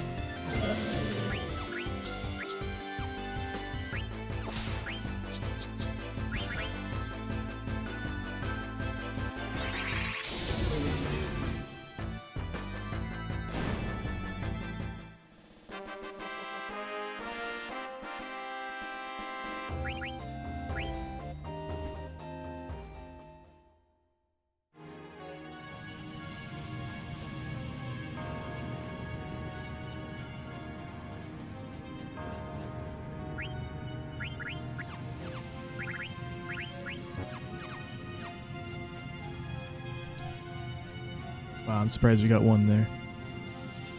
Okay.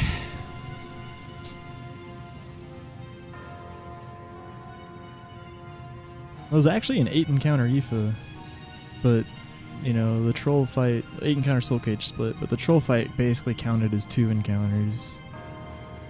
Yeah, 7 to 8 is average, so I guess technically it was only slightly worse than average in terms of the number.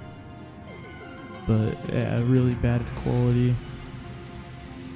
Just fucking, yeah. Wait, how many? 1, 2, 3, 4, 5, 6, 7, 8. Yeah, 8.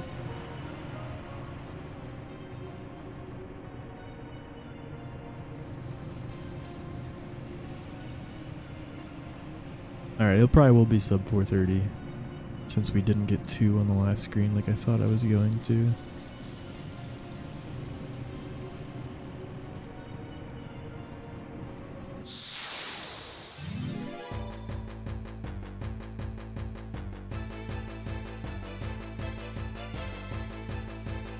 Two zombos, horribles at ATV.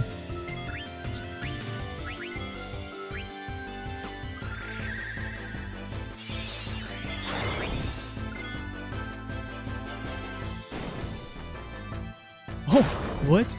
I'm so surprised you got the preempt. Wow, double preempt. That's crazy. I've never seen a zombie be that slow, I feel like.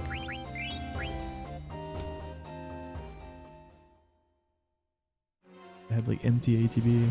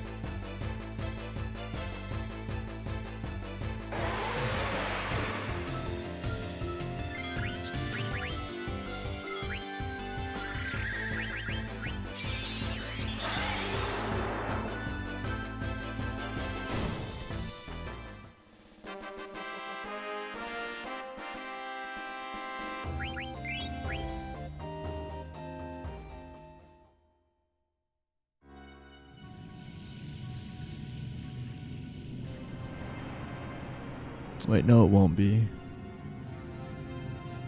Yeah, it basically was like, yeah, it's really bad encounter quality. Like I said, that troll encounter basically counted as 2. Had to fucking berserk Zidane, and I literally had to kill him. because we didn't get a flea. But good thing I knew how to react and not Q flee, just in case Zidane gets berserked. Wait to cast flee just in case he gets berserked, because if I did cast flee and he got berserked, he wouldn't have attacked that turn. His HP just would have reset. So I knew to not do anything, and sure enough he got berserked. So he played it as best as we could have. It's just still a fucking awfully slow thing to have happen.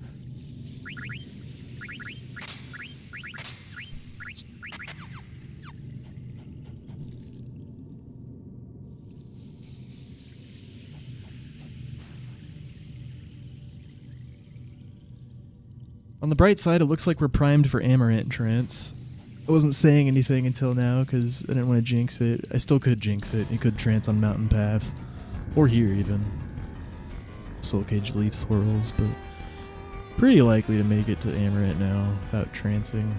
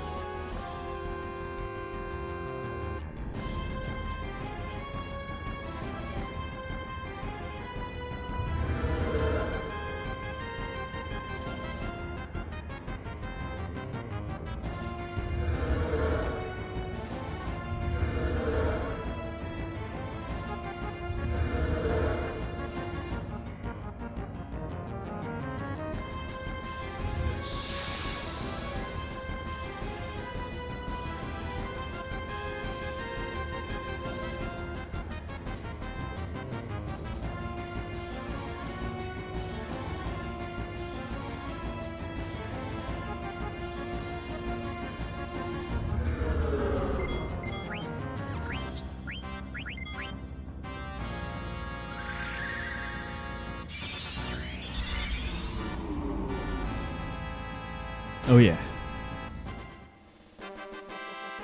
Yo, Weeder, thank you for the prime. I appreciate that.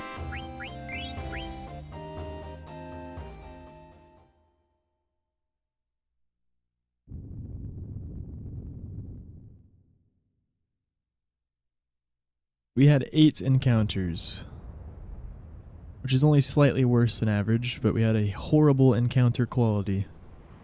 Pretty much everything had a turn, and a troll on Mountain Path berserked Zidane. I knew to not Q flee, just in case he was going to berserk Zidane, and he did. So I had to let the berserk attack happen and then Blizara him to kill him. Extremely slow thing to have happen.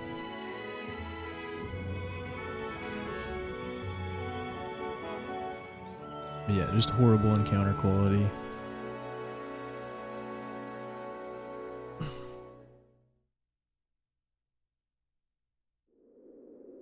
My PB just had like 4.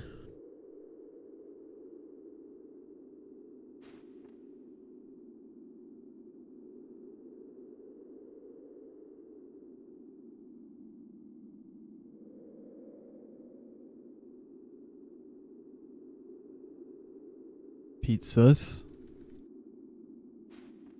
I don't know what you're sussing about. Yeah, it's just a dog shit Aoife.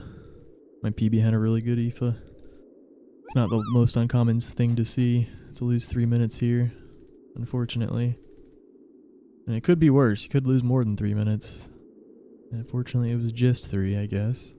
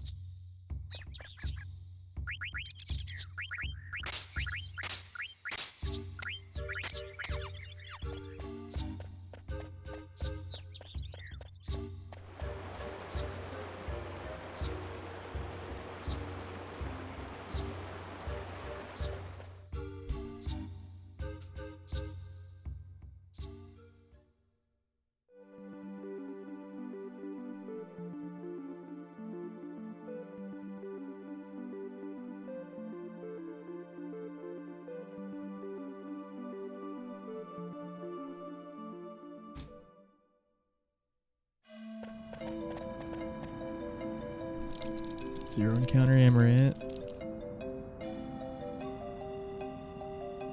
Yeah, Zidane's gonna trance pretty fast.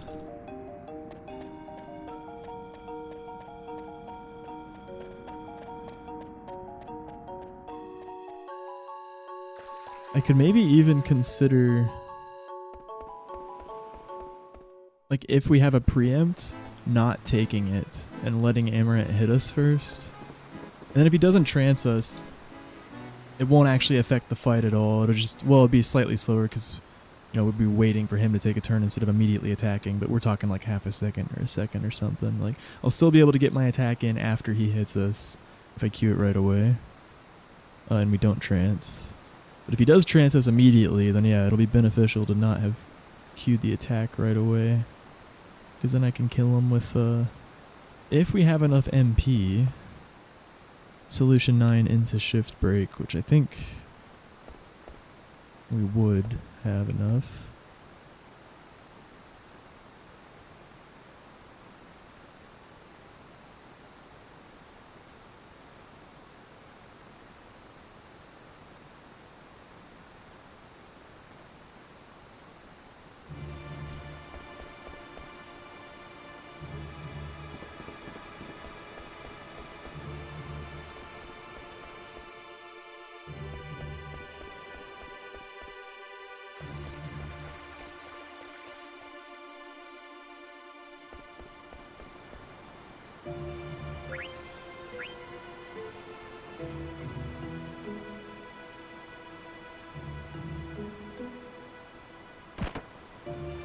Yeah, Condipity already happened. What's his HP again? 8985.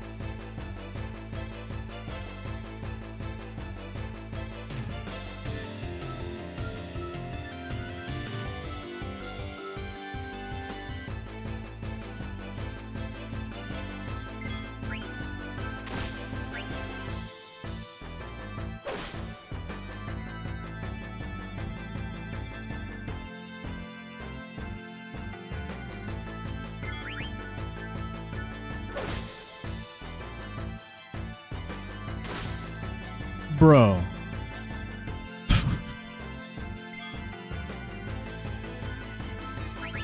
Cool. Cool game, dude.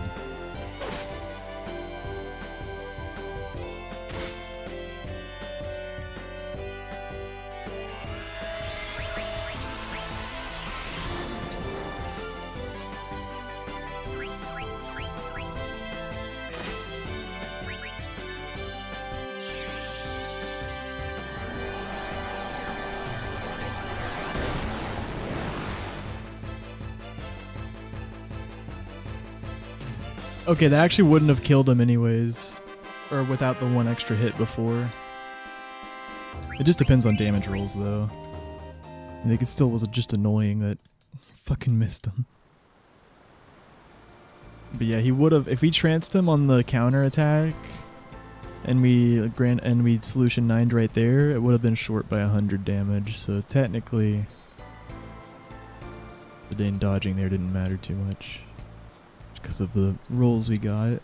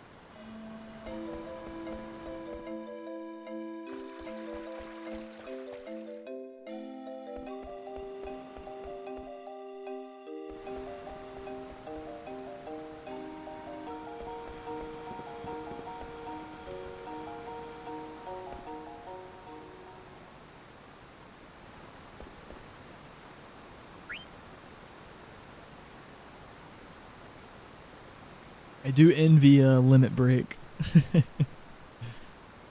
Yeah, FF7 will be nice, man. Not only do you get to manipulate all the encounters, you get to precisely utilize the limit breaks and make sure you have them when you need them.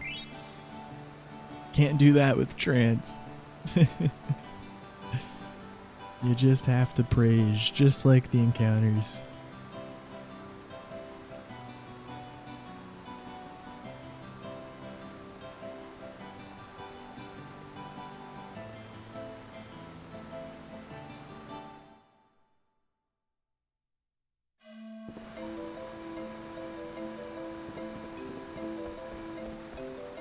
There still is some RNG you have to worry about with limit break stuff, but yeah, much different obviously.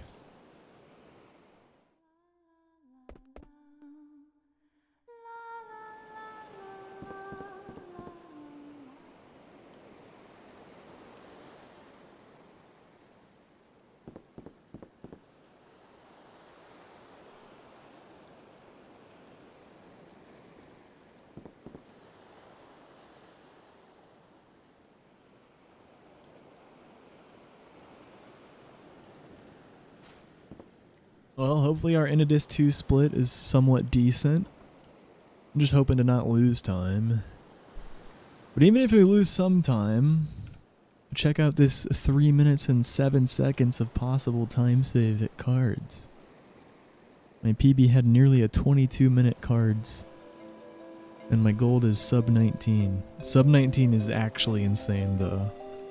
Like sub 19 not only requires like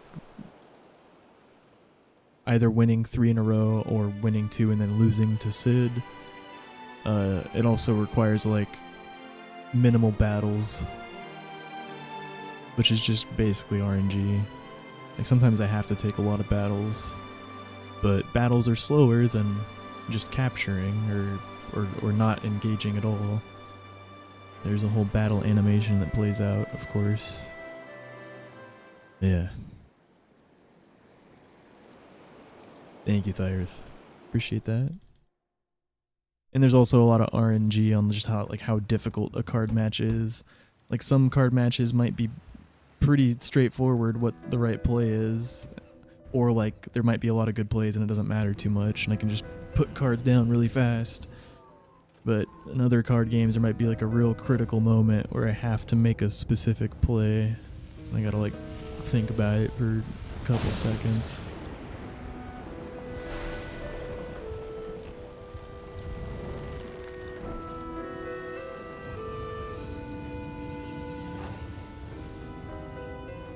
But even if you make all the right plays at cards, you're at the mercy of RNG, especially if you have to take battles. You can... Like the odds are worse than you'd think. Like even if you... I think there's some weird... I forget exactly what the math was, but... I don't know, it was something like a 15 strength card to a 3 strength card. If you have the 15 strength card... And the numbers that are generated are random, by the way. Like you know, you have your static like damage value, what type of damage you do, magic or physical. Then you have physical defense and magic defense. So those numbers do contribute to the random numbers that appear when a battle starts. But those numbers are still random. But anyways, let's say you have like those random numbers, you get 15 to 3. I think it's something like the 3 strength card still has nearly a 20% chance to win. Even though the number is, well, I guess the number is a fifth of that, but yeah, I don't know. You'd think the 15 strength card would have more of a chance to win, but no, it's like only 80% chance with a imbalance like that. I don't remember the exact numbers, but yeah, it's something like that. The card battles are just a bit random. Morningcraft, thank you for the raid, dude. GG's, man. What happened? Was it Demon's Gate? Thank you, Huggy. Thank you for the meat. Welcome in, Raiders. We're on an okay run. Still decent. Obviously, we took a hit at Infantry, as as you often do. We're still going. It's not going to be a sub 5, no chance of that. But definitely not worth quitting yet. Run still has potential. Could even be in the green after card tournament. We have a lot of time saved in card tournament, 3 whole minutes. But that's like, yeah, if we play really fast and don't have much battles. And win all 3 games. Then we could save 3 minutes on cards.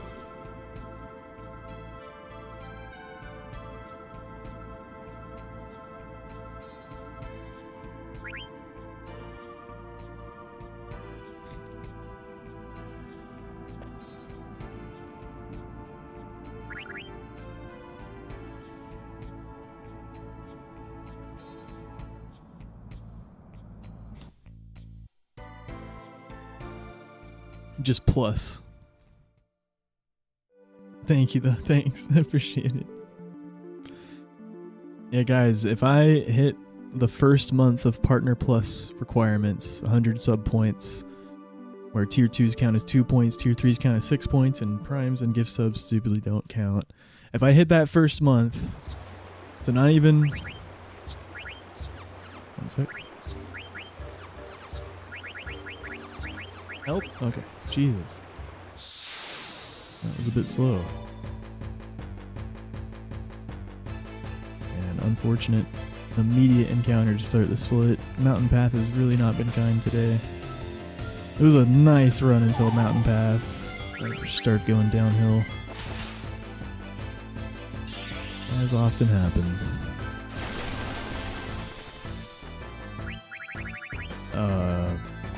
Anyways, yeah, so I need 3 months of that 100 points in a row to actually hit Partner Plus, but the way I'm doing the incentives is if I hit the first month, I'll immediately drop everything and start learning those slots and grinding it properly.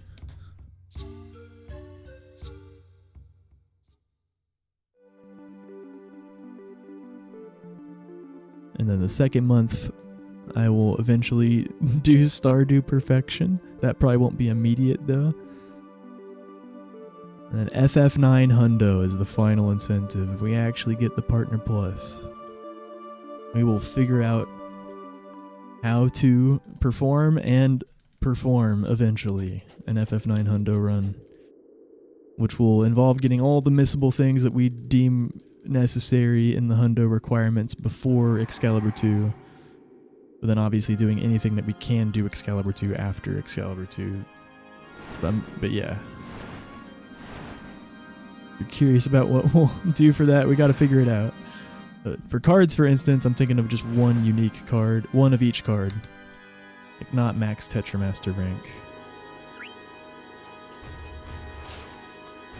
But I am thinking like max level, maybe. All abilities learned, maybe. On everyone.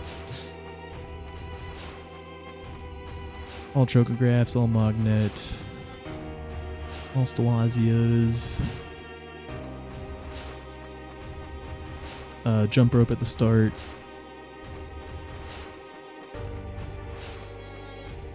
you know, Hippol Racing, the Narrow Quest, Coffee Quest, anything else that could be considered a quest, like the learning the name of Sarah.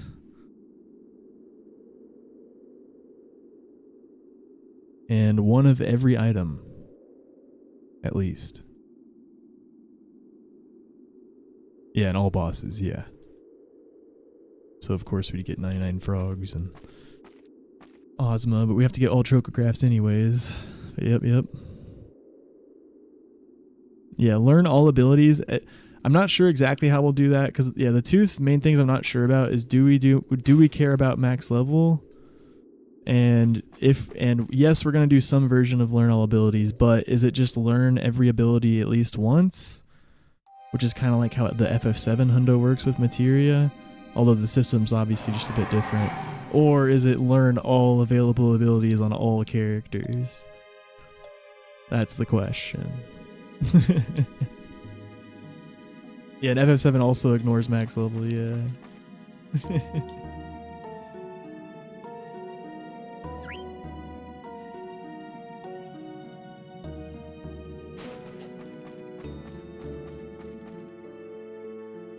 Yeah.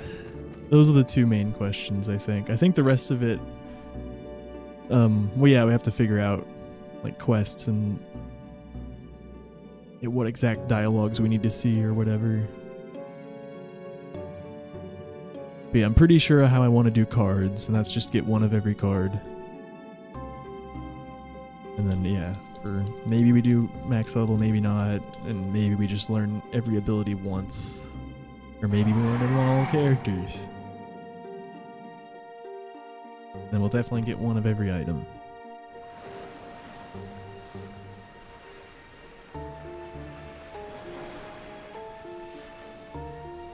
So I guess we probably won't have to work about like getting every chest or whatever. Just one of every item.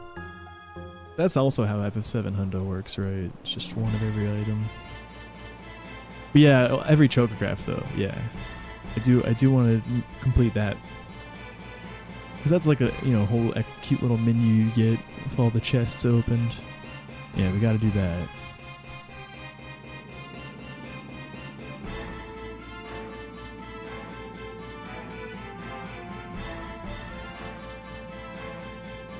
How much is High Tide? How much AP do you need for High Tide? Peak level 99? I don't know. I don't know.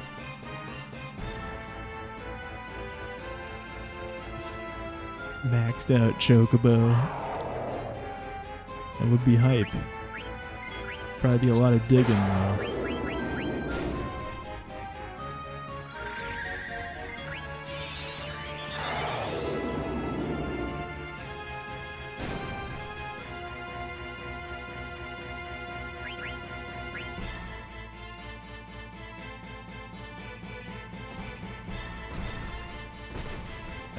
I bet it takes horrendously long to get 99 peak level.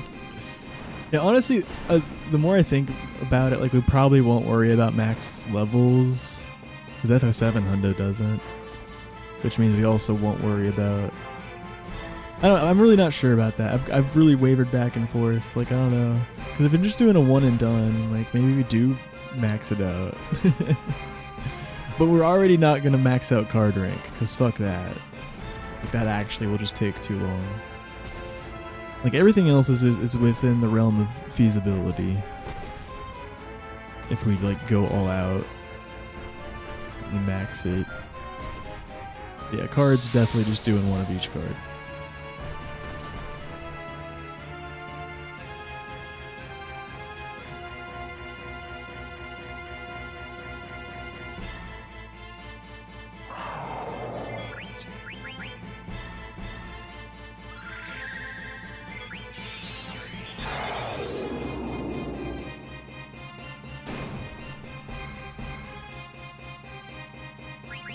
$250.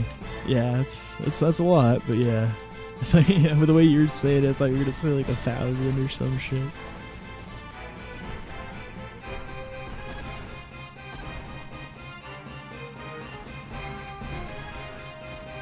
Normal and others.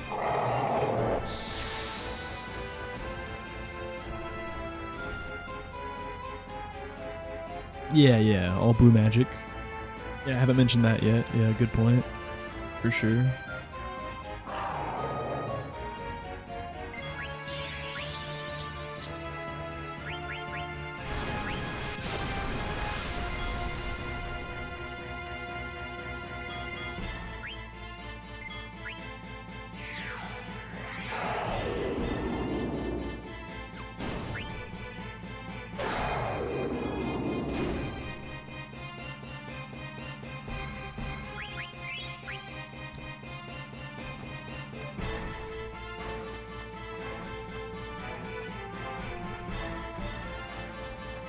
Same thing. Well, yeah, that'd just be encompassed by one of every item.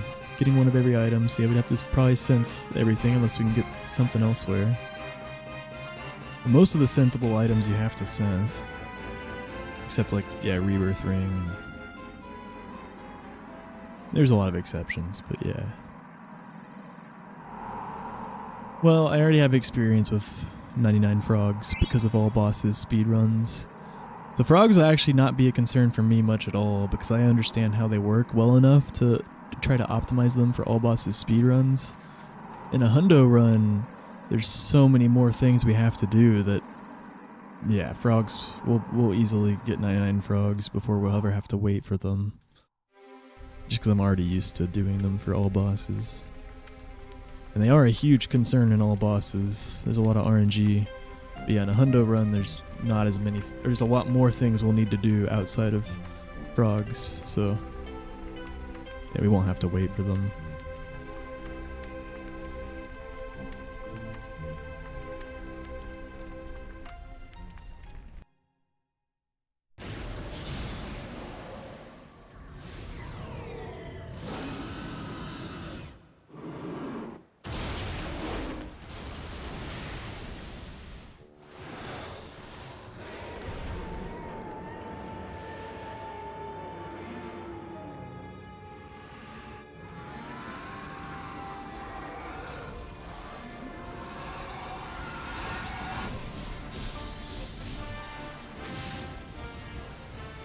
There's a lot to learn with this game. It's actually not a very hard speedrun to learn initially and just be able to complete at a, decent pace. There's a lot less overhead that goes into learning this game initially than like FF7 or FF10, and a big part of that is because we can't manip a lot of stuff.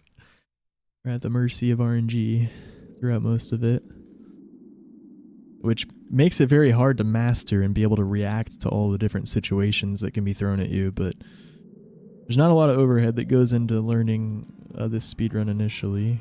It's actually the only thing that makes it not the best beginner speedrun is just how long it is. It's a really fucking long run, obviously. And some of the more complex parts are at the end. But other than that, it's a pretty beginner friendly speedrun. Thanks with all, Davi.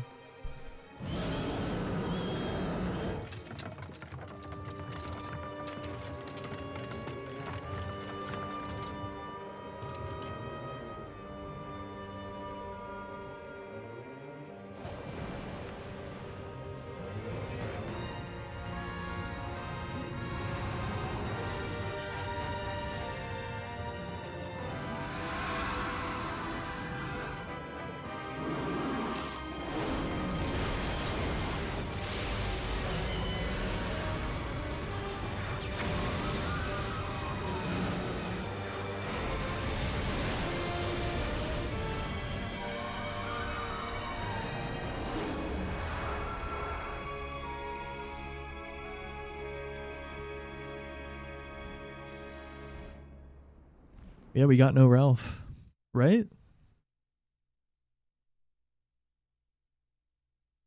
We didn't get Ralph, right? I don't think we did.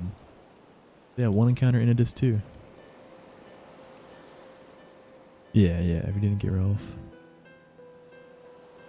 I mean, if we got Ralph, there's no way I wouldn't remember it, so yeah, surely we didn't get him. But yeah, it was an early Mistodon though, so I was kind of expecting it, but then I was talking and we just kept running, we didn't get him. That's nice. Yeah, for sure.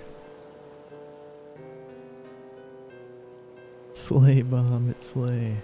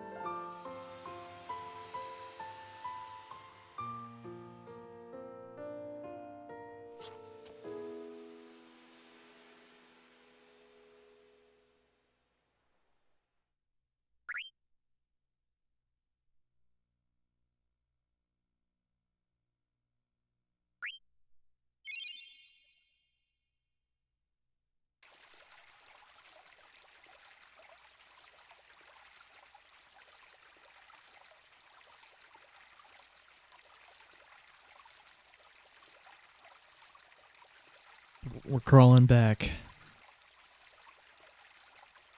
Thanks for the follow, Mitty. Yeah, big time save on this split. Hopefully we can get a nice card tournament.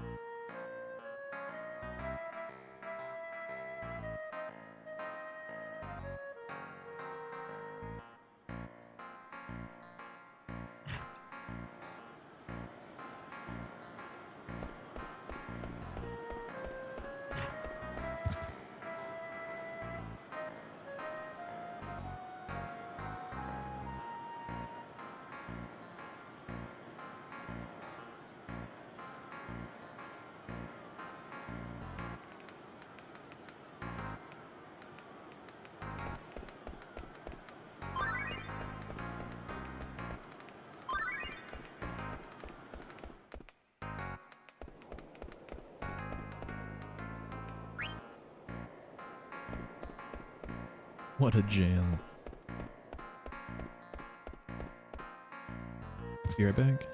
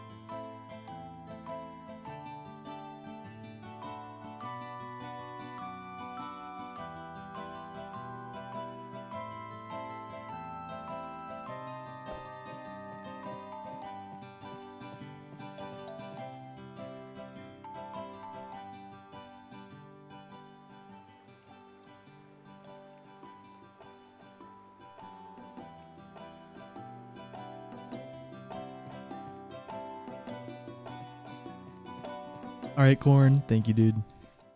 Yo, Costin, welcome, welcome.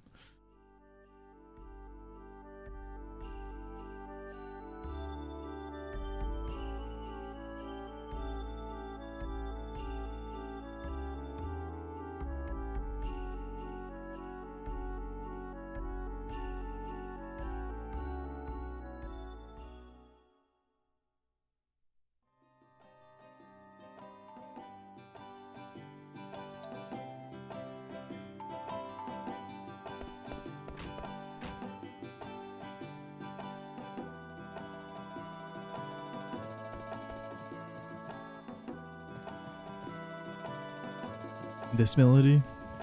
Or the one with Dagger and Beatrix?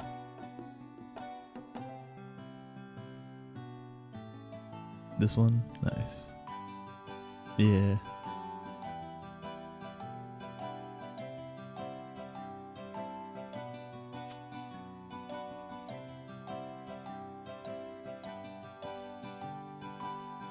Got a very nostalgic sound to it.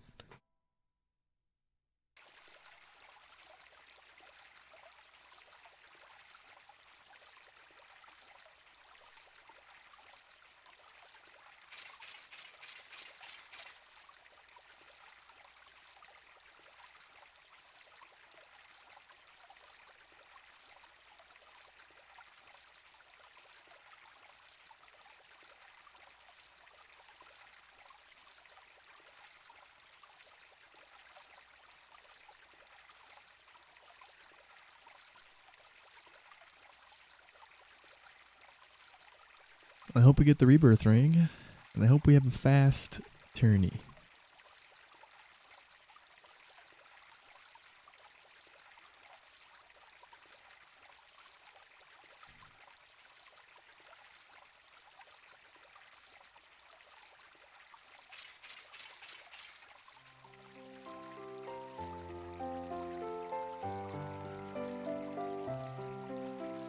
I know we have a Gargant card.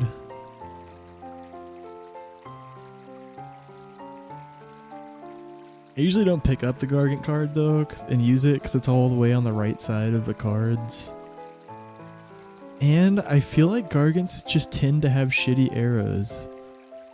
It's almost certainly just a coincidence, but I swear every Gargant I've ever used has like 2 arrows. I mean, there's been some exceptions, but... yeah, I usually just stick to the second column and just pick my cards as fast as possible. The second column has a lot of heavy hitters and tends to have enough cards to fill up your hand. But sometimes it's probably worth it to go all the way to the right side to get a strong card. Which, yeah, it just depends. I think usually the best play is just literally play as fast as possible. Just fill your hand with the second column.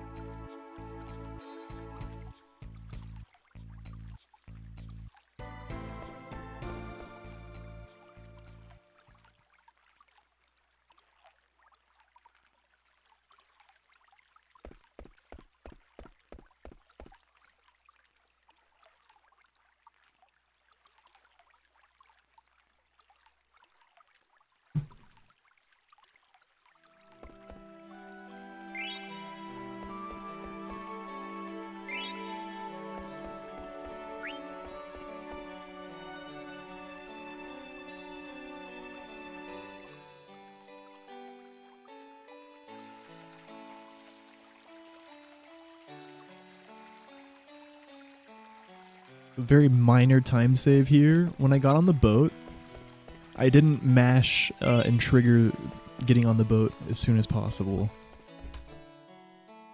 I waited briefly and made sure Zidane ran all the way against the boat and then triggered it. A very brief delay.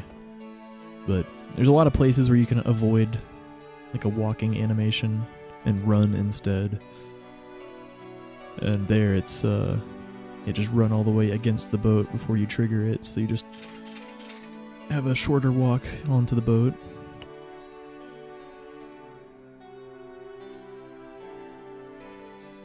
After the Amaranth fight, there's a very similar moment where when you're looking for Dagger and you trigger the Dagger flashback to Madain Sari.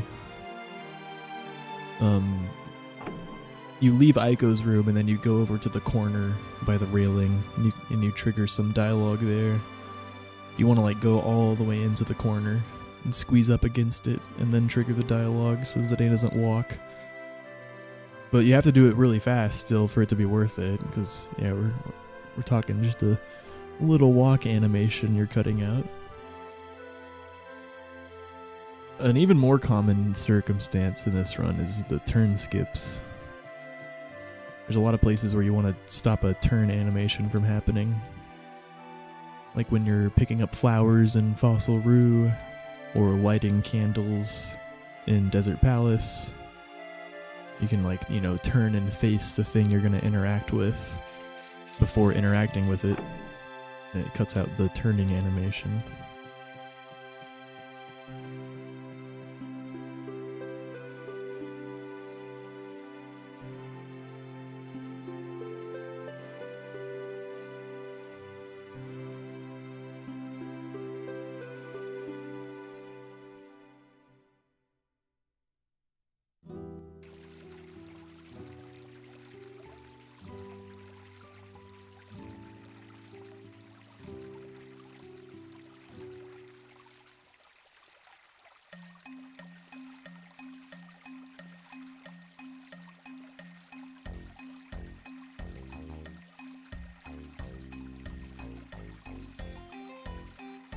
I believe so.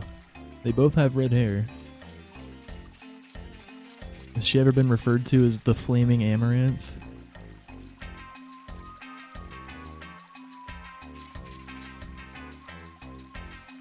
Yeah, surely.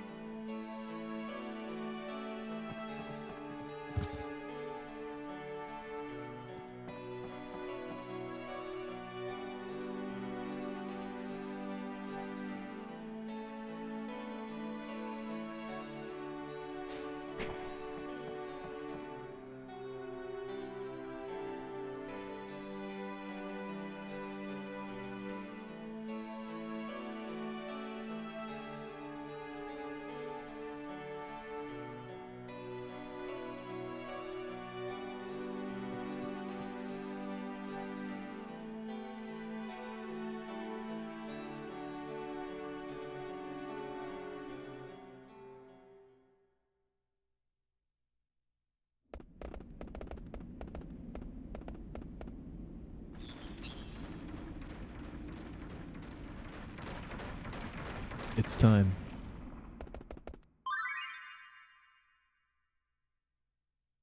Dun dun dun.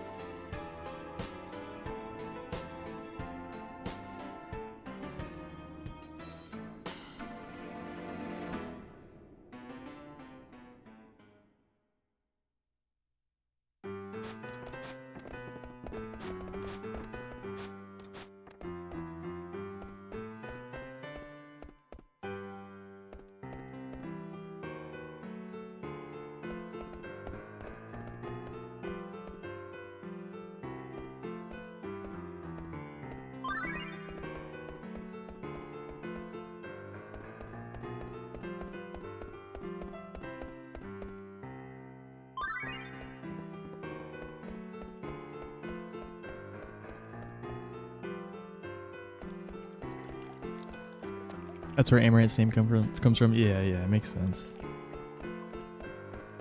Probably Amaranth too.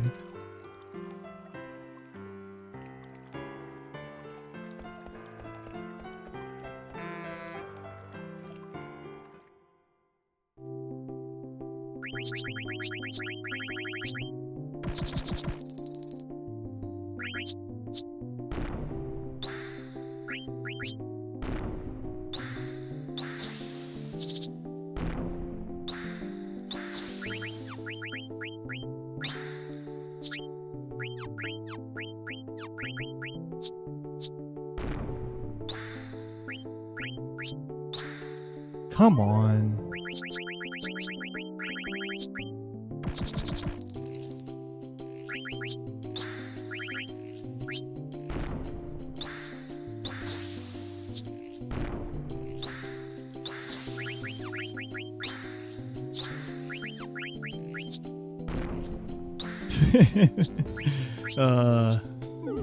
Okay, the Guardian has magic defense.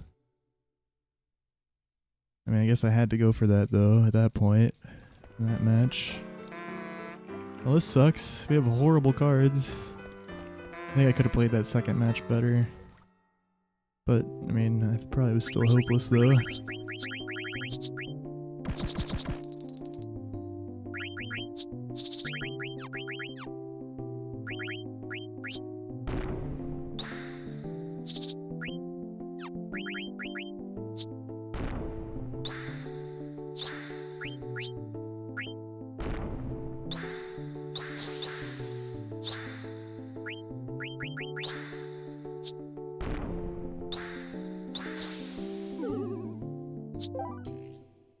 I'm going first every match. Yeah, first every match.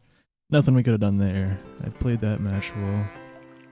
I even left a arrow of attack for the nymph if that other card got captured. Well, he filled that spot that turn, but yeah, there's nothing I could have done differently there. Another first turn. That's 4 in a row.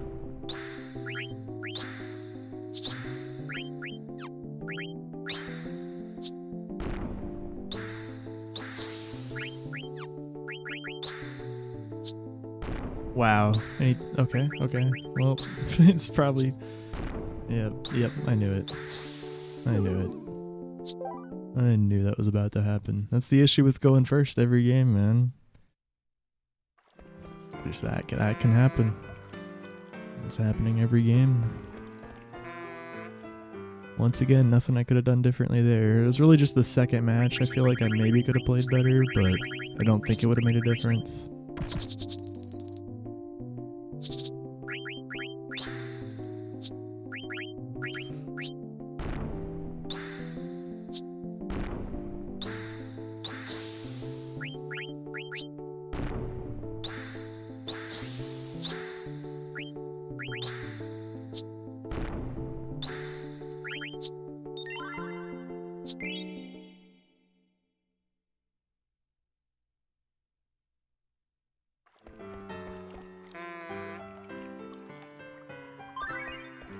This could be worse than my PB, man. Well, at least we got that badass nymph card.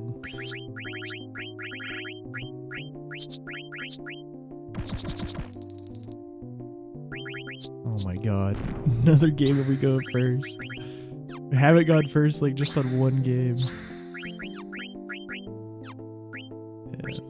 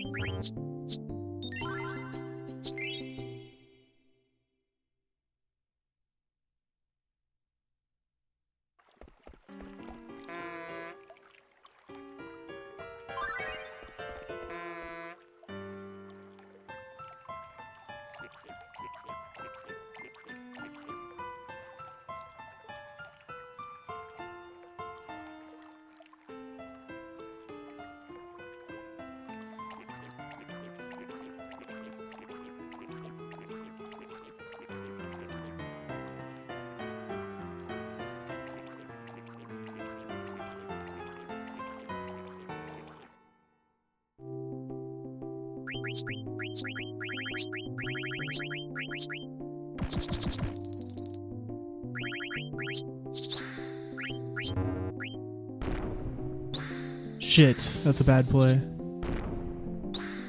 Ah, yep. That was a really bad play. Damn, dude.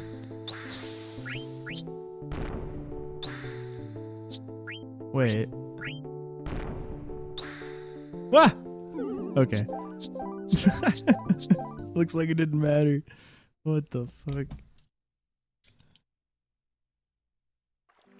No, it did matter. But I mean, if it probably, you know, it would have ended up losing anyways, but not getting perfected. Like, the issue is I cut myself off there. Like, I didn't have a bottom left arrow on that card that I placed down. Like, what I should have done, playing there was fine, honestly, but I specifically needed to play the Mimic there and not the Carrion Worm, because then I would have had an angle of attack to recapture all those cards. It actually would have been a really good play. But I fucking used the Carrion Worm, which didn't have a bottom left arrow. And so when he filled that last spot in those 4 spots, I wasn't able to like do a battle and recapture them all. I should have put the Mimic down there, and then the Nymph would have had high advantage over the Mimic or the Worm attacking upright. But hey, that mistake just caused us to not get the Rebirth Ring, maybe? Maybe we still wouldn't have got it, who knows? That did not cause time loss, because losing is just as fast as winning that fight. Well, getting perfected is a bit slow.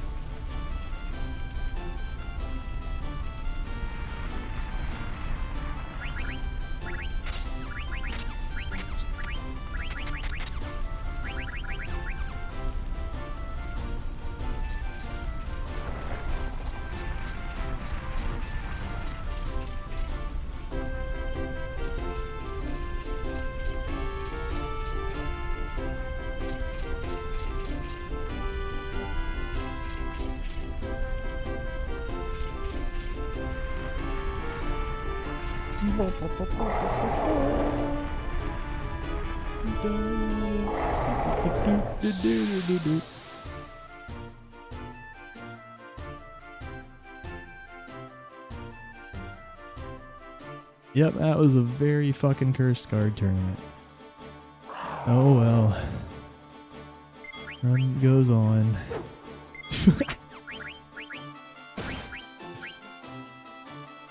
Yep. Please, Steiner. Nice. He can really low roll super easily before we get XP here if he's a little low leveled. He didn't, fortunately. He did miss though.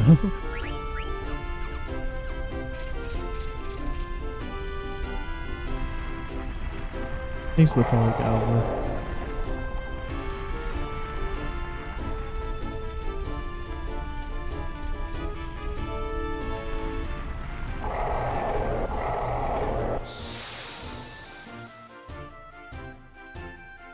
Yeah, there wasn't much I could have done to avoid the time loss, I'm pretty sure.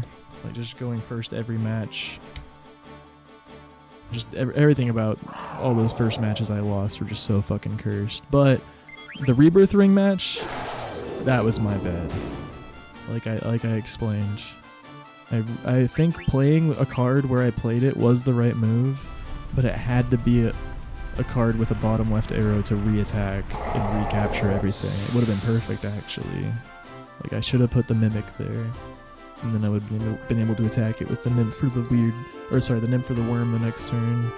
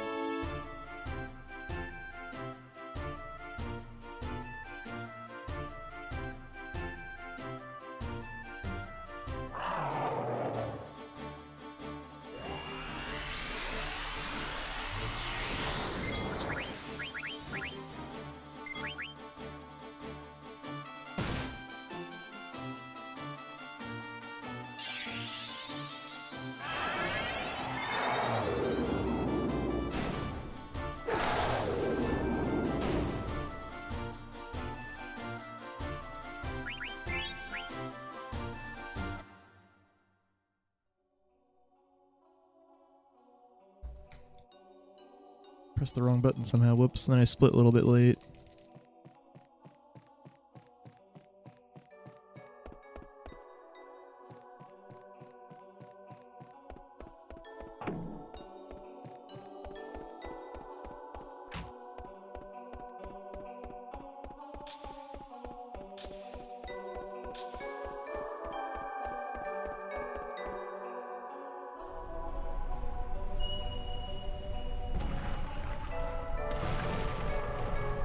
I feel like I'll probably finish this run. I feel like I have high energy right now. It helps I didn't have to reset it all. I mean, it's still runnable, but yeah, 601 sand's not good. Gonna need a miracle of a disc 3. We pretty much always need a miracle of a disc 3 though. For world record, that's like bare minimum for world record. Your disc 3 has to be fucking cracked. Like no exceptions. Every single world record has had a bad disc, but it's never been disc 3. Yeah.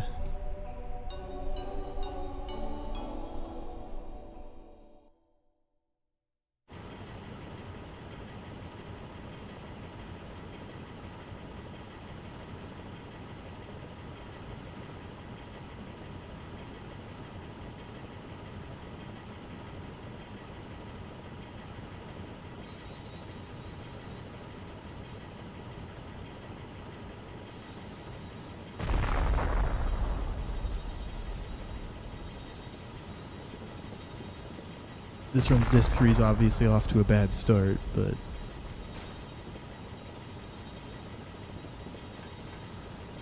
yeah. Yeah, I don't have high hopes. All I'm saying is you always need a miracle to have a pace past disc 3 in this game. But yeah, 5-hour flat into disc 2 is decent. Just yeah, Card Hermit could have been 3 minutes faster.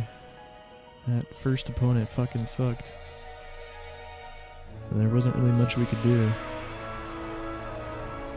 We finally got a nice card, the Nymph card, after beating him. And finally stopped having to go first every match. But yeah, I do wish I made the right play on the Sid match. I realized my mistake as soon as I played. I honestly thought the worm had a bottom left arrow.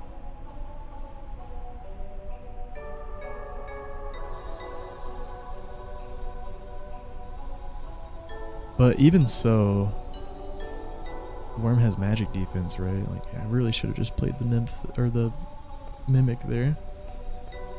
But yeah, enough pondering about it. I know what I should have done. And we still could have drawn or lost the match after that, but assuming we won that battle, we would have had those 4 cards, or well, 3 of those cards locked up. The Nymph could still have been battled, and he could have captured the Mimic that way.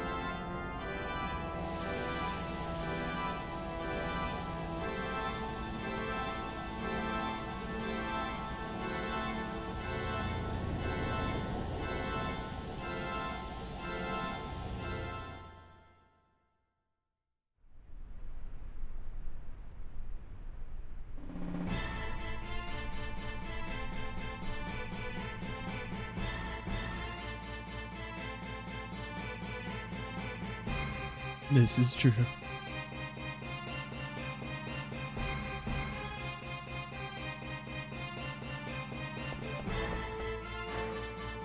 Yeah, I'm excited to finish this run out. I mean, record hopes aren't dead, but yeah, it's not looking good. Just looking forward to this. Yeah, getting through the run.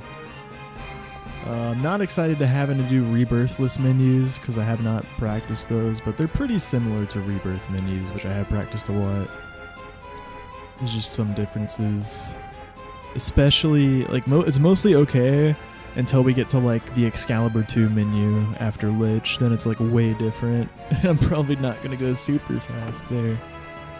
Oh, we should have blazing fast menus throughout the game before that.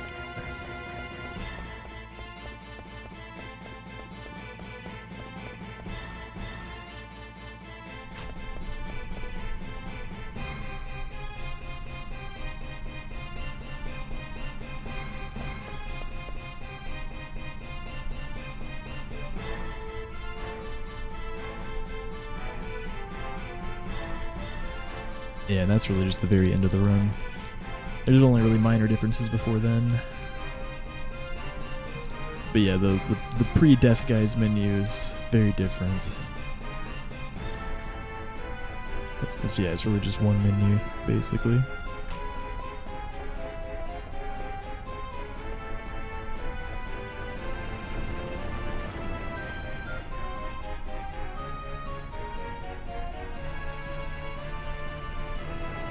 The Malorus and Kraken menus and the End of Disc 3 menu are just different in Freya's abilities. Everything else about those menus is still the same. And then Disc 3 is basically unaffected. Only a couple differences without the Rebirth Ring in Disc 3.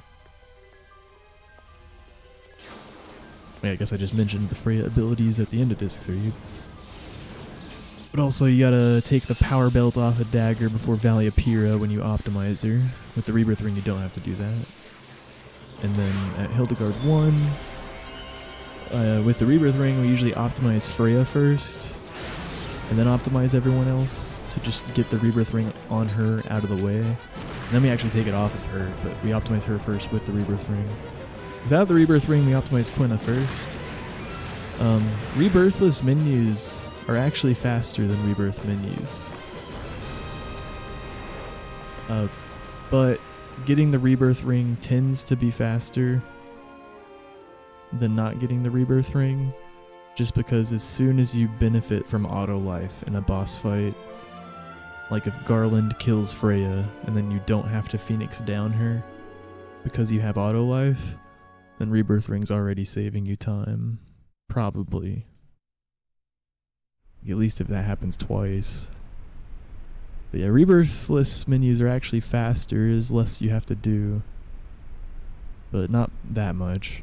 I guess there's one other way Rebirthless can save time, and that's if Freya gets killed in random encounters. Or whoever has auto life on. I guess just Freya, yeah. Because you never really want Zidane to get killed in a random encounter, because that's how you flee. But if Freya gets killed in a random encounter with auto life on, it's pretty annoying because you have to watch the auto life animation. That's one other way Rebirthless is actually faster. But usually overall, Rebirth Ring winning the card tournament is faster, just because of benefiting from auto life and boss fights and not having to use someone's action to Phoenix down.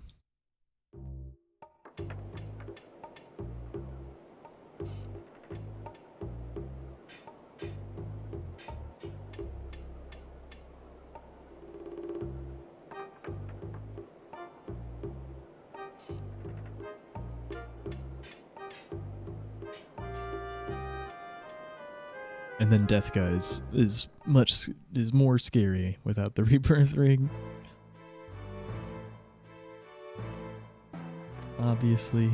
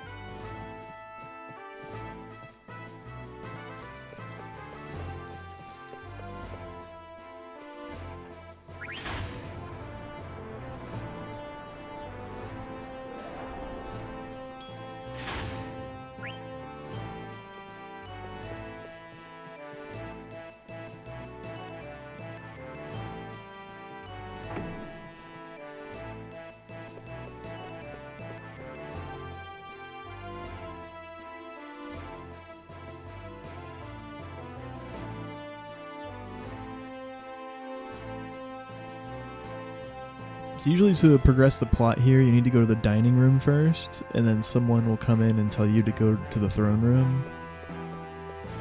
But here you notice we went straight to the throne room, and you're only able to do that for some reason if you talk to that random guard we talked to. Right after Blank talked to us, we ran down the stairs and talked to the guard that's by the airship corridor. We talk to him and then talk to the guard outside the throne room. You can just go straight into the throne room and skip the cutscene that usually plays in the dining room before.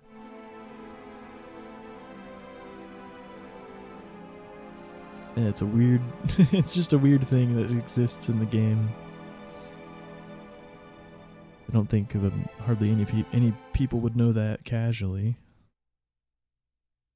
But all the speedrunners know about it, of course. Because that's what we've always done. I wonder who first discovered that. It was definitely like extremely early on.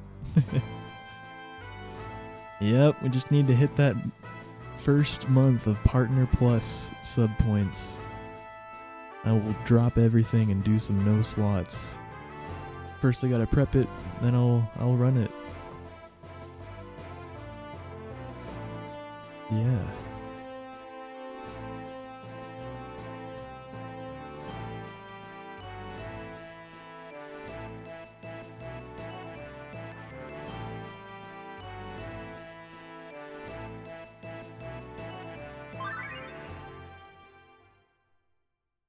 Probably just try to do everything right away like Brutals did. I mean, the only thing, I would just...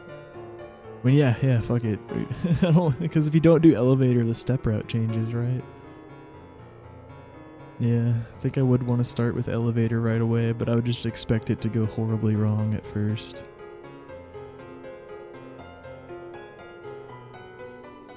Just fuck it, just try.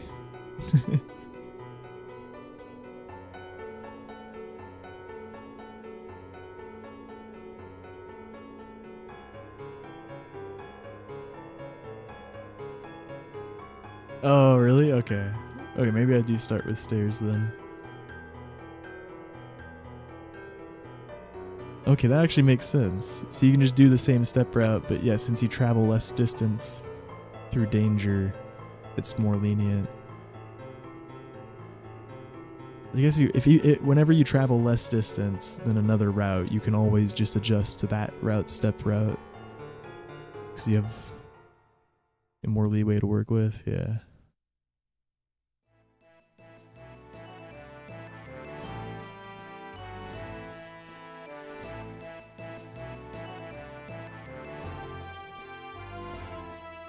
Okay, that makes sense.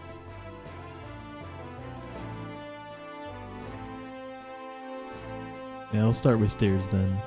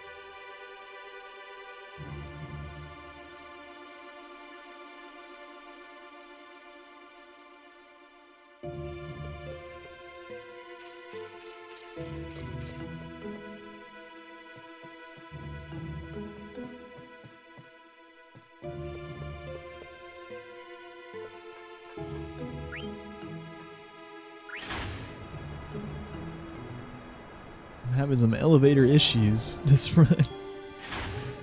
What the heck?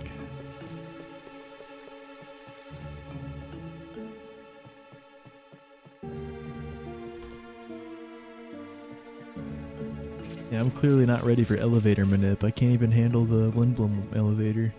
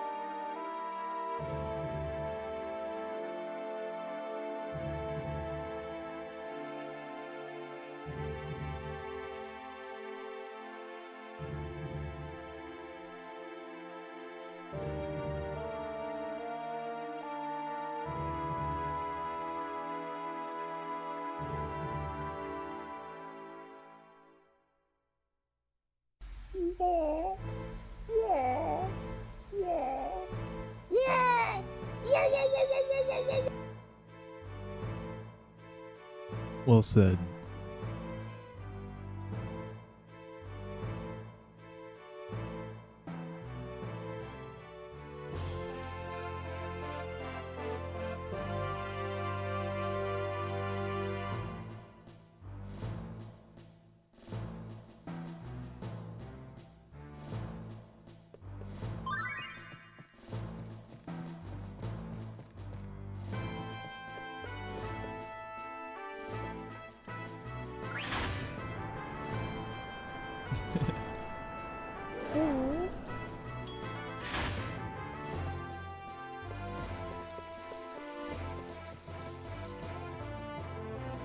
So here's a little tech you can do. You can go to the theater district first instead of the business district first. No, theater district is second option here. Because if you get all the potions, all 3 potions, before you talk... Because we need to buy the coral sword from the shopkeeper in Limblum. So if you get all the potions before we talk to the shopkeeper, then it skips this one dialogue box where you have to, like, press down to avoid asking about the potion. Yeah. It actually saves like 2 seconds, I think. At least 1 whole second. But yeah, you gotta go to the theater district first to get these 2 potions, and then go to the business district and get the 1 potion from the beautiful girl before you buy the coral sword.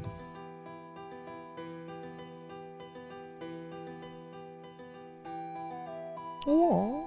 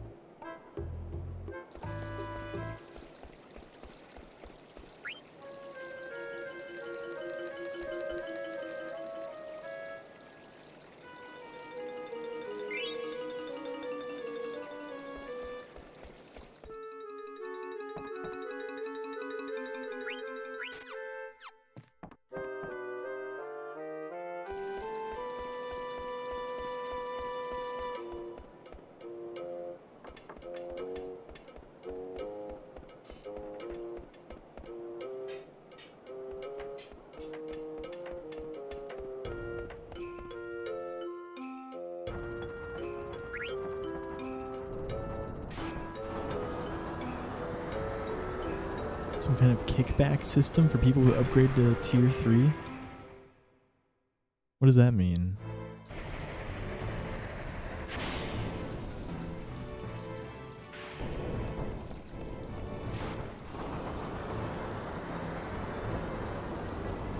I understand, like, yeah, some sort of incentive to upgrade to tier 3, but wait, what do you mean kickback?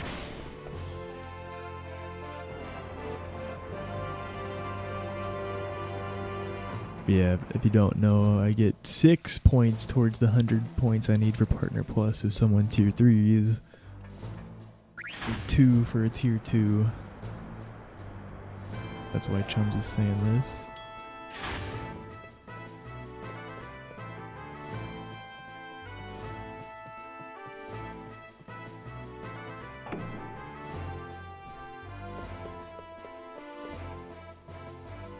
Yeah. Yeah, it'd be a big... Yeah, it'd be very noticeable. Goes to 60% revenue instead of 50. Bitch ass Bezos.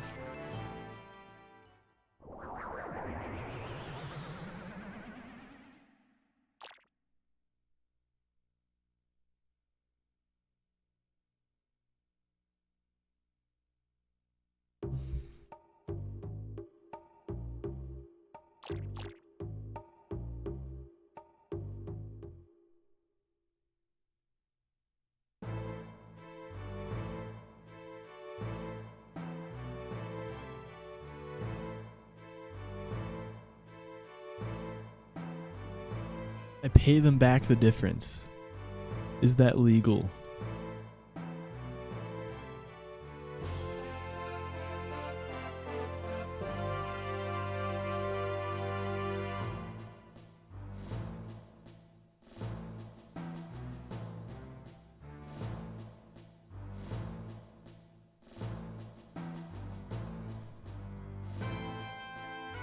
Not a bad idea if so. Actually, but interesting idea.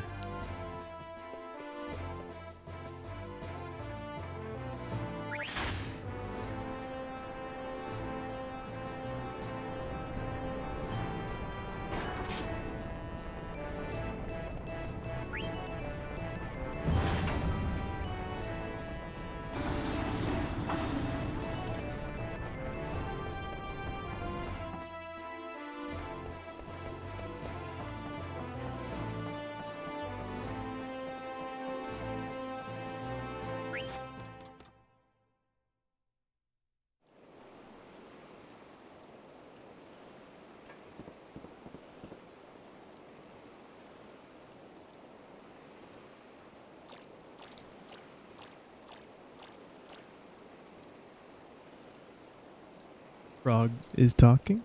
Maybe I eat it?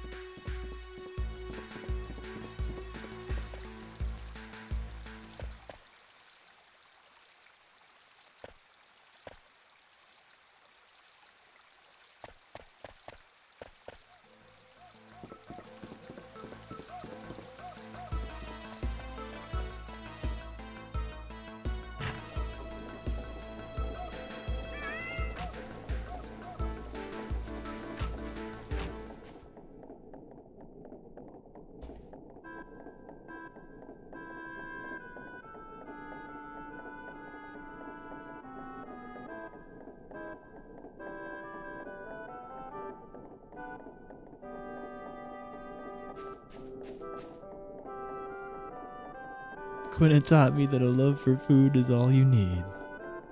Amen.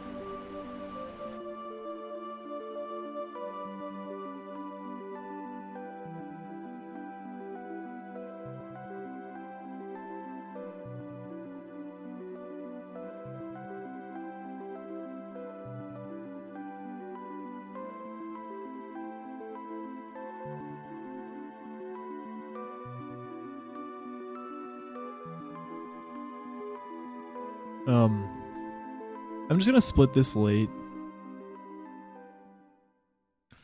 Because we probably were gonna get a fake gold. Because how, like, something weird happened with light. Oh, well, I accidentally pressed the wrong button. Yeah, I pressed the change split comparison button instead of split. So yeah, I'm just gonna delay, because no way we get a gold here, so it's fine if we split sand late. Like, I just don't want to have empty splits. Just whatever.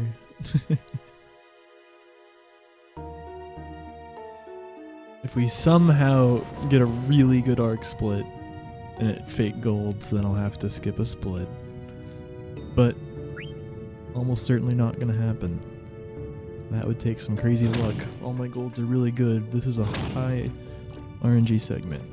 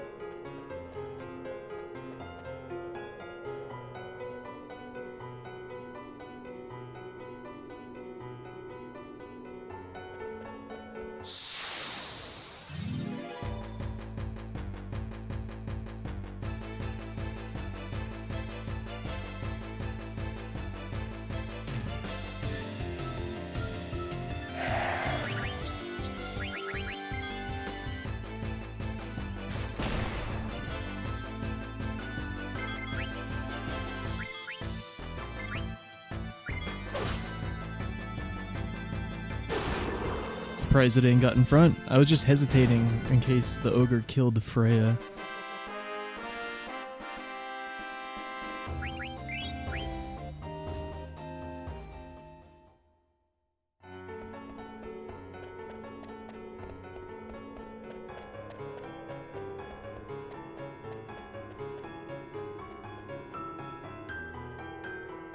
Oh, nice.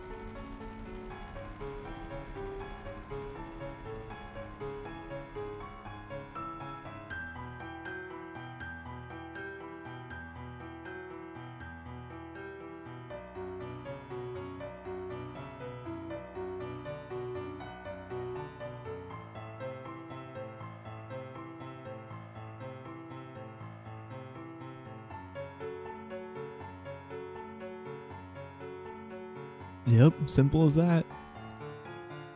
Big menu coming up. The Olivier shop and menu.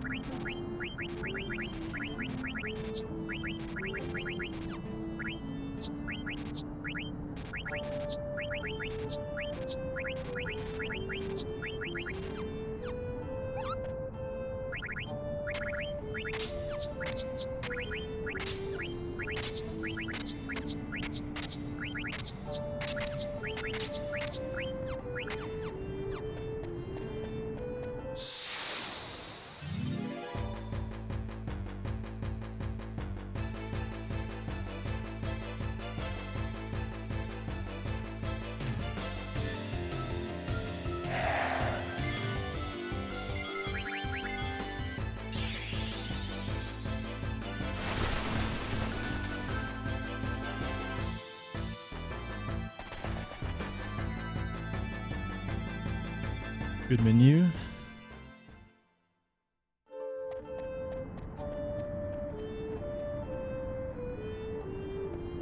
Praise Oliver. Please don't troll.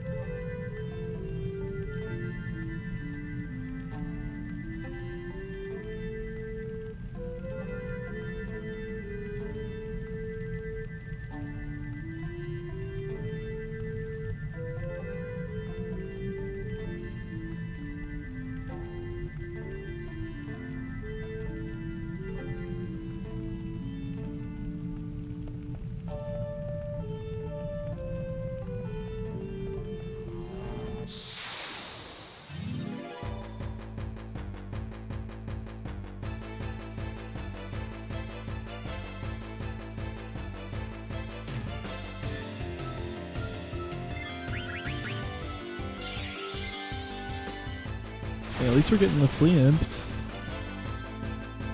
And this is actually only encounter number 4. It's quite good for the whole arc split at this point. Hopefully it's only... Well, I guess 5 is average, but yeah, 4 and they're all flea imps. Hopefully we don't get any more. Nice, Lumbo. Big progress. Hell yeah, dude. Only if you need it, other side. We don't really need it. and often the gyms will just get in the way and make my menus longer, like when I have to equip accessories or sell things. It doesn't give you XP as well. You can get XP from them, but it's a slow process. Softing them is pretty fast, but fleeing is faster. So since I had preempt with Zidane, one of the epitaphs, Freya, was slightly faster, but Zidane was very close, so I just went ahead and waited briefly and fleed still. But yeah, fleeing is still faster than softing, because there's still the victory jingle you have to watch, and the confirmation screen, which does play pretty fast after a soft, but yeah. The gyms can be annoying, and yeah, I don't need the AP. I guess technically we would only need one ogre after arc if I did soft one of them, but you usually just want 2 ogres anyways for XP. Yeah, softing those don't give you XP.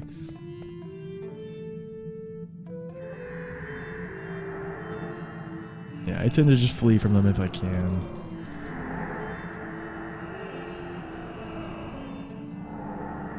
But there is a situation, if we somehow only get 1 ogre all the way on Hildegard 2 and 3, I would have wished that I softed one of those epitaphs.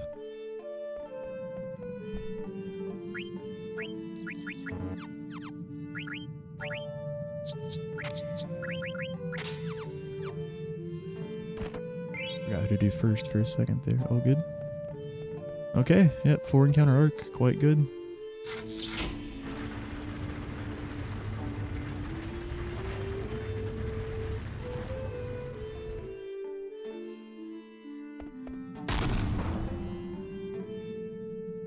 Yeah, something like that.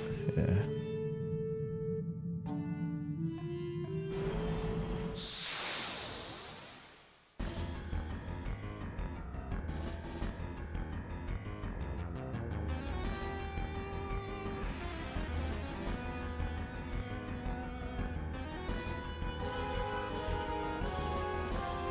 Yeah, we don't get those too often, man. Okay. Double preempt.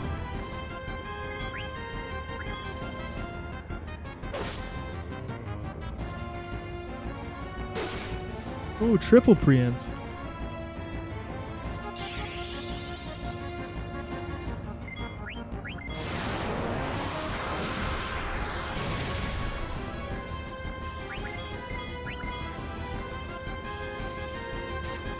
Let's go.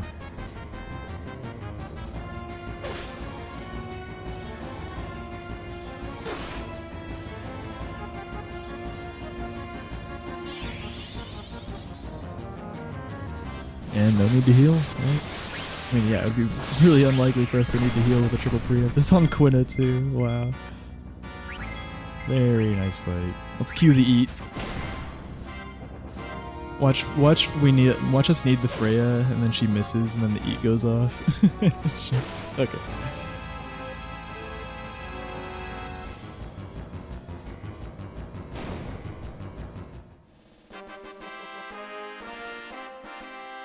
Yeah, Zidane has accuracy plus here, but Freya actually doesn't, so she could miss. Pretty rare though.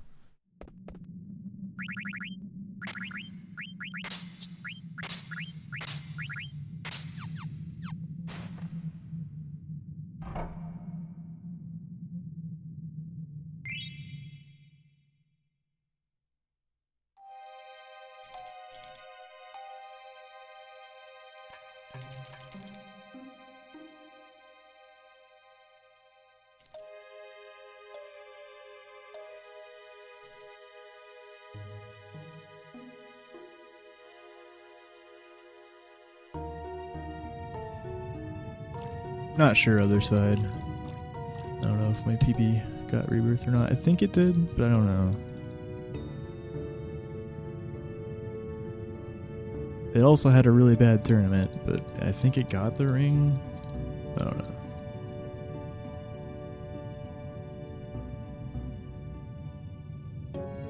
Arc Rangers.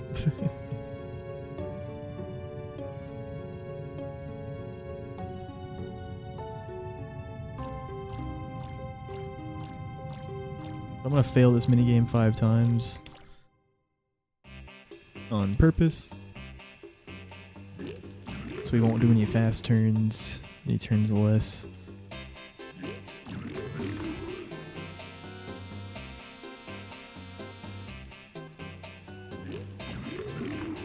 Why am I doing slow turns right now?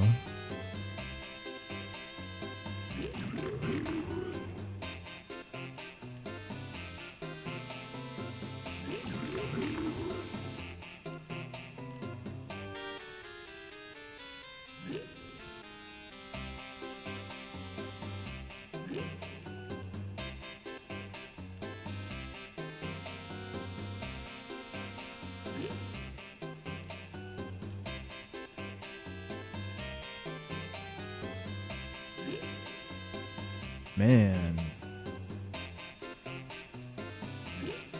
Oof. A little risky there. Yeah, unlucky Hedgehog Pie though. He kept staring at us.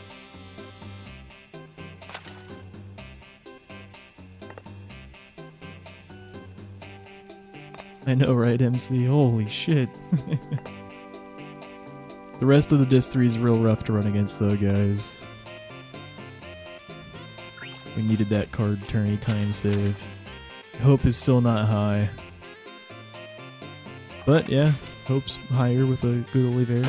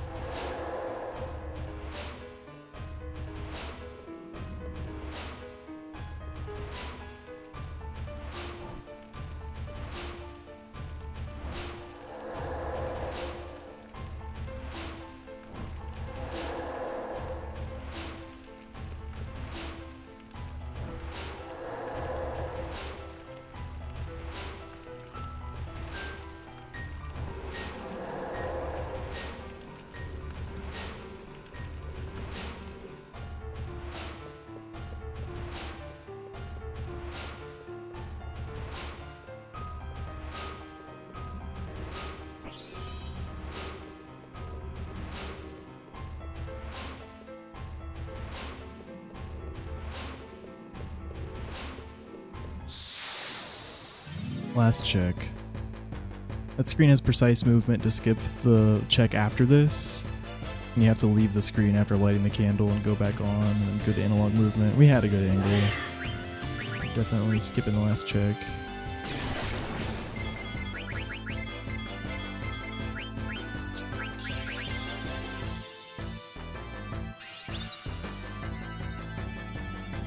I queued off that Bazaar as fast as possible so I can hold Flea.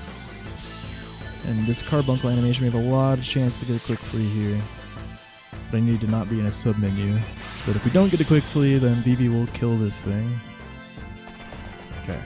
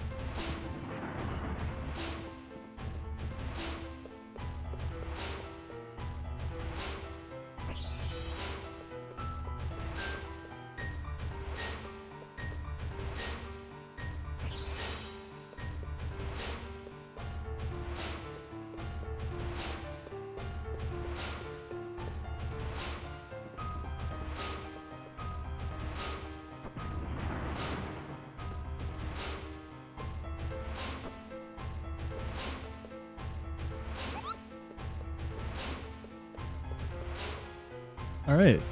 Just the one encounter, not bad. We're losing time. My PB clearly had 0 and probably a good hedgehog and Valley of Pirate fight. We had a slow hedgehog. The one encounter was not too slow. Electrocute Carbuncle quickly.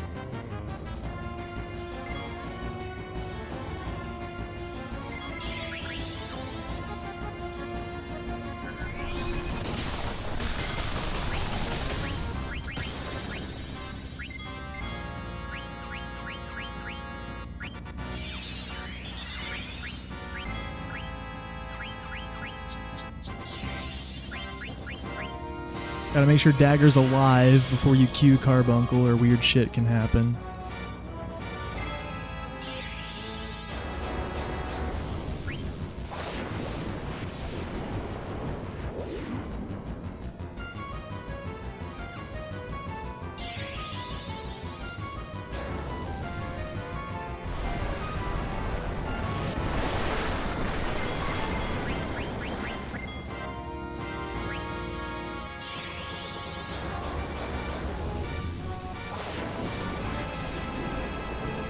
Yeah, it sucks he got a turn and killed someone, but of all the people he could have killed, Dagger's the best. I think Steiner would have tanked the Blizzaga, yeah, for sure. But if Steiner somehow got killed, then we would have had to use Dagger to resurrect, and she has a 50% chance to fail any action currently. She's like in her lost voice state.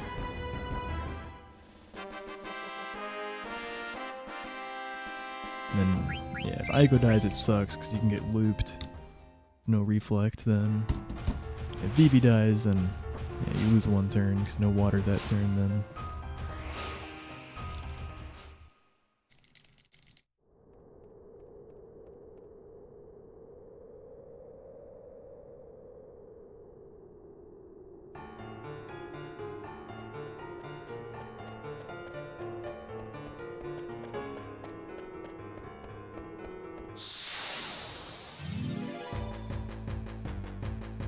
My dude casting magic against a reflected team. I know.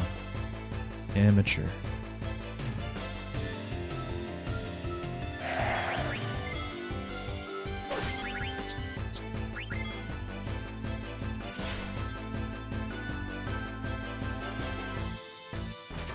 Thank you for not killing Freya before Amaranth threw that, Sir Ogre.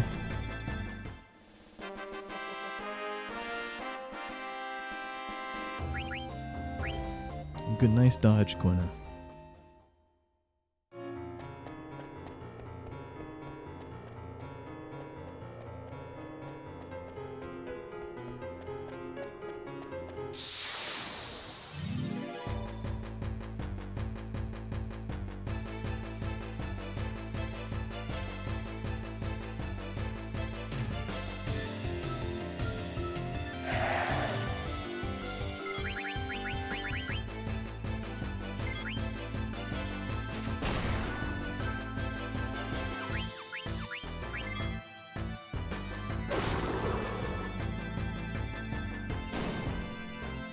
Checking to make sure he didn't kill Freya.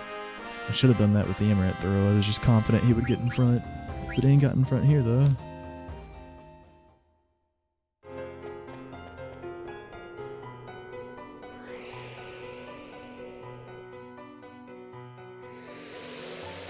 It's a good one, right?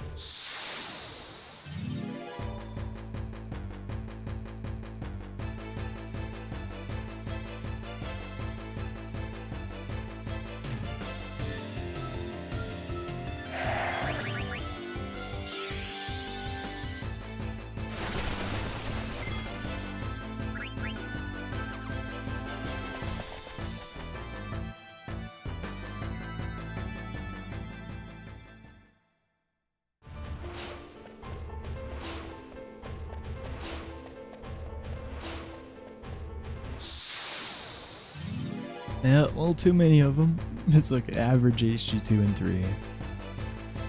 2 each. Yeah, we are gonna... My PB clearly had a very good split. Probably like 3 encounters total, if I'm to guess. Maybe 4? But yeah, we still have Estogazla to go through and Little Mount Gulag.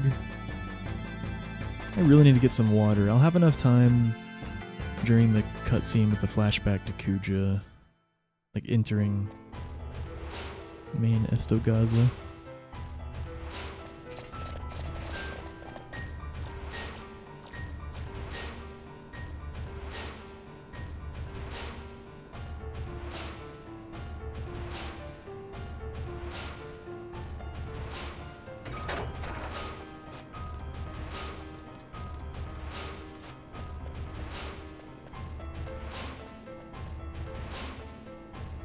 Maybe right here, but I don't know. I feel like this isn't that long of a cutscene.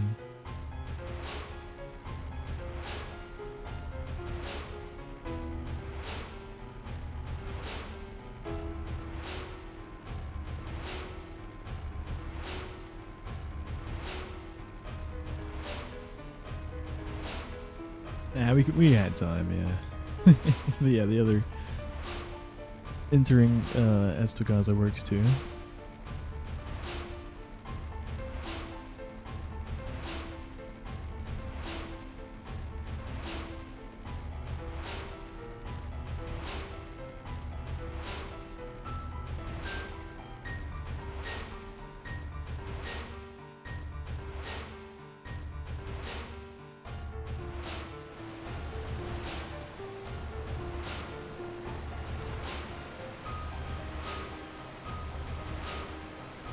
Yeah, stay hydrated.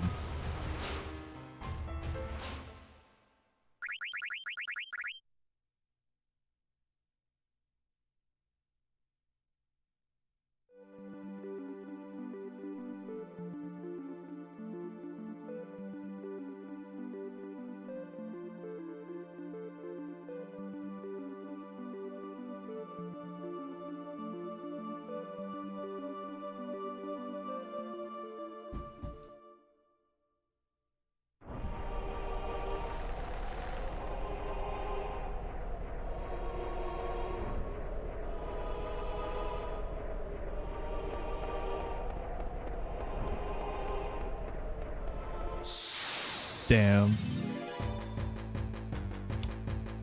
Shit.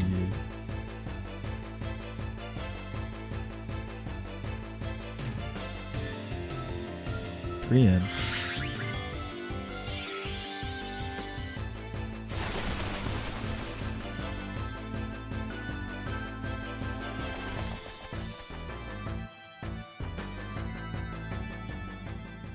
Alright, getting some water.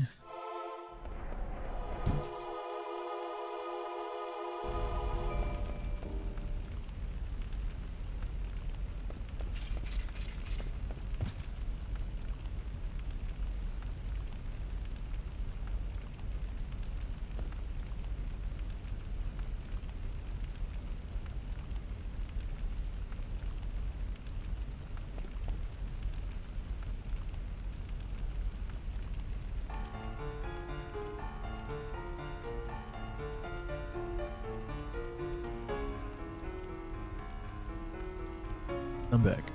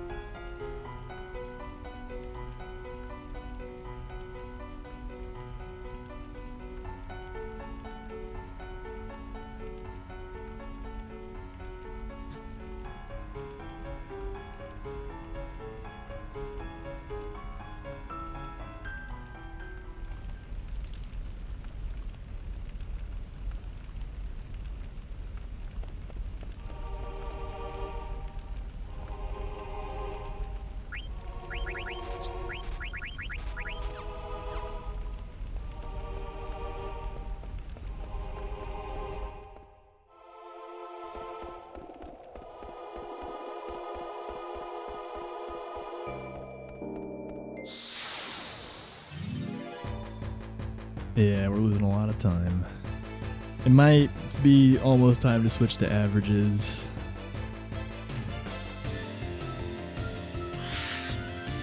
We'll see how this split goes at least.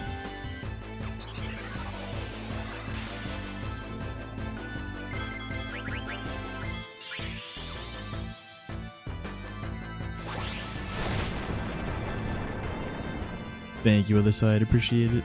Yeah, we'll be finishing this run regardless. The hopes were pretty low after card tourney. Oliver picked him up a bit, and the DP wasn't bad. It was decent. Yeah, this is not good. We'll see though. Maybe we'll get some fast boss fights here. We're definitely losing a couple minutes.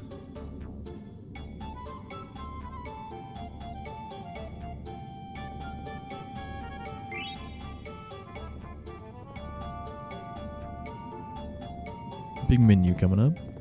I like this menu. It changed recently. Stopped putting the promised ring on Amaranth. Changed the order of the menu a bit.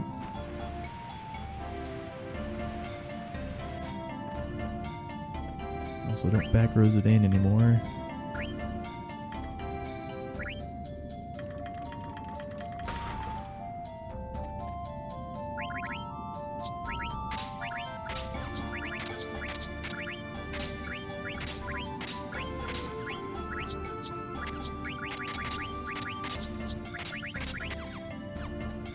Wait. Oh, I didn't heal. That's fine. I can heal at the bottom here.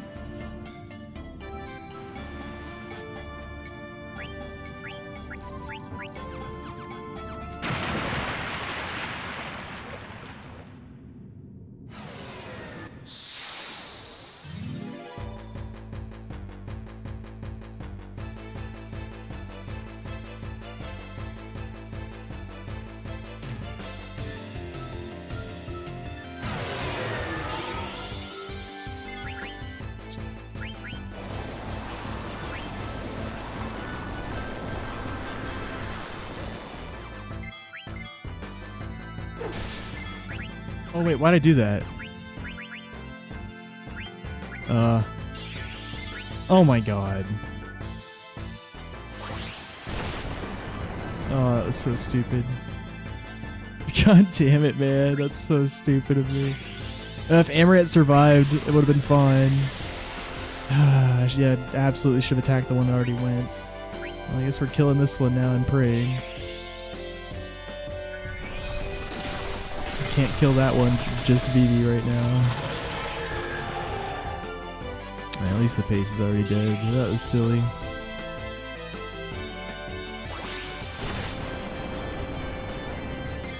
Yeah, it worked out. Actually, no time loss for that. Actually, no time loss for that, thankfully. That's funny. Alright. Unless Steiner misses. He didn't miss.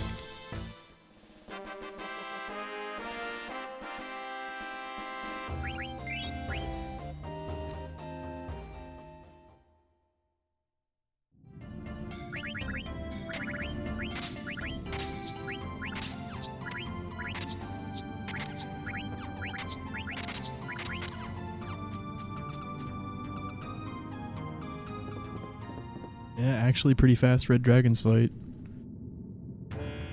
I just shouldn't have Soul Bladed. The Soul Blade is just a waste.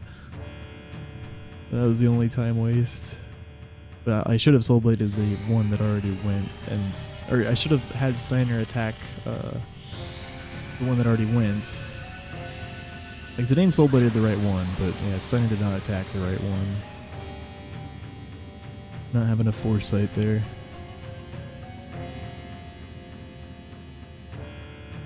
Yeah, thankfully, basically the one dragon had an extra turn where he wasn't confused because of what I did. But he just cast Aerial Slash and didn't kill anyone, thankfully.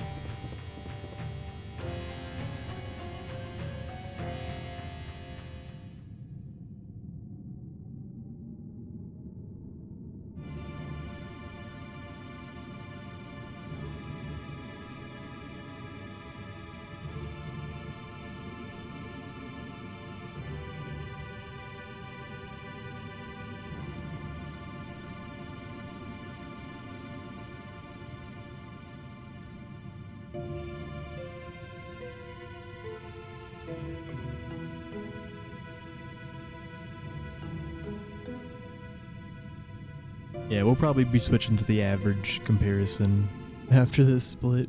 I'll let you guys see how much time we bleed at least, though. Like, yeah, Red Dragons was pretty fast, but yeah, 6 encounters. I mean, 5 is the average for this split. It's just my PB definitely had less than average. Yeah. Probably had like 3.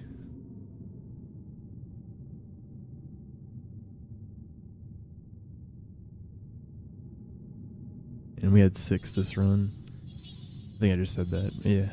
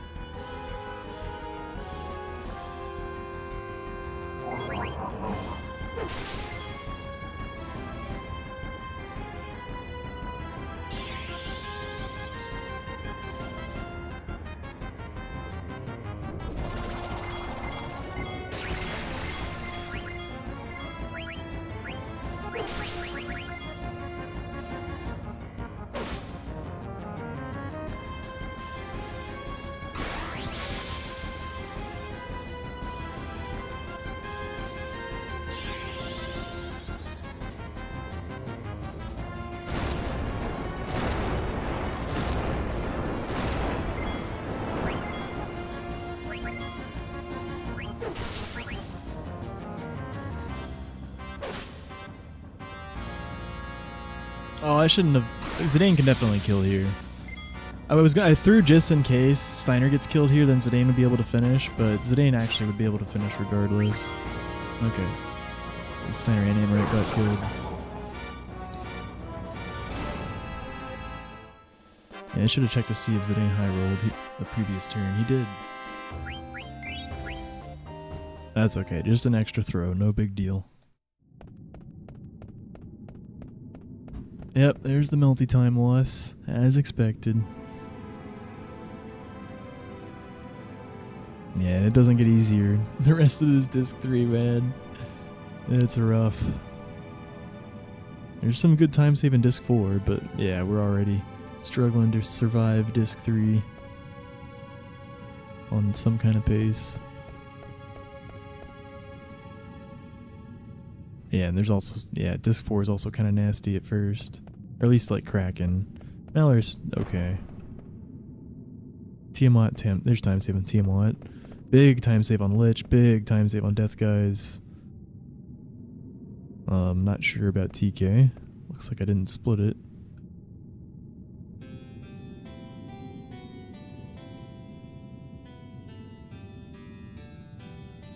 So, we just got through the disc 3 gauntlet. Almost got through it on pace, but Melty Split didn't go our way. Good boss fights, just slow encounters. 6 of them.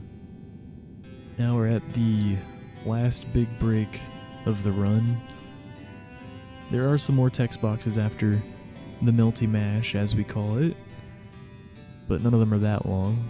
Mostly gameplay from after this section. But yeah, in a second I'm gonna run to the dining room, and then it's like 7 minutes of text boxes. It's a long one. At least 6.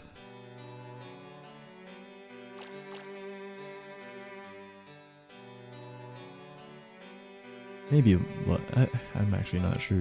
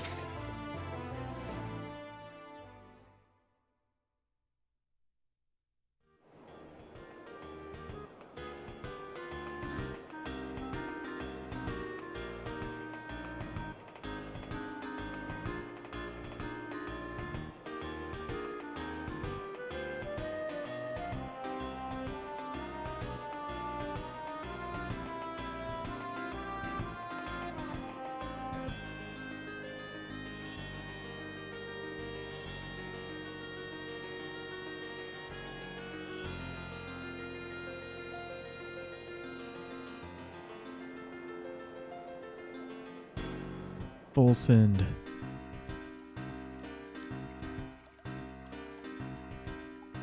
No holding back. No fear. No hesitation. Only speed.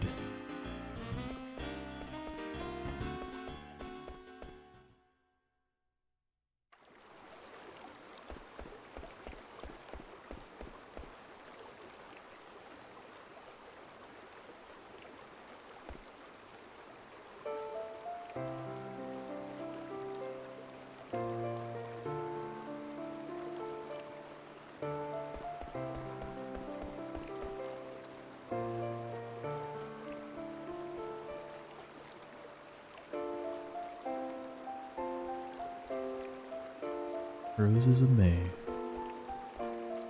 Do do do do. Do do do.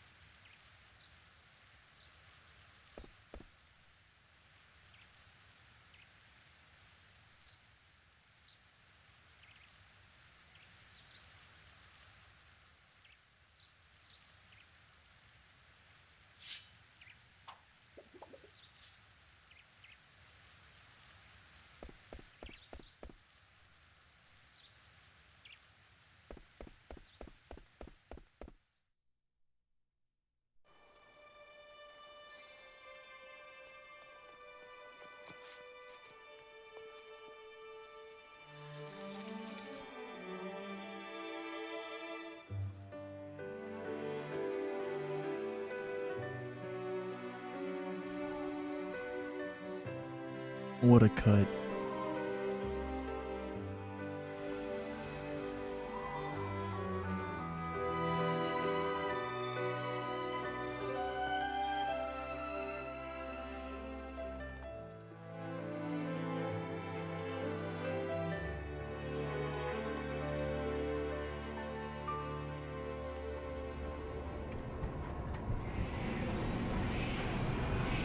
Such a beautiful cinematic. That ran on the PS1, by the way. I'm running on a PS2, though.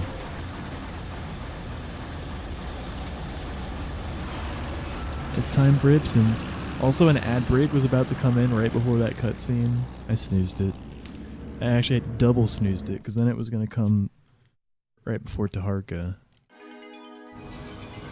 Now it'll probably happen, like, right after Taharka. Before EG.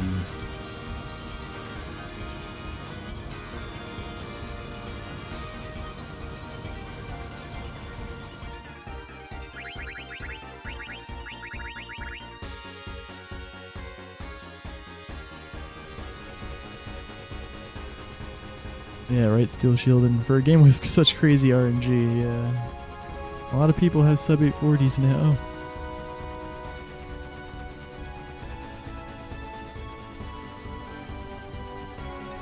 Well, not a lot, but yeah. Sub 830 one day. Surely. Oh.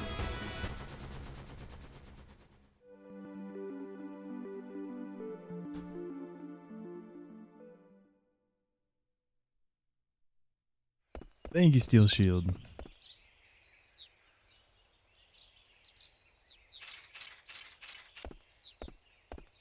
Yeah, I was pretty fortunate to get that run. I didn't have to grind cutscene remover as long as I felt like I should have had to get that. It was such a crazy run, luck-wise, that Death Guys killed us twice, and we still got the sub 4. Death Guy's deaths don't take as long on cutscene remover because you don't have to listen to the whole dialogue with Kuja before the fight every time, but still, each one is probably like a minute.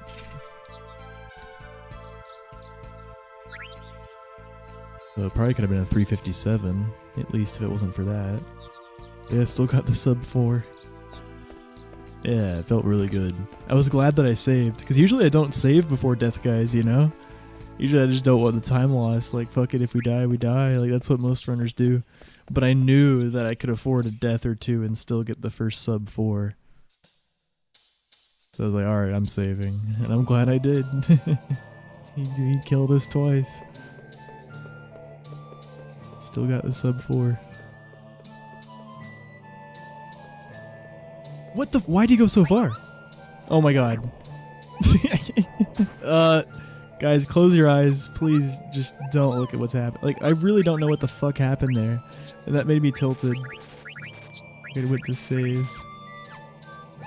He ran so far. Okay, we didn't get an encounter.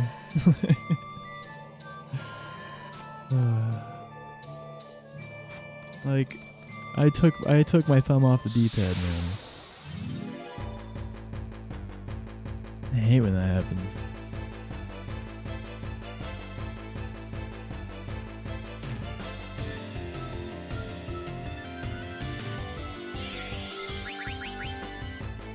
We're doomed.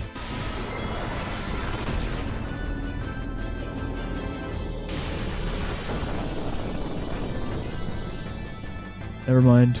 Not doomed.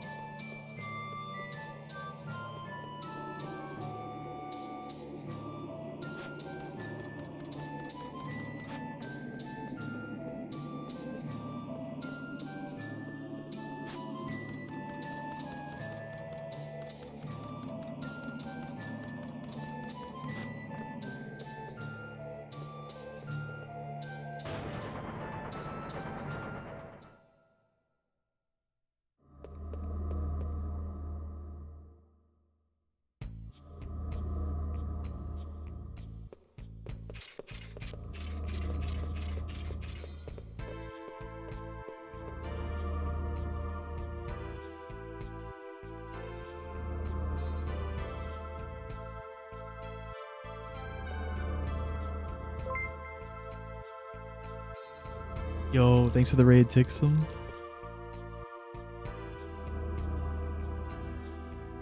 Legendary 120 SM64 runner. Hello.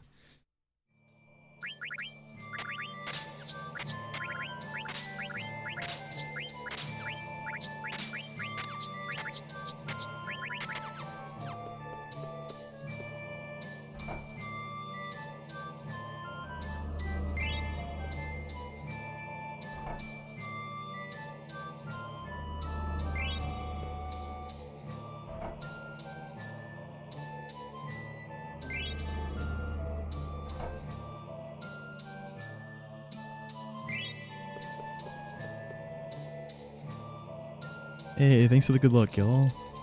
Yo. You weren't running SM64 today. What were you up to? Oh, wait, no, I think I saw you were doing Lethal Company? Was glancing at my following. Yeah, I hope it was fun. I had the world record in high quota percent when that used to be a category. In trios. It was just a meme though. There's no competition. And now it's not even a board anymore because high quota was just kind of pointless. I should have focused. Oh well. Doesn't matter. Should probably heal Vivi here. But, yeah, let's just play it smart. Whatever. Yeah, we're gonna go ahead and switch to averages. Get the red out. Record's pretty much, dead. PB's dead. RNG's brutal in this game. I'm attacking with Steiner and he's not dealing much damage at all because there's a 10% chance I'll instantly kill the boss if I inflict the heat status effect. So I put add status on in the menu.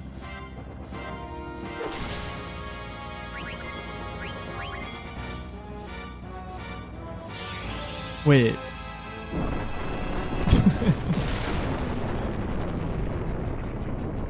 I'm stupid.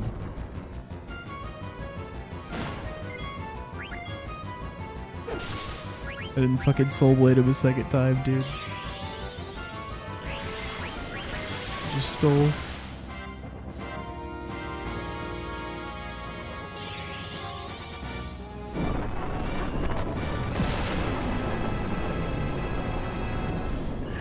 Nice. Doesn't matter. Still got the kill on time. That poison tick came in just in time. Hell yeah. I believe an ad break is coming in. Actually good timing at this point. Well, actually no, the menu though. And I have to snooze it again. The triple snooze.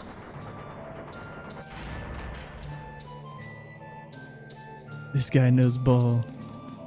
You're struck by lightning as you're entering the ship on the final day of a 10 quota run. Oh my god.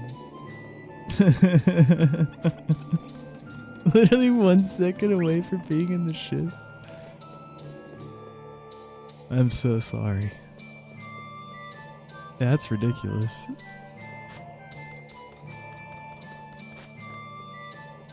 What are the odds? It was the GOT ban. Yeah, that really sucks.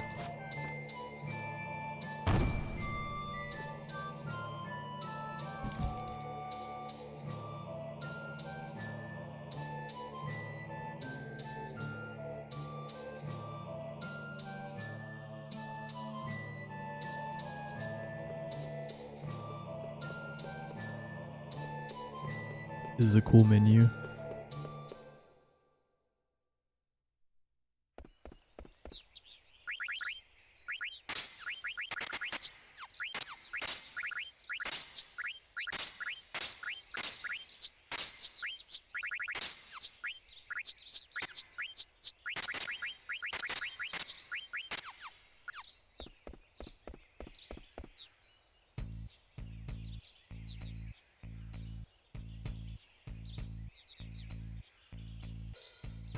Yeah, that menu's why I snoozed the ad break another time.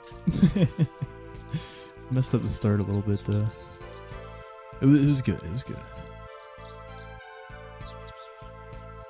We freaking like the top FF9 runners save state the crap out of menus so we can do them real fast when the time comes in the run.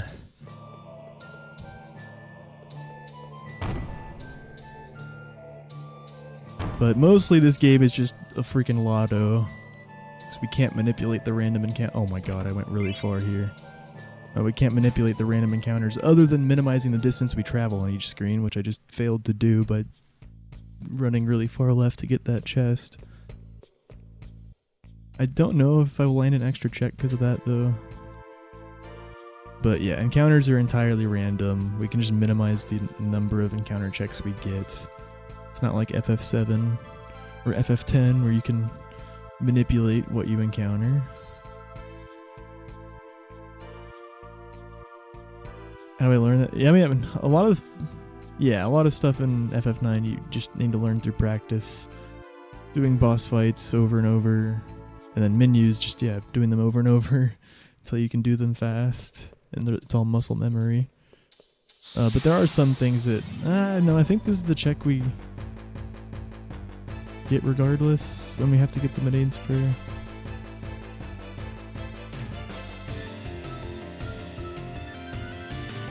But there's some things you have to just do runs to learn, like backups for when things go wrong with skill learning. Like if someone dies in a boss fight where they're not supposed to die, you get less AP.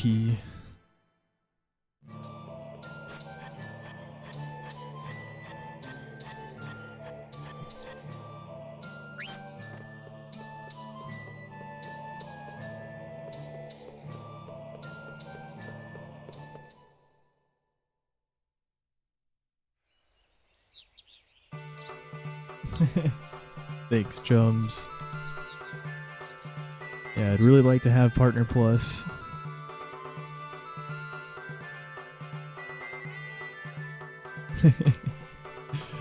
Yeah, you get 60% revenue instead of 50%.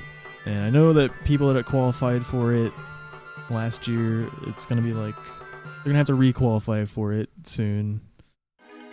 You'll be hearing more Partner Plus pushes again. Like, the benefits last a year. You have to get 100 sub points in a month.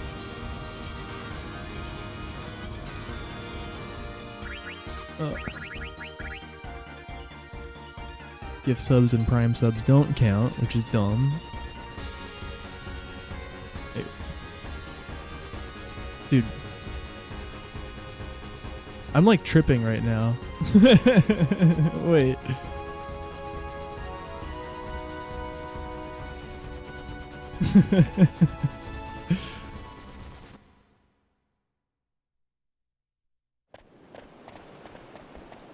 I don't think I've ever failed to go the right way here before. I think that's a first. It's literally just go straight. I guess I was thinking about, I was trying to go to the volcano or something. Oh no. Alright, yeah, the 3-minute ad break. Once per hour, all at once, coming in right now. Thanks for watching. Oh yeah, tier 2 counts as 2 points, tier 3 counts as 6 points. I need to hit 100 points for 3 months in a row.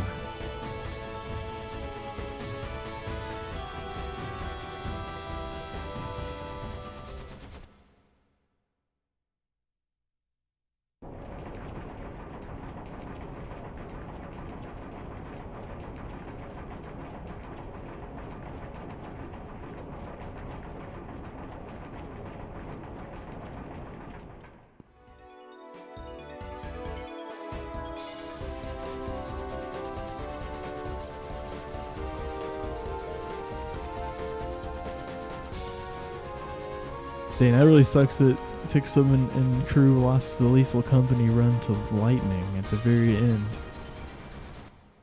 That's fucked up. Thanks, Lumbo. It's averages now, man. It's too far gone.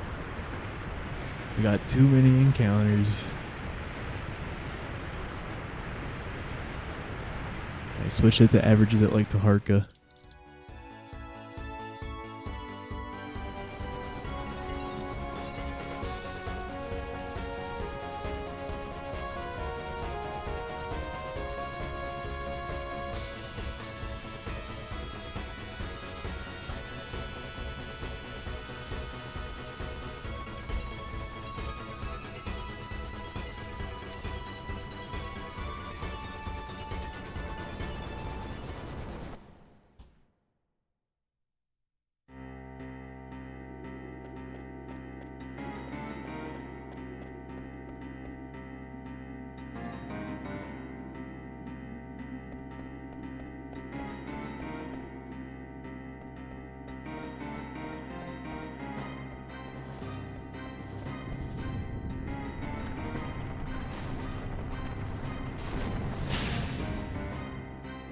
Lethal giveth and lethal taketh. That's what we say for FF9. Yeah, it's a long run. We have a cutscene remover mod now, though. It's been around for a while at this point. For the HD version and for this version. And I have the world record in that. Sub 4. 3:59. It's crazy how much shorter the game is when you take out all the text boxes and the FMVs. And yeah, I think he also took out all the victory jingles at boss fights and the boss fight intros. Something about the random encounters are shorter too. Yeah, he did Muscle Belt, the guy who made it, did a really good job just trimming it down as much as possible. But it's really just gameplay. Yeah, the record for that is sub 4. And the record for the full run is 8:33. It was a recent record a couple months ago. For the past few years, it's been 8:34. Not really costing, no.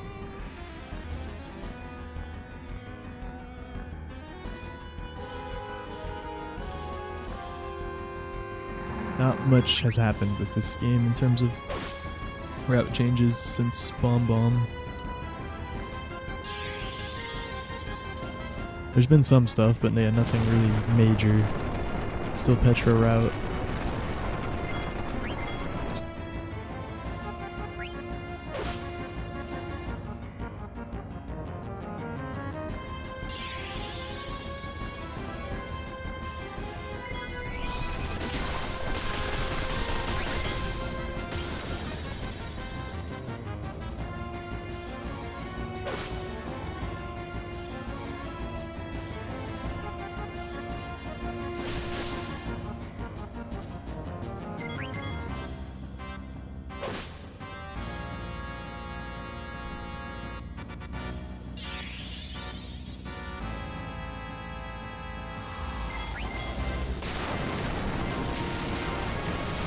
Yeah, high roll crit if I want to eat this turn. There is 2, 6, 4, 7 left, man. He might kill Quina here. Let's see. That's good. Come on, high roll, please. Oh, okay, that works. Would have liked that the previous turn, but.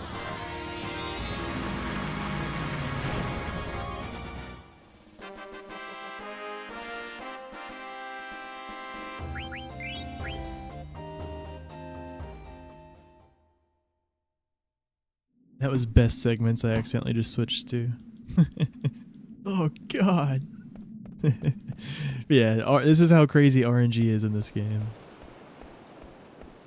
Just like best segments is basically getting no encounters nearly and perfect boss fights.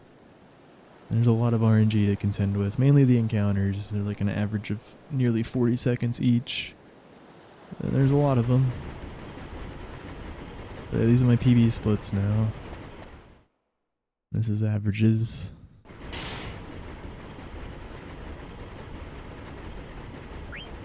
Oops.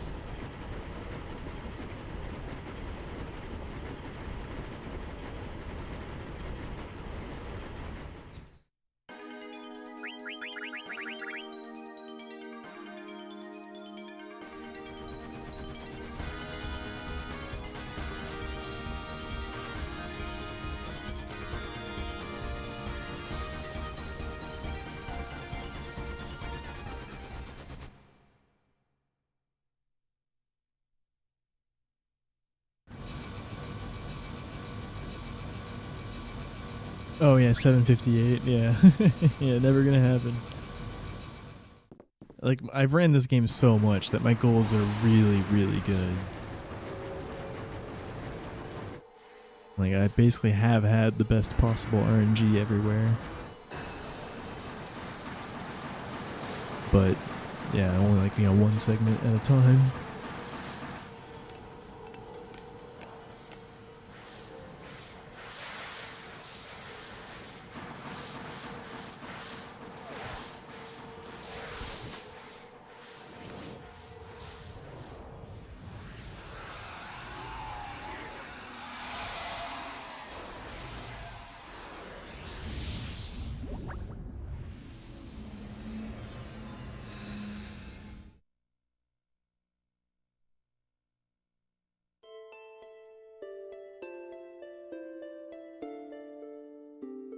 Let the red flow through you. This is the power of the dark side.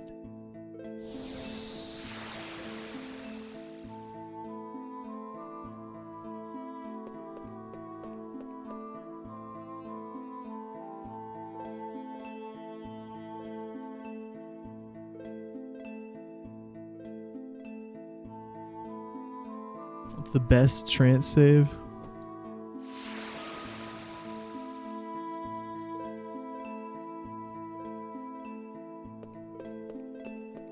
Either like Sea Lion or Gizmaluke. Probably Sea Lion. Like if you get like a freaking crazy early trance, it never really happens, but like right after the Bizarra counter, that would save so much time. Usually it's like a few turns after at best. Like Giza trance, you just need 2 shift breaks and 1 attack to kill him, so that can be huge. Red Dragons theoretically can be a crazy trance, but also it can shoot you in the foot because you can't confuse the dragon anymore, and you need Vivi and Amaranth dead but Zidane and Steiner alive to finish the fight. But if you get like an immediate trance and from like an aerial slash or twister that kills Amaranth, or he can suicide and then you can also kill Vivi. Like if you can somehow get the perfect fight and just have Vivi and Amaranth die and then grand lethal, that's actually huge.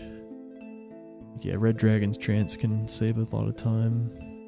Amaranth trance can be nice, but it's not as crazy as those other 3 I mentioned. Yeah.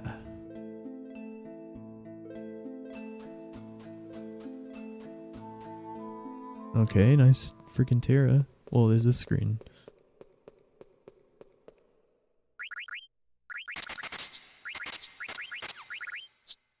What? Where's my feather boots? There they are.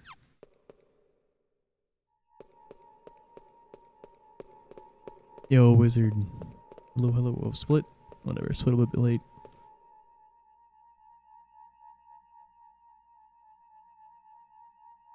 Save some time against the PB, look at that. Yeah, I split like 5 seconds late too. But yeah, we're still very behind. Yeah, 0 encounter brand ball.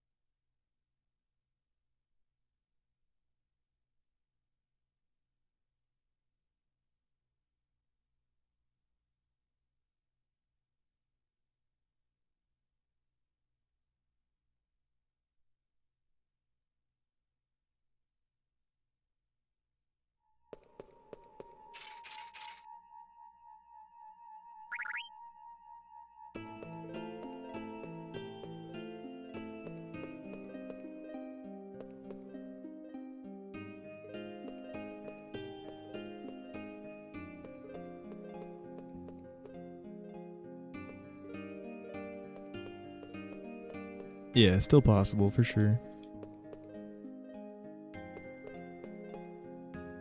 But unrealistic at this point.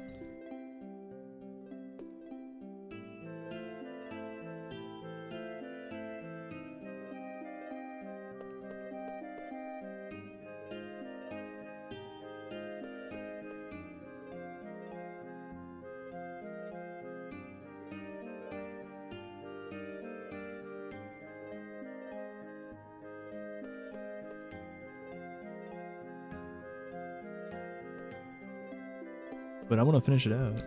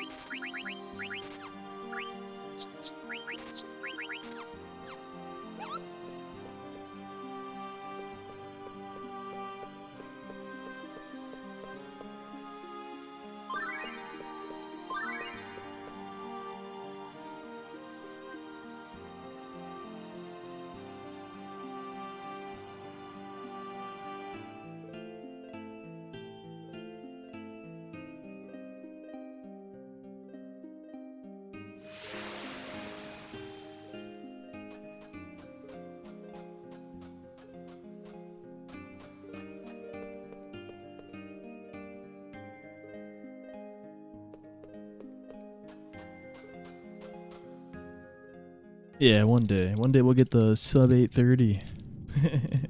Imagine.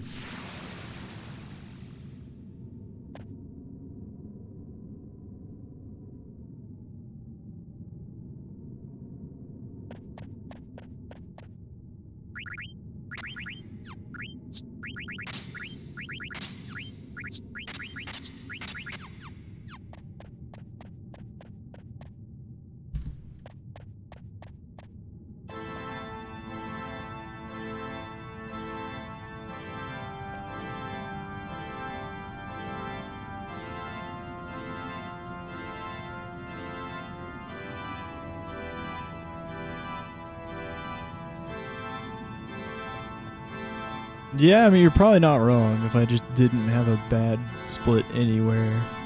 They were all, like, good. Or really good. Yeah.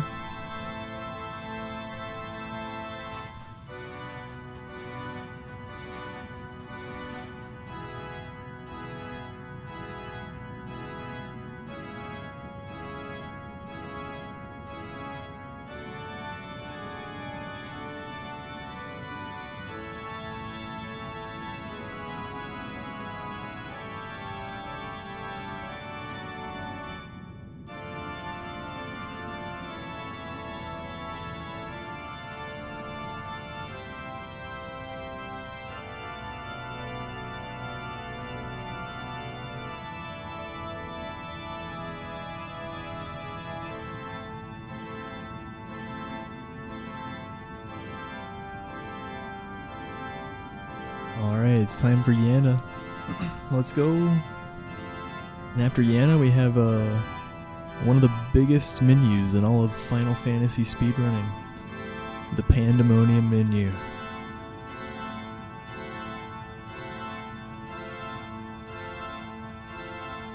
Hell yeah.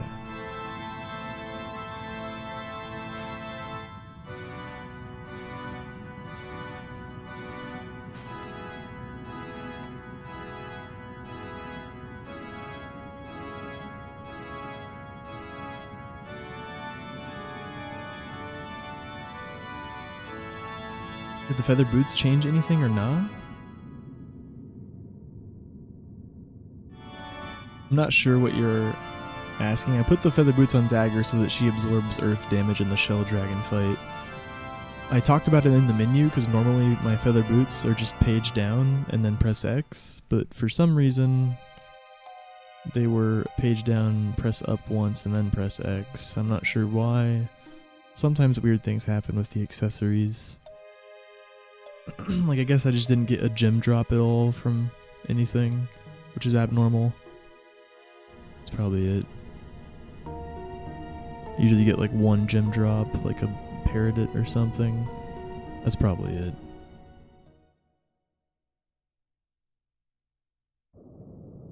Or a Sapphire. Yeah, the Lapis on Melty for Steiner was also only down 1. Usually it's like down 2 or down 3. Yeah, due to gem drops, accessories aren't always the same with where they're gonna be, even if you do the run correctly.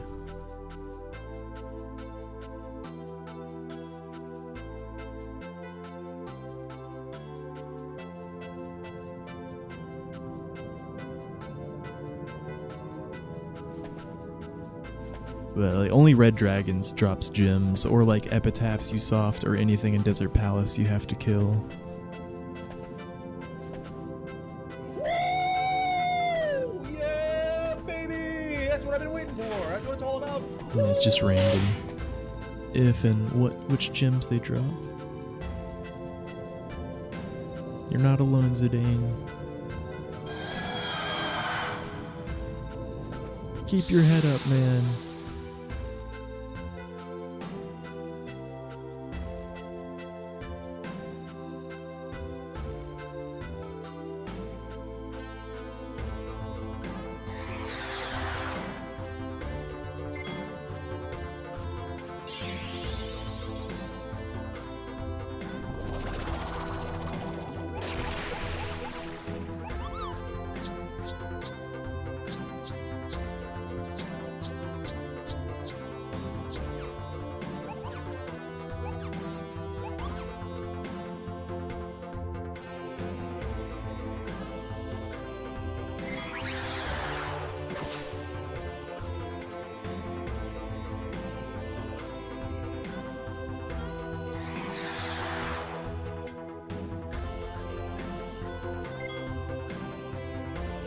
Good horsey.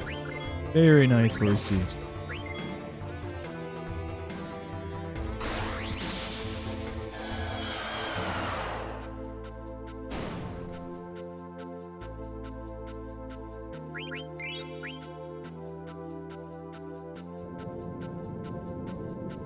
We need Freya and Amaranth to have some amount of XP. That's why we suicide Zidane here, because Zidane gets enough for all of his abilities and a decent amount of HP from Abaddon and Shell Dragon. He gets all of Shell Dragon to himself. That's why we suicide Zidane for Amadisius. If we don't do that, Freya and Amaranth will have ability stone issues, and they'll be really squishy. They're already going to be squishy compared to Zidane and Steiner regardless. Okay, we might need an Elixir Steiner here. You can have him attack himself, but I usually don't like to risk the chance of him missing. Fuck it.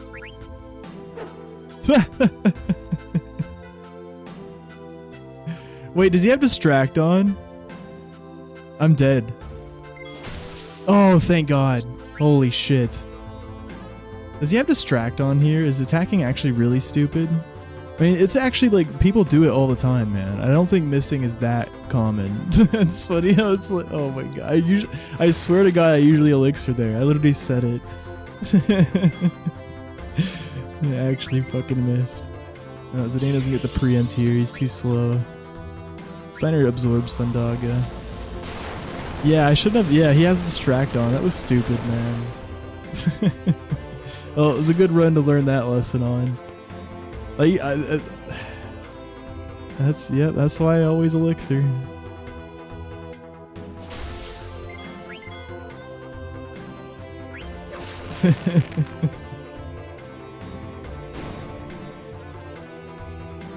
Yeah, keeping you on your toes.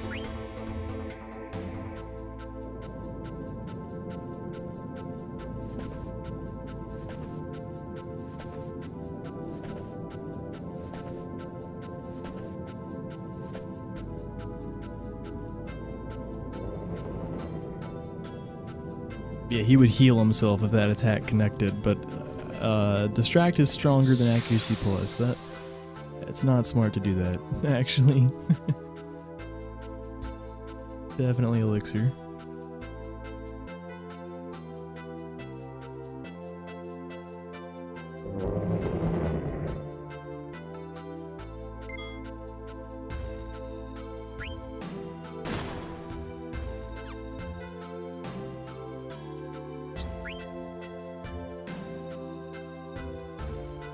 This is a bit risky. Bet he earth shakes though, yeah. Alright, do one more tick.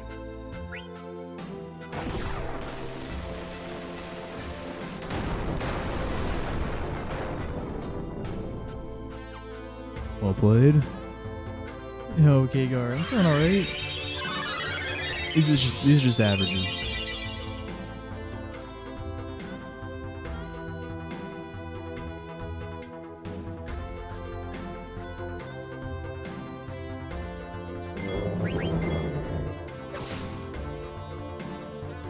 Good morning.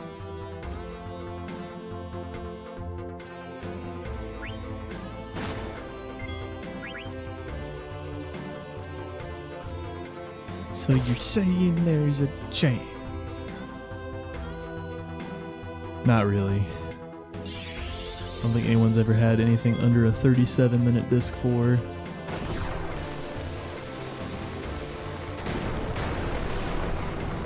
How risky is this? Not too risky. Kinda risky. We're definitely risking it. No, we get one more tick, right? We get one more tick. Right? Yeah, no, not risky. Not risky.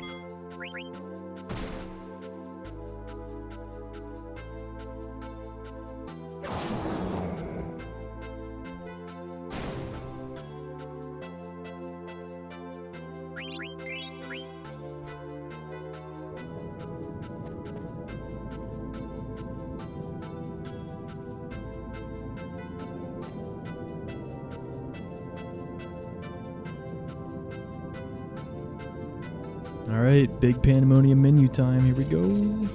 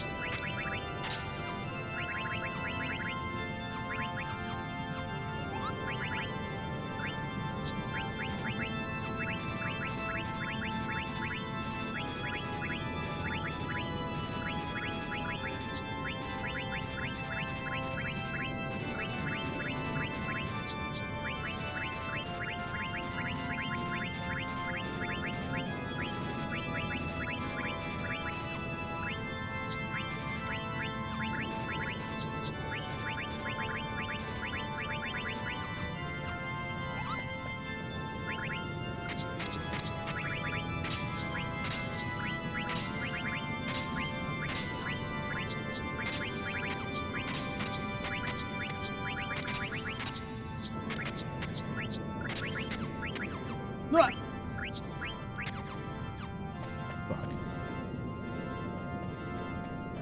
It was almost perfect until the end. Except I was having some issues selling things quickly, double tapping X in the right rhythm. It's always tricky.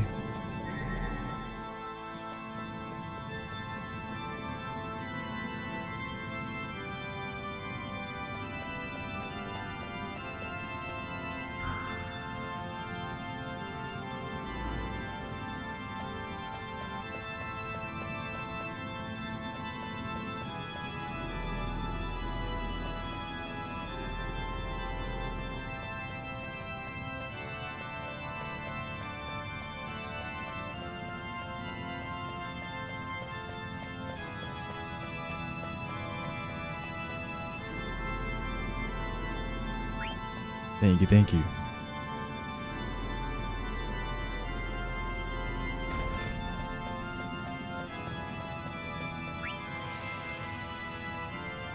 The streak lives. You can always watch the VOD. It's not my fault anymore. I can't kill your streak. I can make it harder. Yeah, because sometimes you have to watch it a really long time or something, right?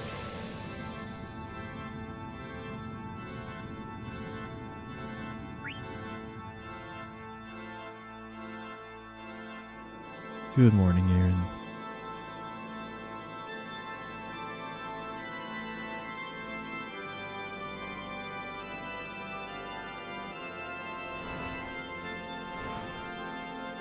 Yo, Pampa Pepe D.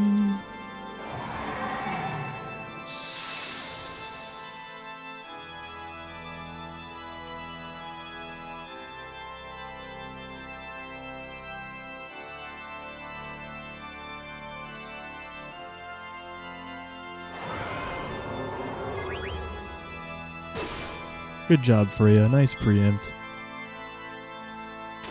Oh my god, that sucks. Bro. And Freya doesn't even get in here, right?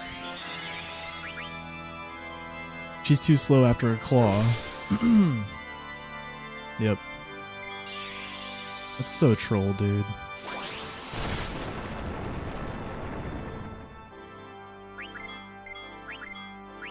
Alright, at least he didn't shockwave after that.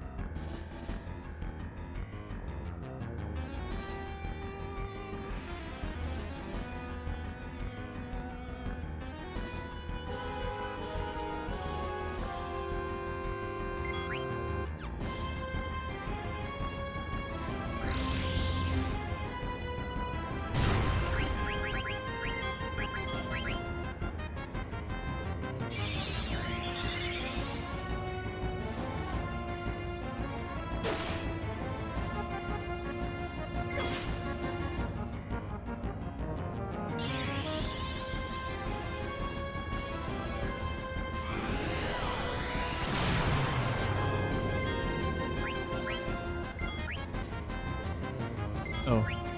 Dude.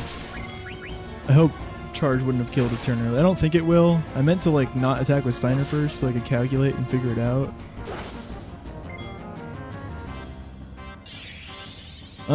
It could have. It would have depended on rolls. He had like 6450 left. It would have had to be like a high roll from Zidane or Freya. Oops. Yeah, I should have attacked one of them first there. Yeah, probably wouldn't have killed though, so probably charge. Not charging was the faster option. Charge is a slow animation. But theoretically, yeah, Zidane could have hit higher than 6450. But in most cases, yeah, probably the right call to not charge there. I should have at least attacked with Zidane before Amarant there, though.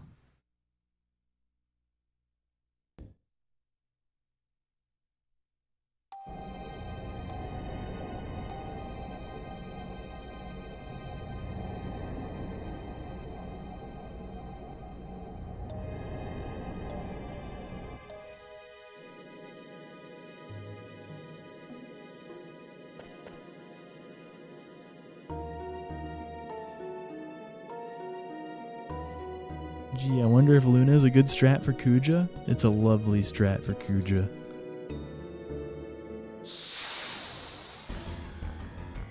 Get angry.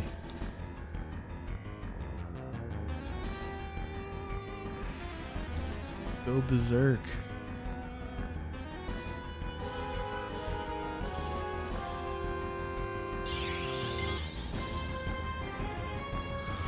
Yes, I was hoping it'd be on Steiner. Doesn't kill, right? Yep. It had to hit Steiner pretty much.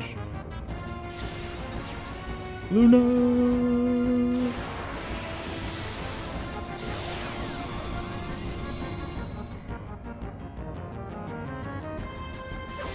Yeah, if someone dies turn 1, it's not really worth it to go for Luna at that point. But here, it's perfect.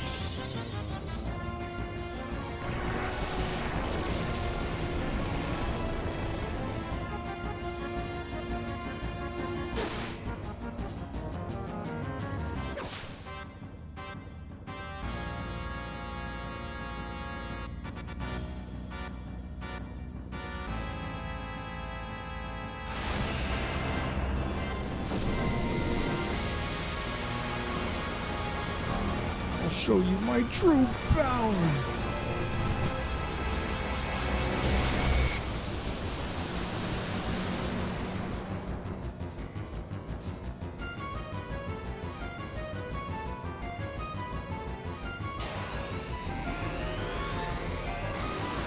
Ultima.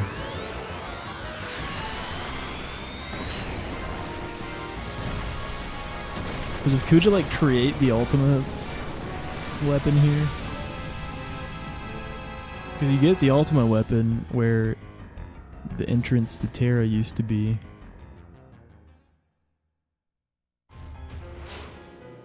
In Disc 4.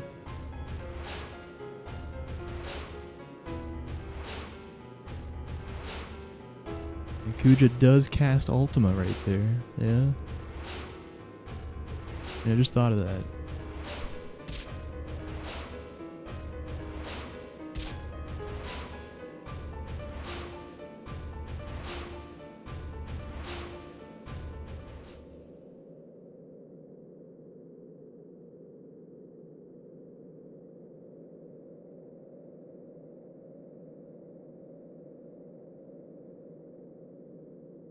I always think, how does a monkey get feathers? Good question.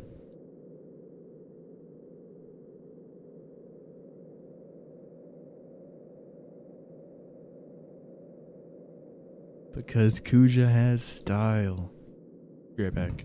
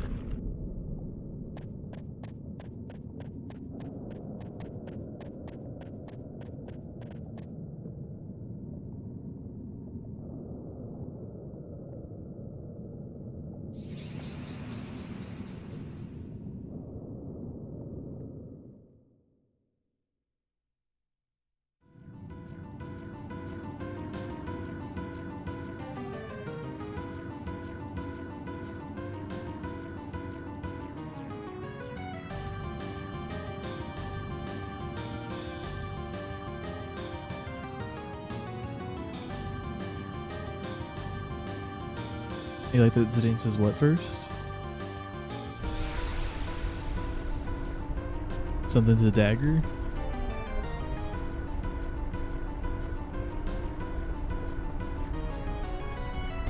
Oh, does he say I love you there? Aww.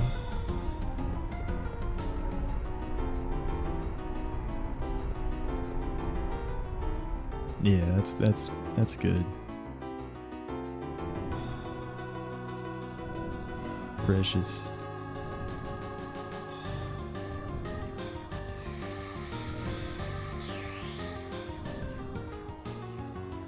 She goes full Han Solo. What did she say? What does that mean?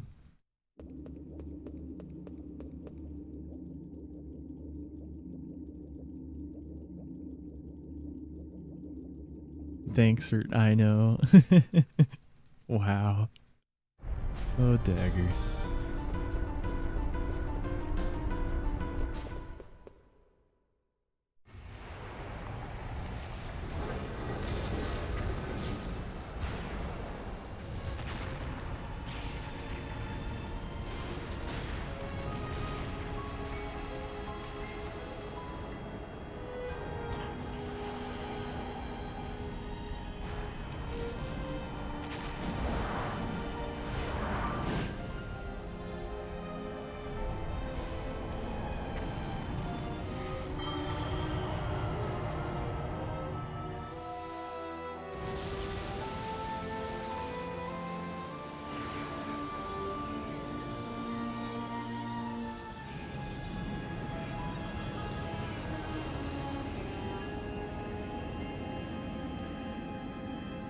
Disc 4, here we come.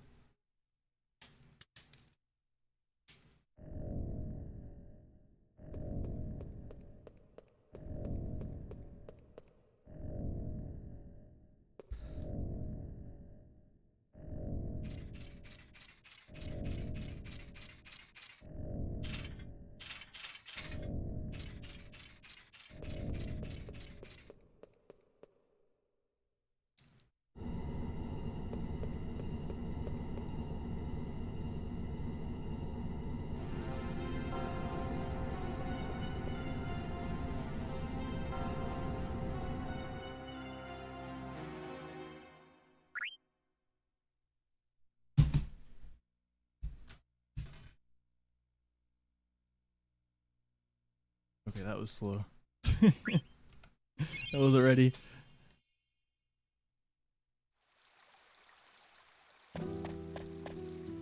I had too many things on my lap.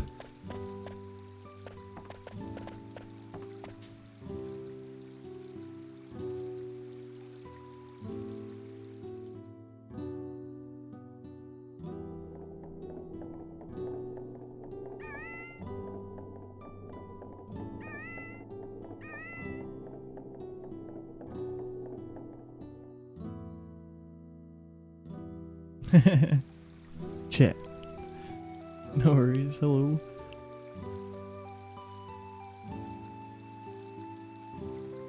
Yeah, let's finish off this run. It is almost certainly not record or PB pace, guys. No one's ever had a disc 4 under 37 minutes, maybe even under 38 minutes. I don't know. Obviously, it's possible if we just gold or match our gold so we could get it 8:30. Yes. RNG's crazy in this game. It's just never gonna happen. A lot of encounter checks in disc 4.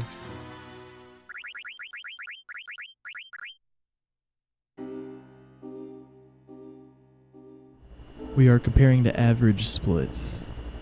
That's why I'm saying we're not going to PB. My PB's an 8:35. If you get lucky, though, we could get a sub 8:40.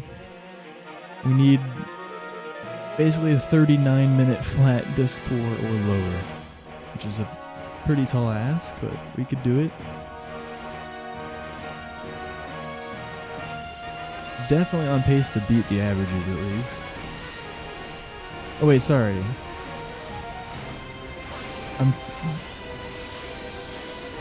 I'm tripping.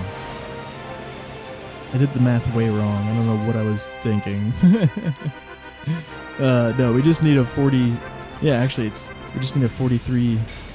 Yeah, dude, what was I doing? I don't know. The end of disc 3 time is 7:56.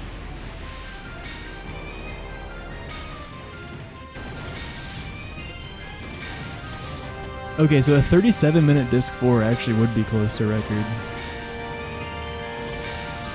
It'd have to be, yeah, we actually could record with like a 37-minute flat disc 4 or lower, but that's like unheard of. Yeah, theoretically, yeah, I could see that happening though, you know, within the realm of possibility.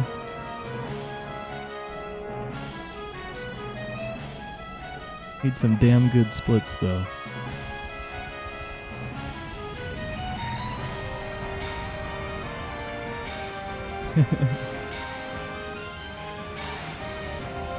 Yeah, I don't know how I was doing my math earlier, but it wasn't with a 756 in a disc 3. Yeah, to get sub 840, we actually just need 43 minutes or lower, basically, disc 4. That's like the average disc 4, actually, though. 42 or 40 minutes. That's how crazy RNG is in this game. It's like you can get a 38 or 37 if you just get perfect splits. The length of disc 4. But yeah, the average is like 42, 43. Alright, how much HP does this guy have? Is it 5'4", 590? Fuck, wait. 5'4", 941.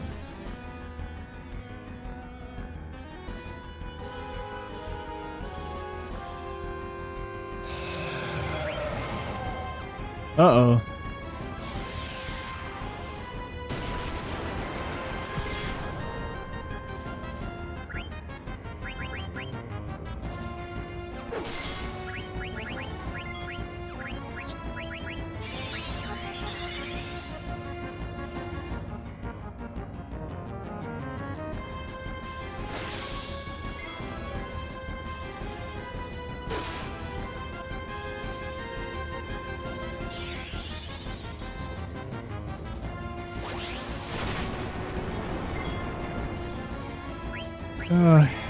Yeah, I'm just playing it safe. Actually, fuck it, I'll attack here.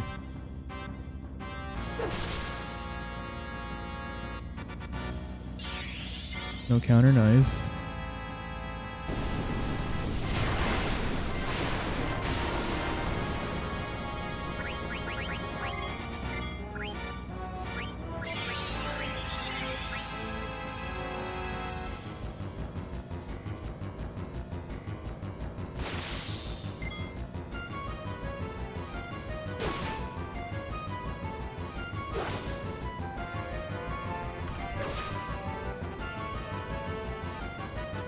No counter, nice.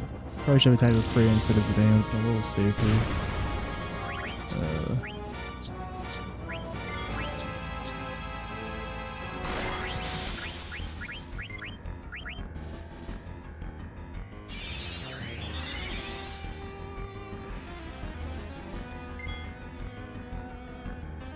I need a crit. Come on, crit. No. Alright, well, he's dead, at least. A very slow Nova. At least we didn't die. Glad we still get to finish the run. Oh, I'm surprised that... Oh, yeah. Wow. He had 4,400 left. I didn't even realize Amaranth could hit 4,300. I should have attacked with Zidane. I thought Amaranth would kill, for sure.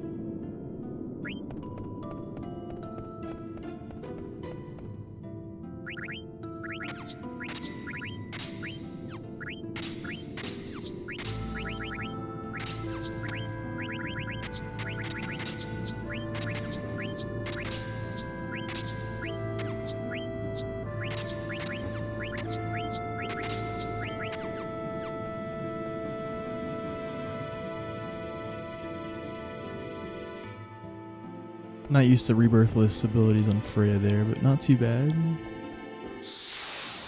Shit, last check.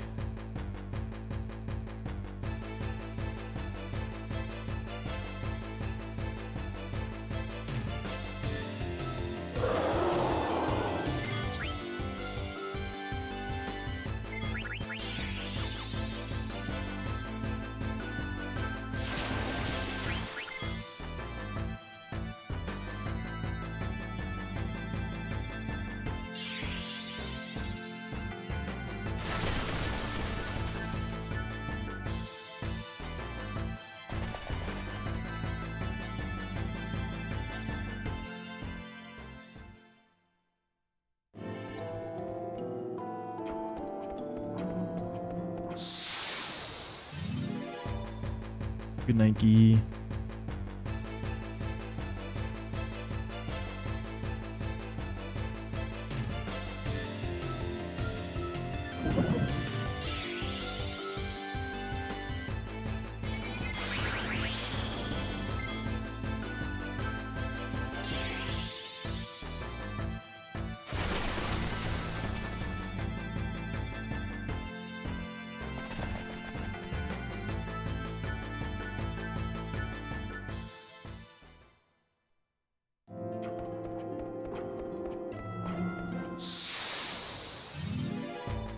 Funnily enough, I think if I suicide Steiner here for charge strats, he won't even have enough MP for 2 charges, like with him attacking with one of them.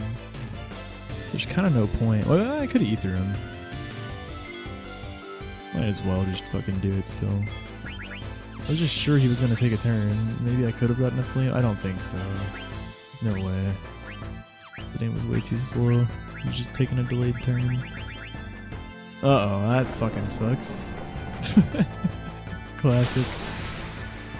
Oh, our XP's fucked.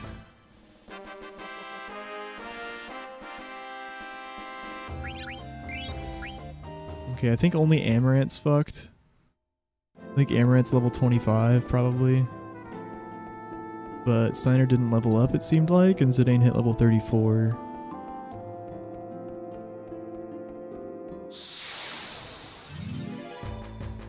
We'll see in the menu here in a second.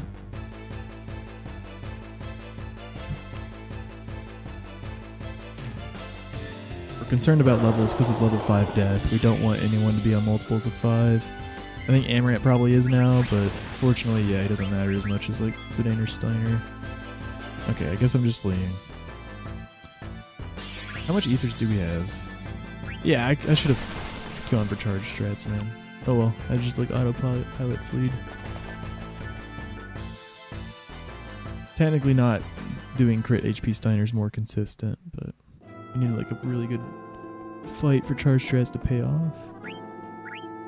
Yeah, he's 25.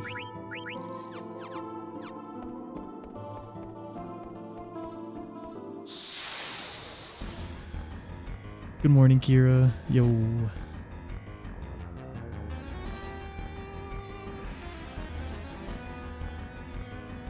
Sorry, crit HP charge. Crit HP Steiner strats is what I meant to say.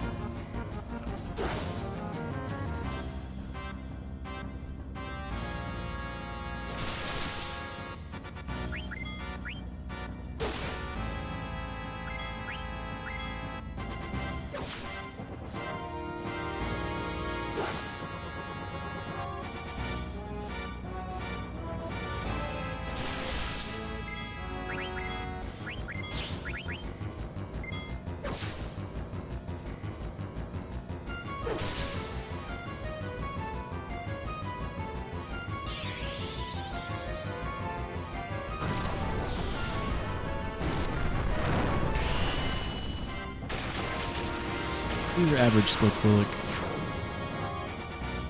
Good morning, dude. World record's a big ask in this game, man. You have to basically win the lottery with encounter luck and boss luck. We're finishing it out.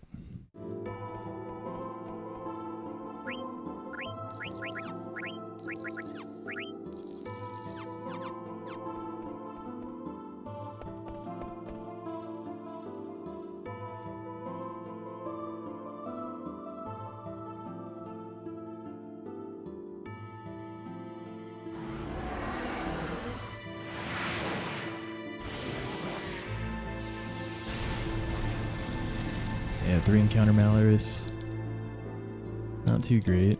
Yeah, we played the fight well. I knew I couldn't kill. Yeah, obviously we needed 5 attacks to kill, so no point to charge the turn before I jumped, and then I just jumped and did 2 attacks.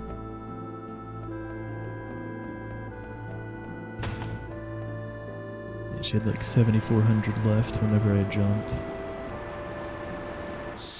Ideally, you want like 2 attacks left on the turn. Like, you want to bring her down to 2 attacks from lethal on the turn before you jump, because if you crit, if you're bringing her all the way down to only 1 attack from lethal, and then one of those attacks crits, then you're just gonna fucking die. So you want to aim to like bring her to 2 hits from lethal, in case one of your hits there crits. And then the next turn it'll be jump in 2 hits or jump in 1 hit. Or sometimes jump and charge and multiple hits if you need it. But yeah. That was a really early Tiamat screen check. Holy shit.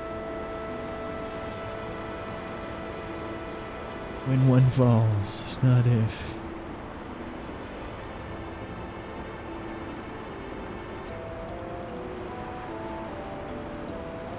Well, you still can be good. You just want to prepare and not die because you crit, and you can play it safe.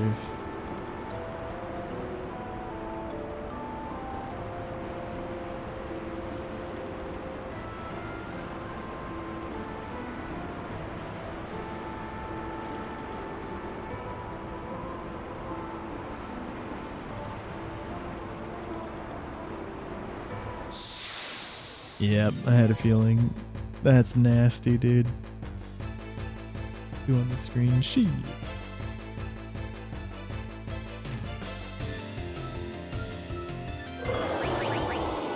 The Fleet.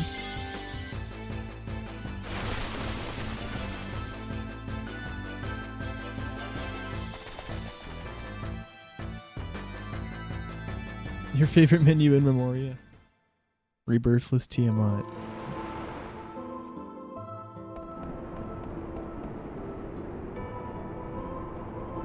It's just very complicated. Steel Shield depends on how the fight goes. Often Rebirth Ring can save you time, because you have more.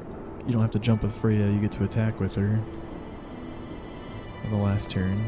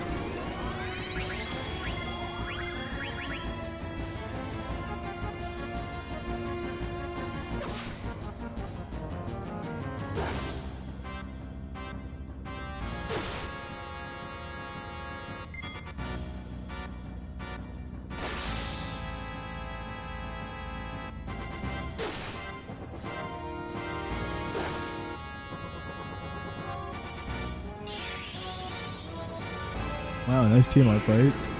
But yeah, 2 encounters sucks.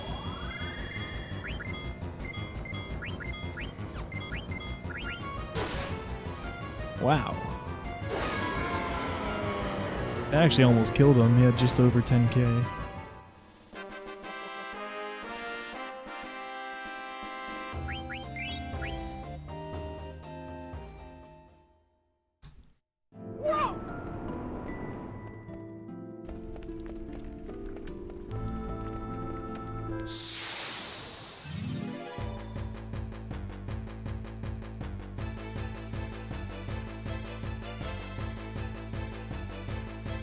I need crit HP Steiner for Kraken.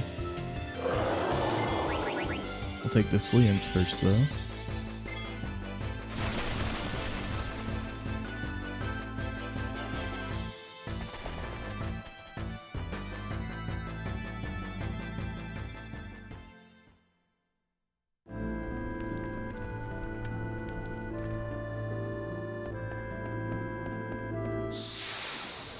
Yeah, I did not mean to go that wide, dude. Fucking buffered input. I guess you can walk to be careful. Doesn't matter, whatever.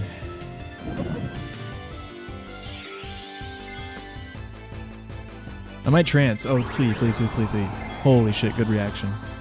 Steiner was too slow to cue a suicide.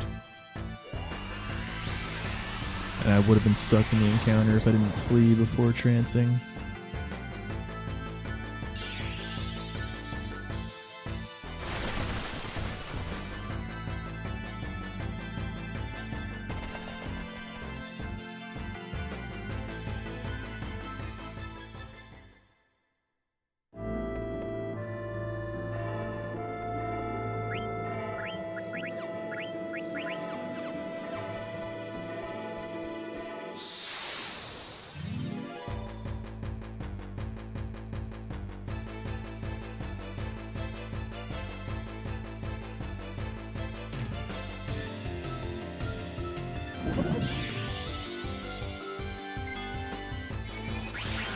I'm gonna have Freya kill Steiner just so Steiner doesn't drop below 65 MP here. I guess she could have missed.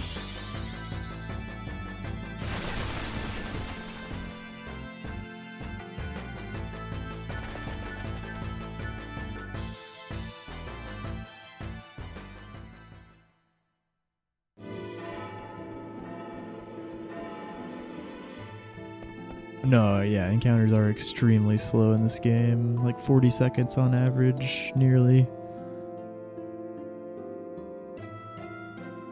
The loads take so long, and the intro, and the... yeah.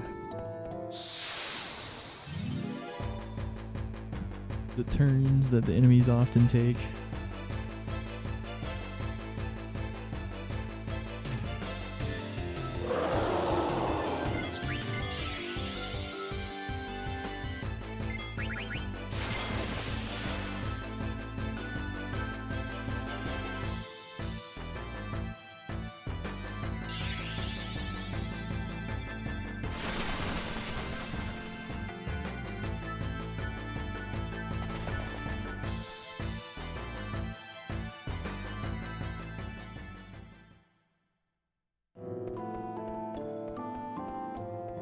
I don't even know if we're gonna sub 840, guys. I mean, sub 840s are pretty rare. But yeah, this run actually seemed like it could sub 840, just need a better than average disc 4, or average or better, kind of. But it looks like we're getting a worse than average disc 4. 3 encounter Malaris, 2 encounter Tiamat. How many are we on Kraken now? Shit. But yeah, 1 encounter was actually my fault. I'm pretty sure I could have skipped it. I had to do tight movement around the corners there. It was a fucking buffered input though, man. Like, I swear I held down and he kept going right a little bit. Yeah, it's tight movement, but I guess just walk there. But, you know, PB was already more than dead, so it's fine. But even without that, it's a nasty split so far already. Or kind of... I guess we're just at 5 on the split with that even. It's like 4 or 5 is like average. Wait, yeah, we had 1 on the first screen, right? 1, 2, 3, 4, 5. Yeah, I think we're at 5 on this split. But yeah, 3 Malorus, 2 Tiamat. Really slow Nova Dragon fight. Yeah, that was slow as hell. Makes sense if we're not gonna get below average or better than average disc 4 here. We're probably gonna beat the averages, but yeah, we're not gonna get a sub 840, I don't think. Okay, no underwater encounter. Yeah, what's the Rebirthless menu here? Protect girls and ability up. Ability up antibody. Yep. I'm gonna start with the power belt and then end on Mithril Helm, then just do the Mantra Band on Zidane. Everyone's rezzed. Whoa, it's down to Topaz. I have a fucking Topaz because the fucking... Sorry, I was making sure I did the right helm. Wait. Put that... Okay, there we go. Took off the wrong thing at first. I'm just used to rebirth menus here. All good. 55536.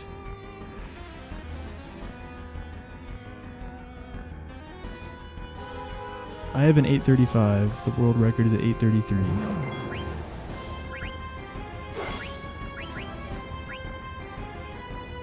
No double preempt. Water go.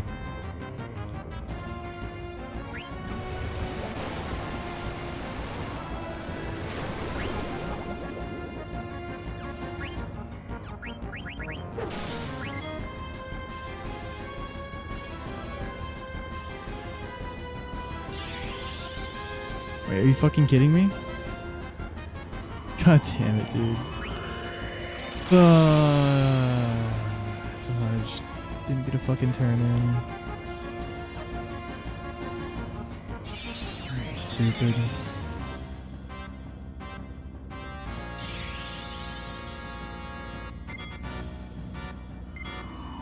Wait, is it gonna happen again? I'm being really dumb right now.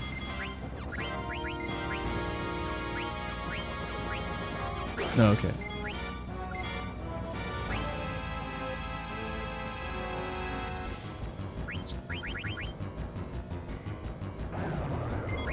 Just wasted 1 turn. 1 extra freeze we had to watch. Whoops. Shit. Sucks we didn't get the double. If we got the double preempt, we could have had a nice backup for that water go opener, but we only had 1 preempt. That's why I went for it. Then I just somehow didn't get Freya's turn in there. It's a little confusing, but yeah, Kraken ATB is weird.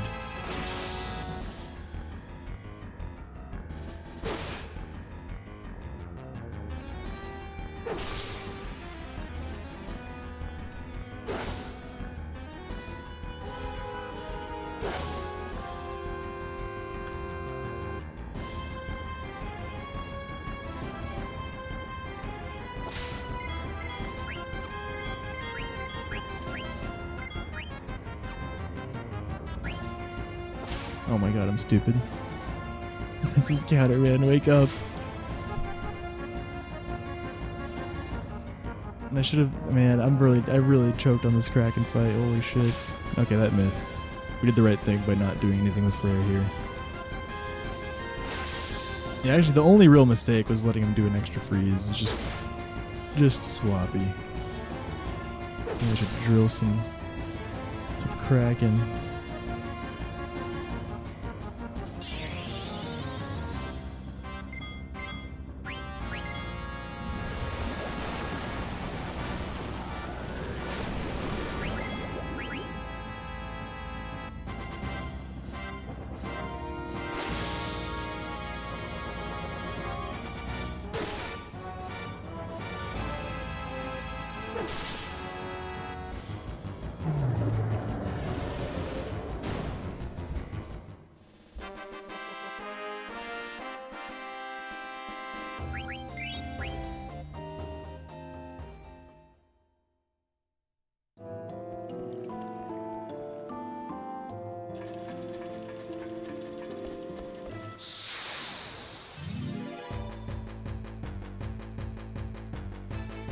And a Lich encounter.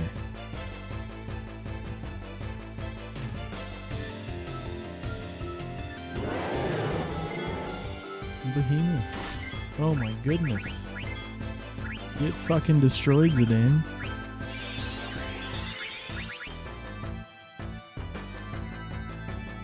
Yeah, we're probably not even gonna... we'll probably still beat the averages. This is just a fucking horrible Discord though, Jesus.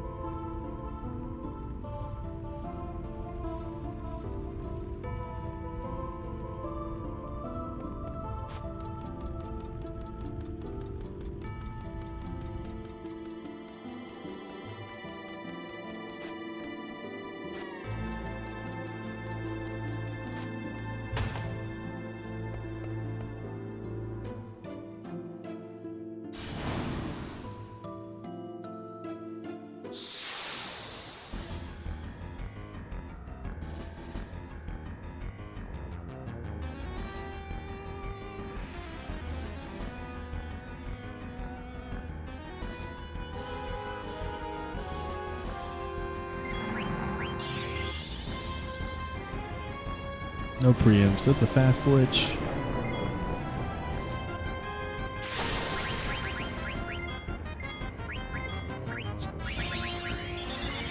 I could just, I don't have resing. I think you're supposed to actually just not res Amaranth here. Just attack with Zidane. Oh well.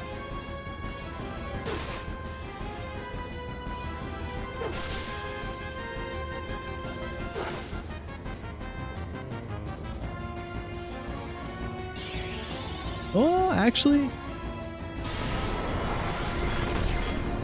would we have had lethal? It might be a good thing. No, it might be a good thing that we resed him. It might actually be a good thing.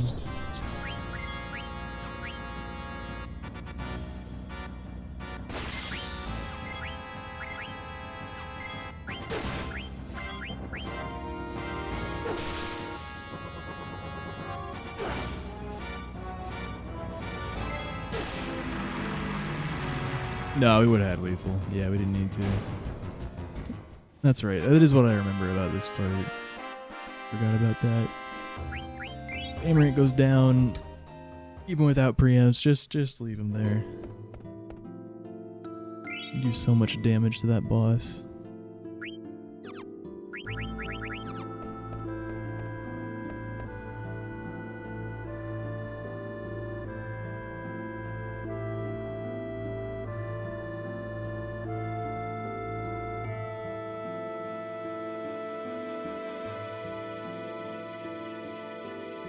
Yep, another skip.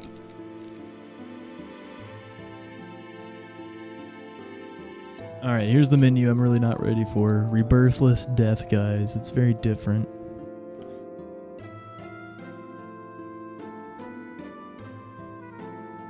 Optimize Pumice Piece, Maiden's Prayer, Cross Helm. Optimize Mithril Helm, maybe Ribbon.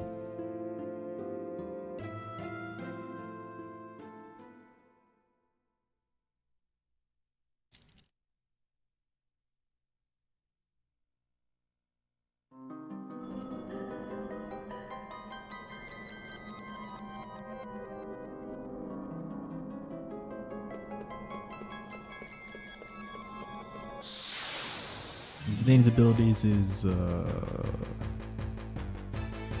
ability up alert, body temp, yep, and then just bird killer, HP 20.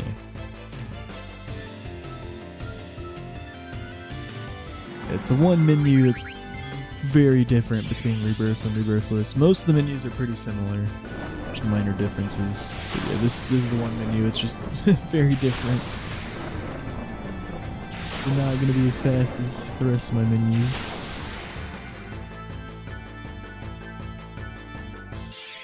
Yep, Amaranth's going down. He's level 25 because we got roulette XP from the veteran.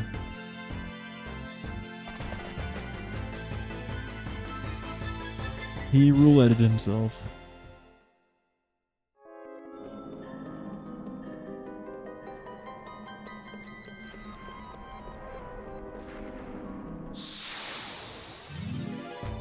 Fucking disc 4. I know, right, man?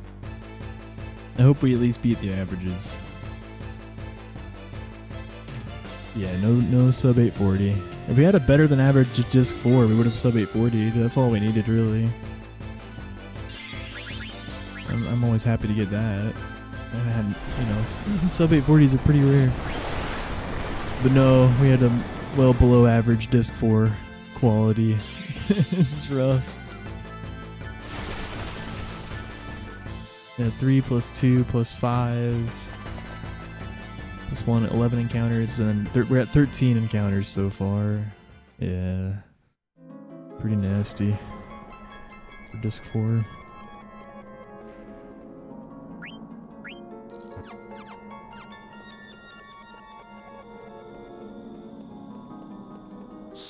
Yep, I wasn't careful there. I just used the D-pad, I was being lazy. Fuck.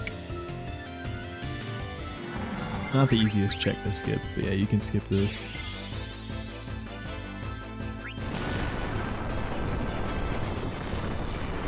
Oh my god.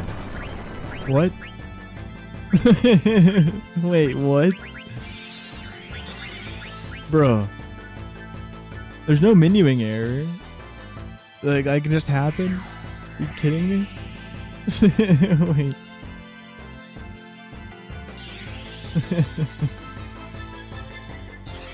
Oh my god.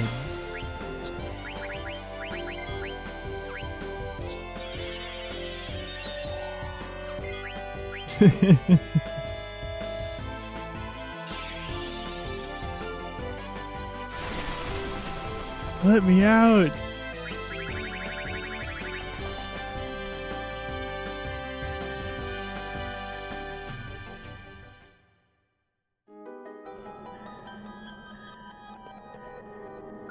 Yeah, rebirthless death, guys. Here we go. Shit. Oh, wrong way.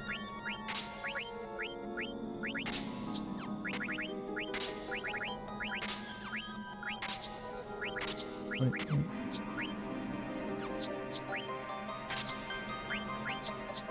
Just like that, and then...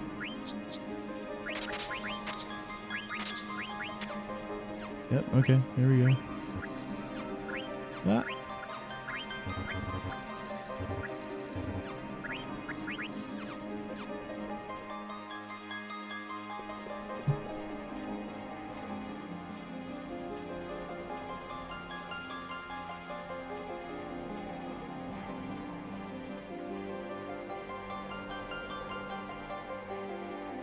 Here we go. It looks like we can still beat the averages if we don't die here. Praise.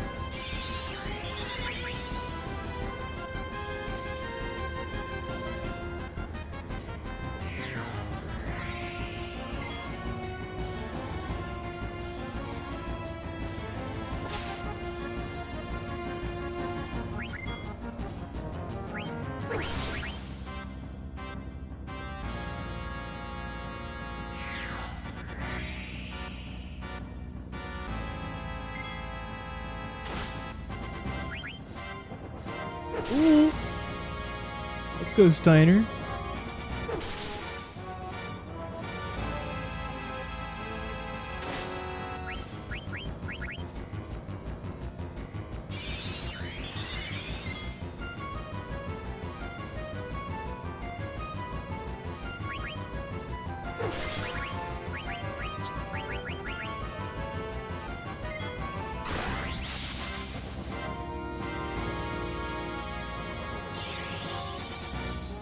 Don't do it. Don't hit Steiner. Okay. Oh, that works perfectly, actually. Nice. I was gonna suicide Zidane if he didn't die there anyways.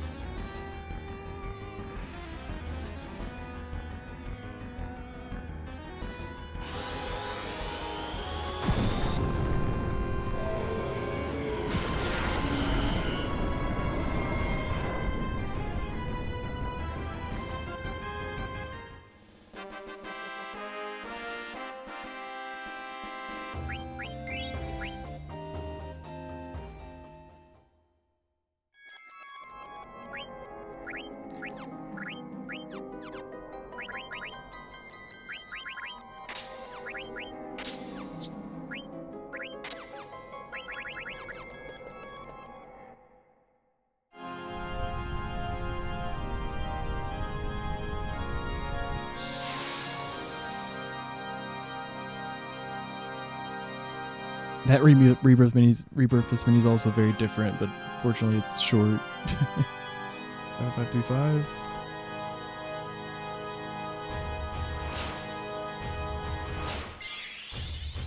No preamps.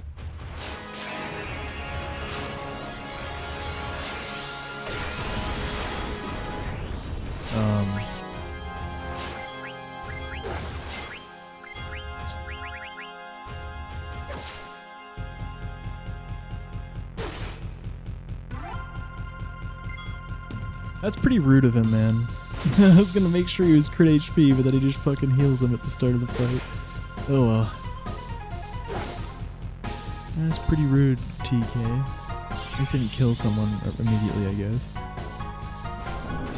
Okay. I'll just charge you.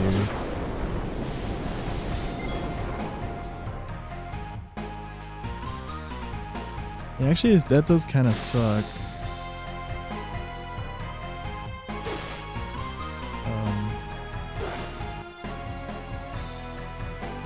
Okay, he has 12,122 left. Oh, no, that's. Oh my god. It doesn't. I'm gonna kill him this turn unless he kills Steiner, which he's going to. Ah, I could just attack. No, it's not.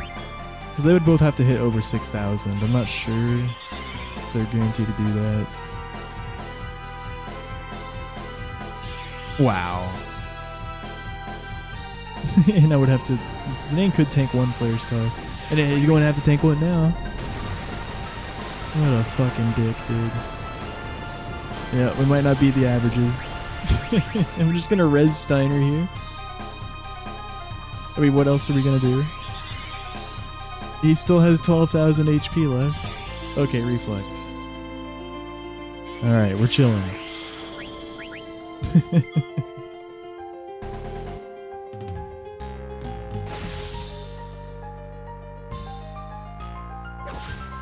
Get out of here, TK.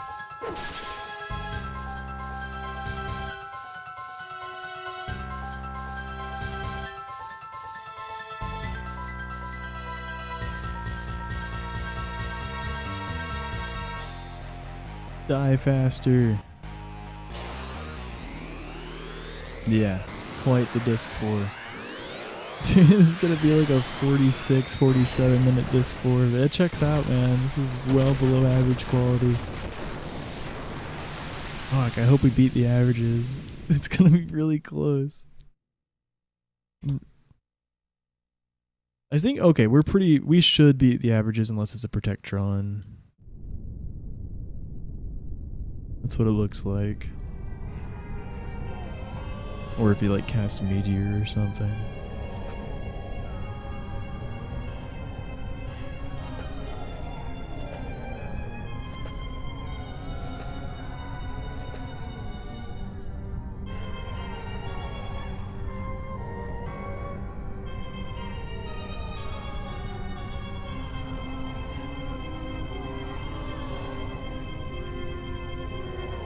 Thank you, Matty Ice. Appreciate that, dude.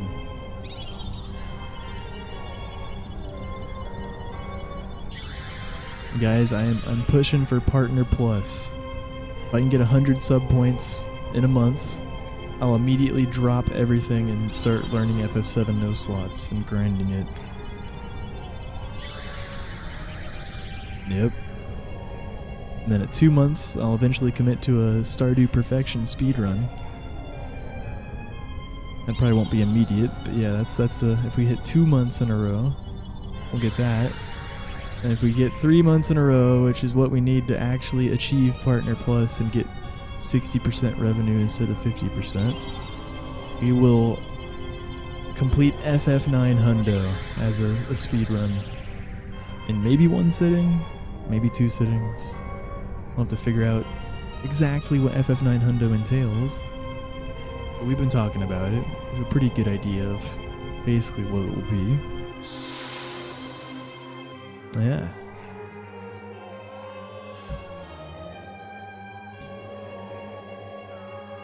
Let's kill Necron. Yeah, Freya's nowhere near trance. Don't have to worry about that. I would like to show off the Protectron strat, since it's not a god run. I always like to do it, but in this case, Protectron would make us not beat the averages. I'm hoping it's just a normal fight here. Uh-oh. Okay.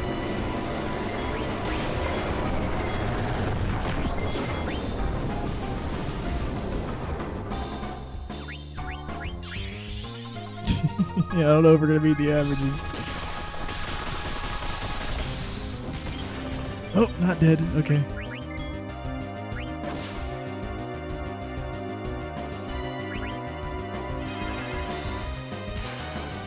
There's a chance Freya could have died from all that. That's why I wasn't immediately queuing Steiner's suicide.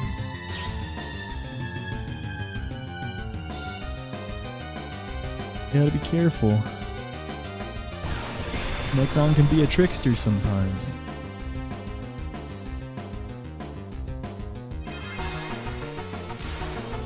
Yeah, normal fight, but those 2 spells might cost beating the averages. Probably will, actually.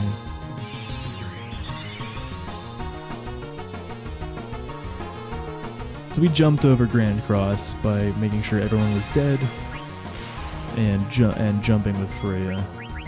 Necron had no one to attack. So, yeah, everyone was dead and Freya was in the sky, so he just skipped his turn.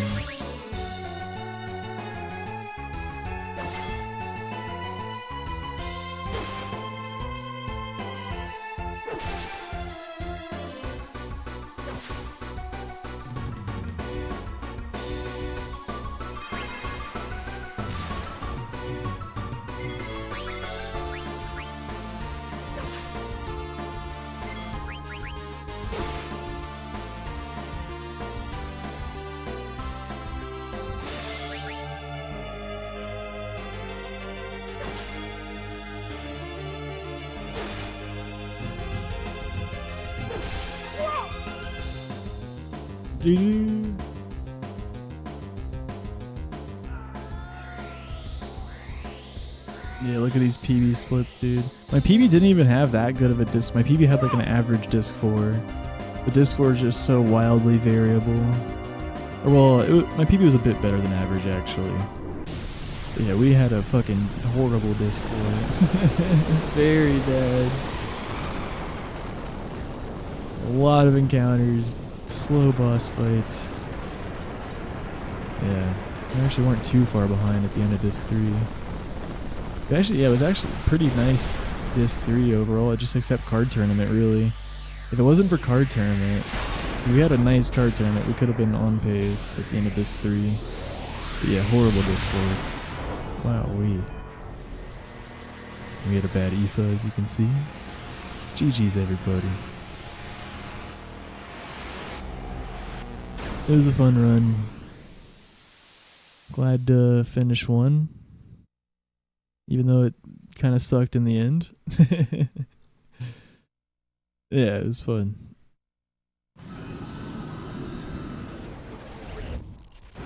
Hopefully our next pacer out of disc 2 turns out better. But yeah, I mean, disc 3 was pretty decent. Really was just card tournament that kind of sucked. But my PB also had a bad card tournament. And we had like a bad Melty and Ibsen or Taharka, but then it was pretty nice. Keeping up with my PB. Yeah, then just all of disc 4 was slow. It started with Nova Dragon, just shockwave opener. Yeah. And even Necron was slow. Freaking Flare Blizzaga. GG's everyone. Thanks for watching. By average. Yeah. Didn't beat the averages. Hey, at least that means we didn't make our averages lower. We made our averages easier to beat with this run. Look on the bright side. Just slightly easier to beat now.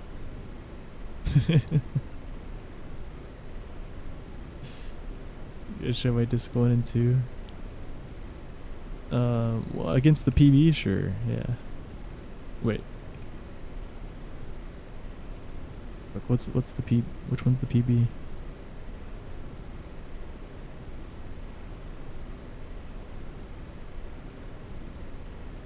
This one. This one's the PB.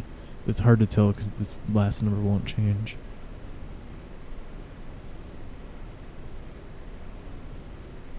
Yeah, we had a very nice fossil root exit time. So what happened in the run is it was a really nice Evil Forest 3 encounter cavern, but still, you know, sub 101 exit. Then Giza was kind of average. We lost a minute and a half, but my PB was like perfect here. And then Burmecia sucked. We had 5 encounters at Burmecia. But then disc 2 we had 0 encounters. And guard skip was good all the way until Fossil Roo. We just had 1 encounter. But then it started going downhill a bit. 4 encounter Hilgagars, 8 encounter Ifo, where some of them were really slow, like Zidane got berserked by a troll. Then it was the rest of disc 2 was actually okay. Card tournament was horrible. Like, we could save 3 minutes here if we have if we match our golds, which is a big ask. You have to like not have much battles and don't lose any matches, of course. But then disc 3 after card tournament was actually really fucking good, except just for Melty split and Taharka split. Like, that was a solid disc 3, but then disc 4 was pretty much the worst it can be throughout. I mean, it could get a little bit worse, but yeah, it was a nasty disc 4. 13 encounters. I think the only good boss fight was Tiamat. Yeah, even Lich was a bit slow.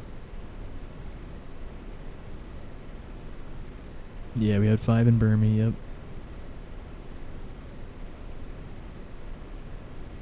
Okay, that's it for me, guys. I'm still gonna be doing 9 for a bit. Yep, I'll be running 9 again tomorrow, most likely. Hopefully we'll get started quite a bit earlier than today. Yeah. I still want to get the sub 50 in Resident Evil 2. And Claire Obscure is on the horizon once again. And then, yeah, FF7 no slots as soon as we get the first month of Partner Plus. Who am I rating? Not many people live.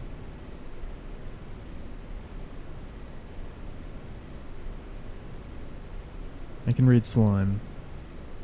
Slime's up in the dead of night. Oh, Masuda. What's Masuda doing? I didn't see him. Oh shit, yeah. Definitely Masuda. He's running this game. He's running a JP any percent, which has a different timing than NA. I believe he has the world record in this. Yeah, I guess he feels like running some JP instead of NA.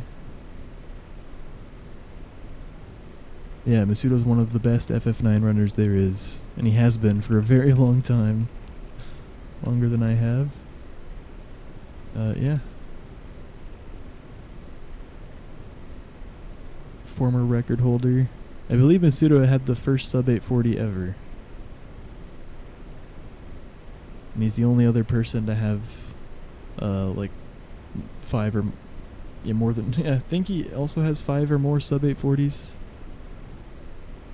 And, yeah, I know Karakarn has 2.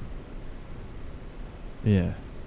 He's very consistent, very fast runner. And he's good at many FF games. He also runs FF7 at a very high level. Yeah, wish him good luck. Looks like he's on a very nice pace so far, I think. Yeah. Peace, guys. And yeah, clear obscure soon, Kira. Just a little bit more FF9 first. Yeah, peace out. Take care. Have a good night. Or good morning, good day.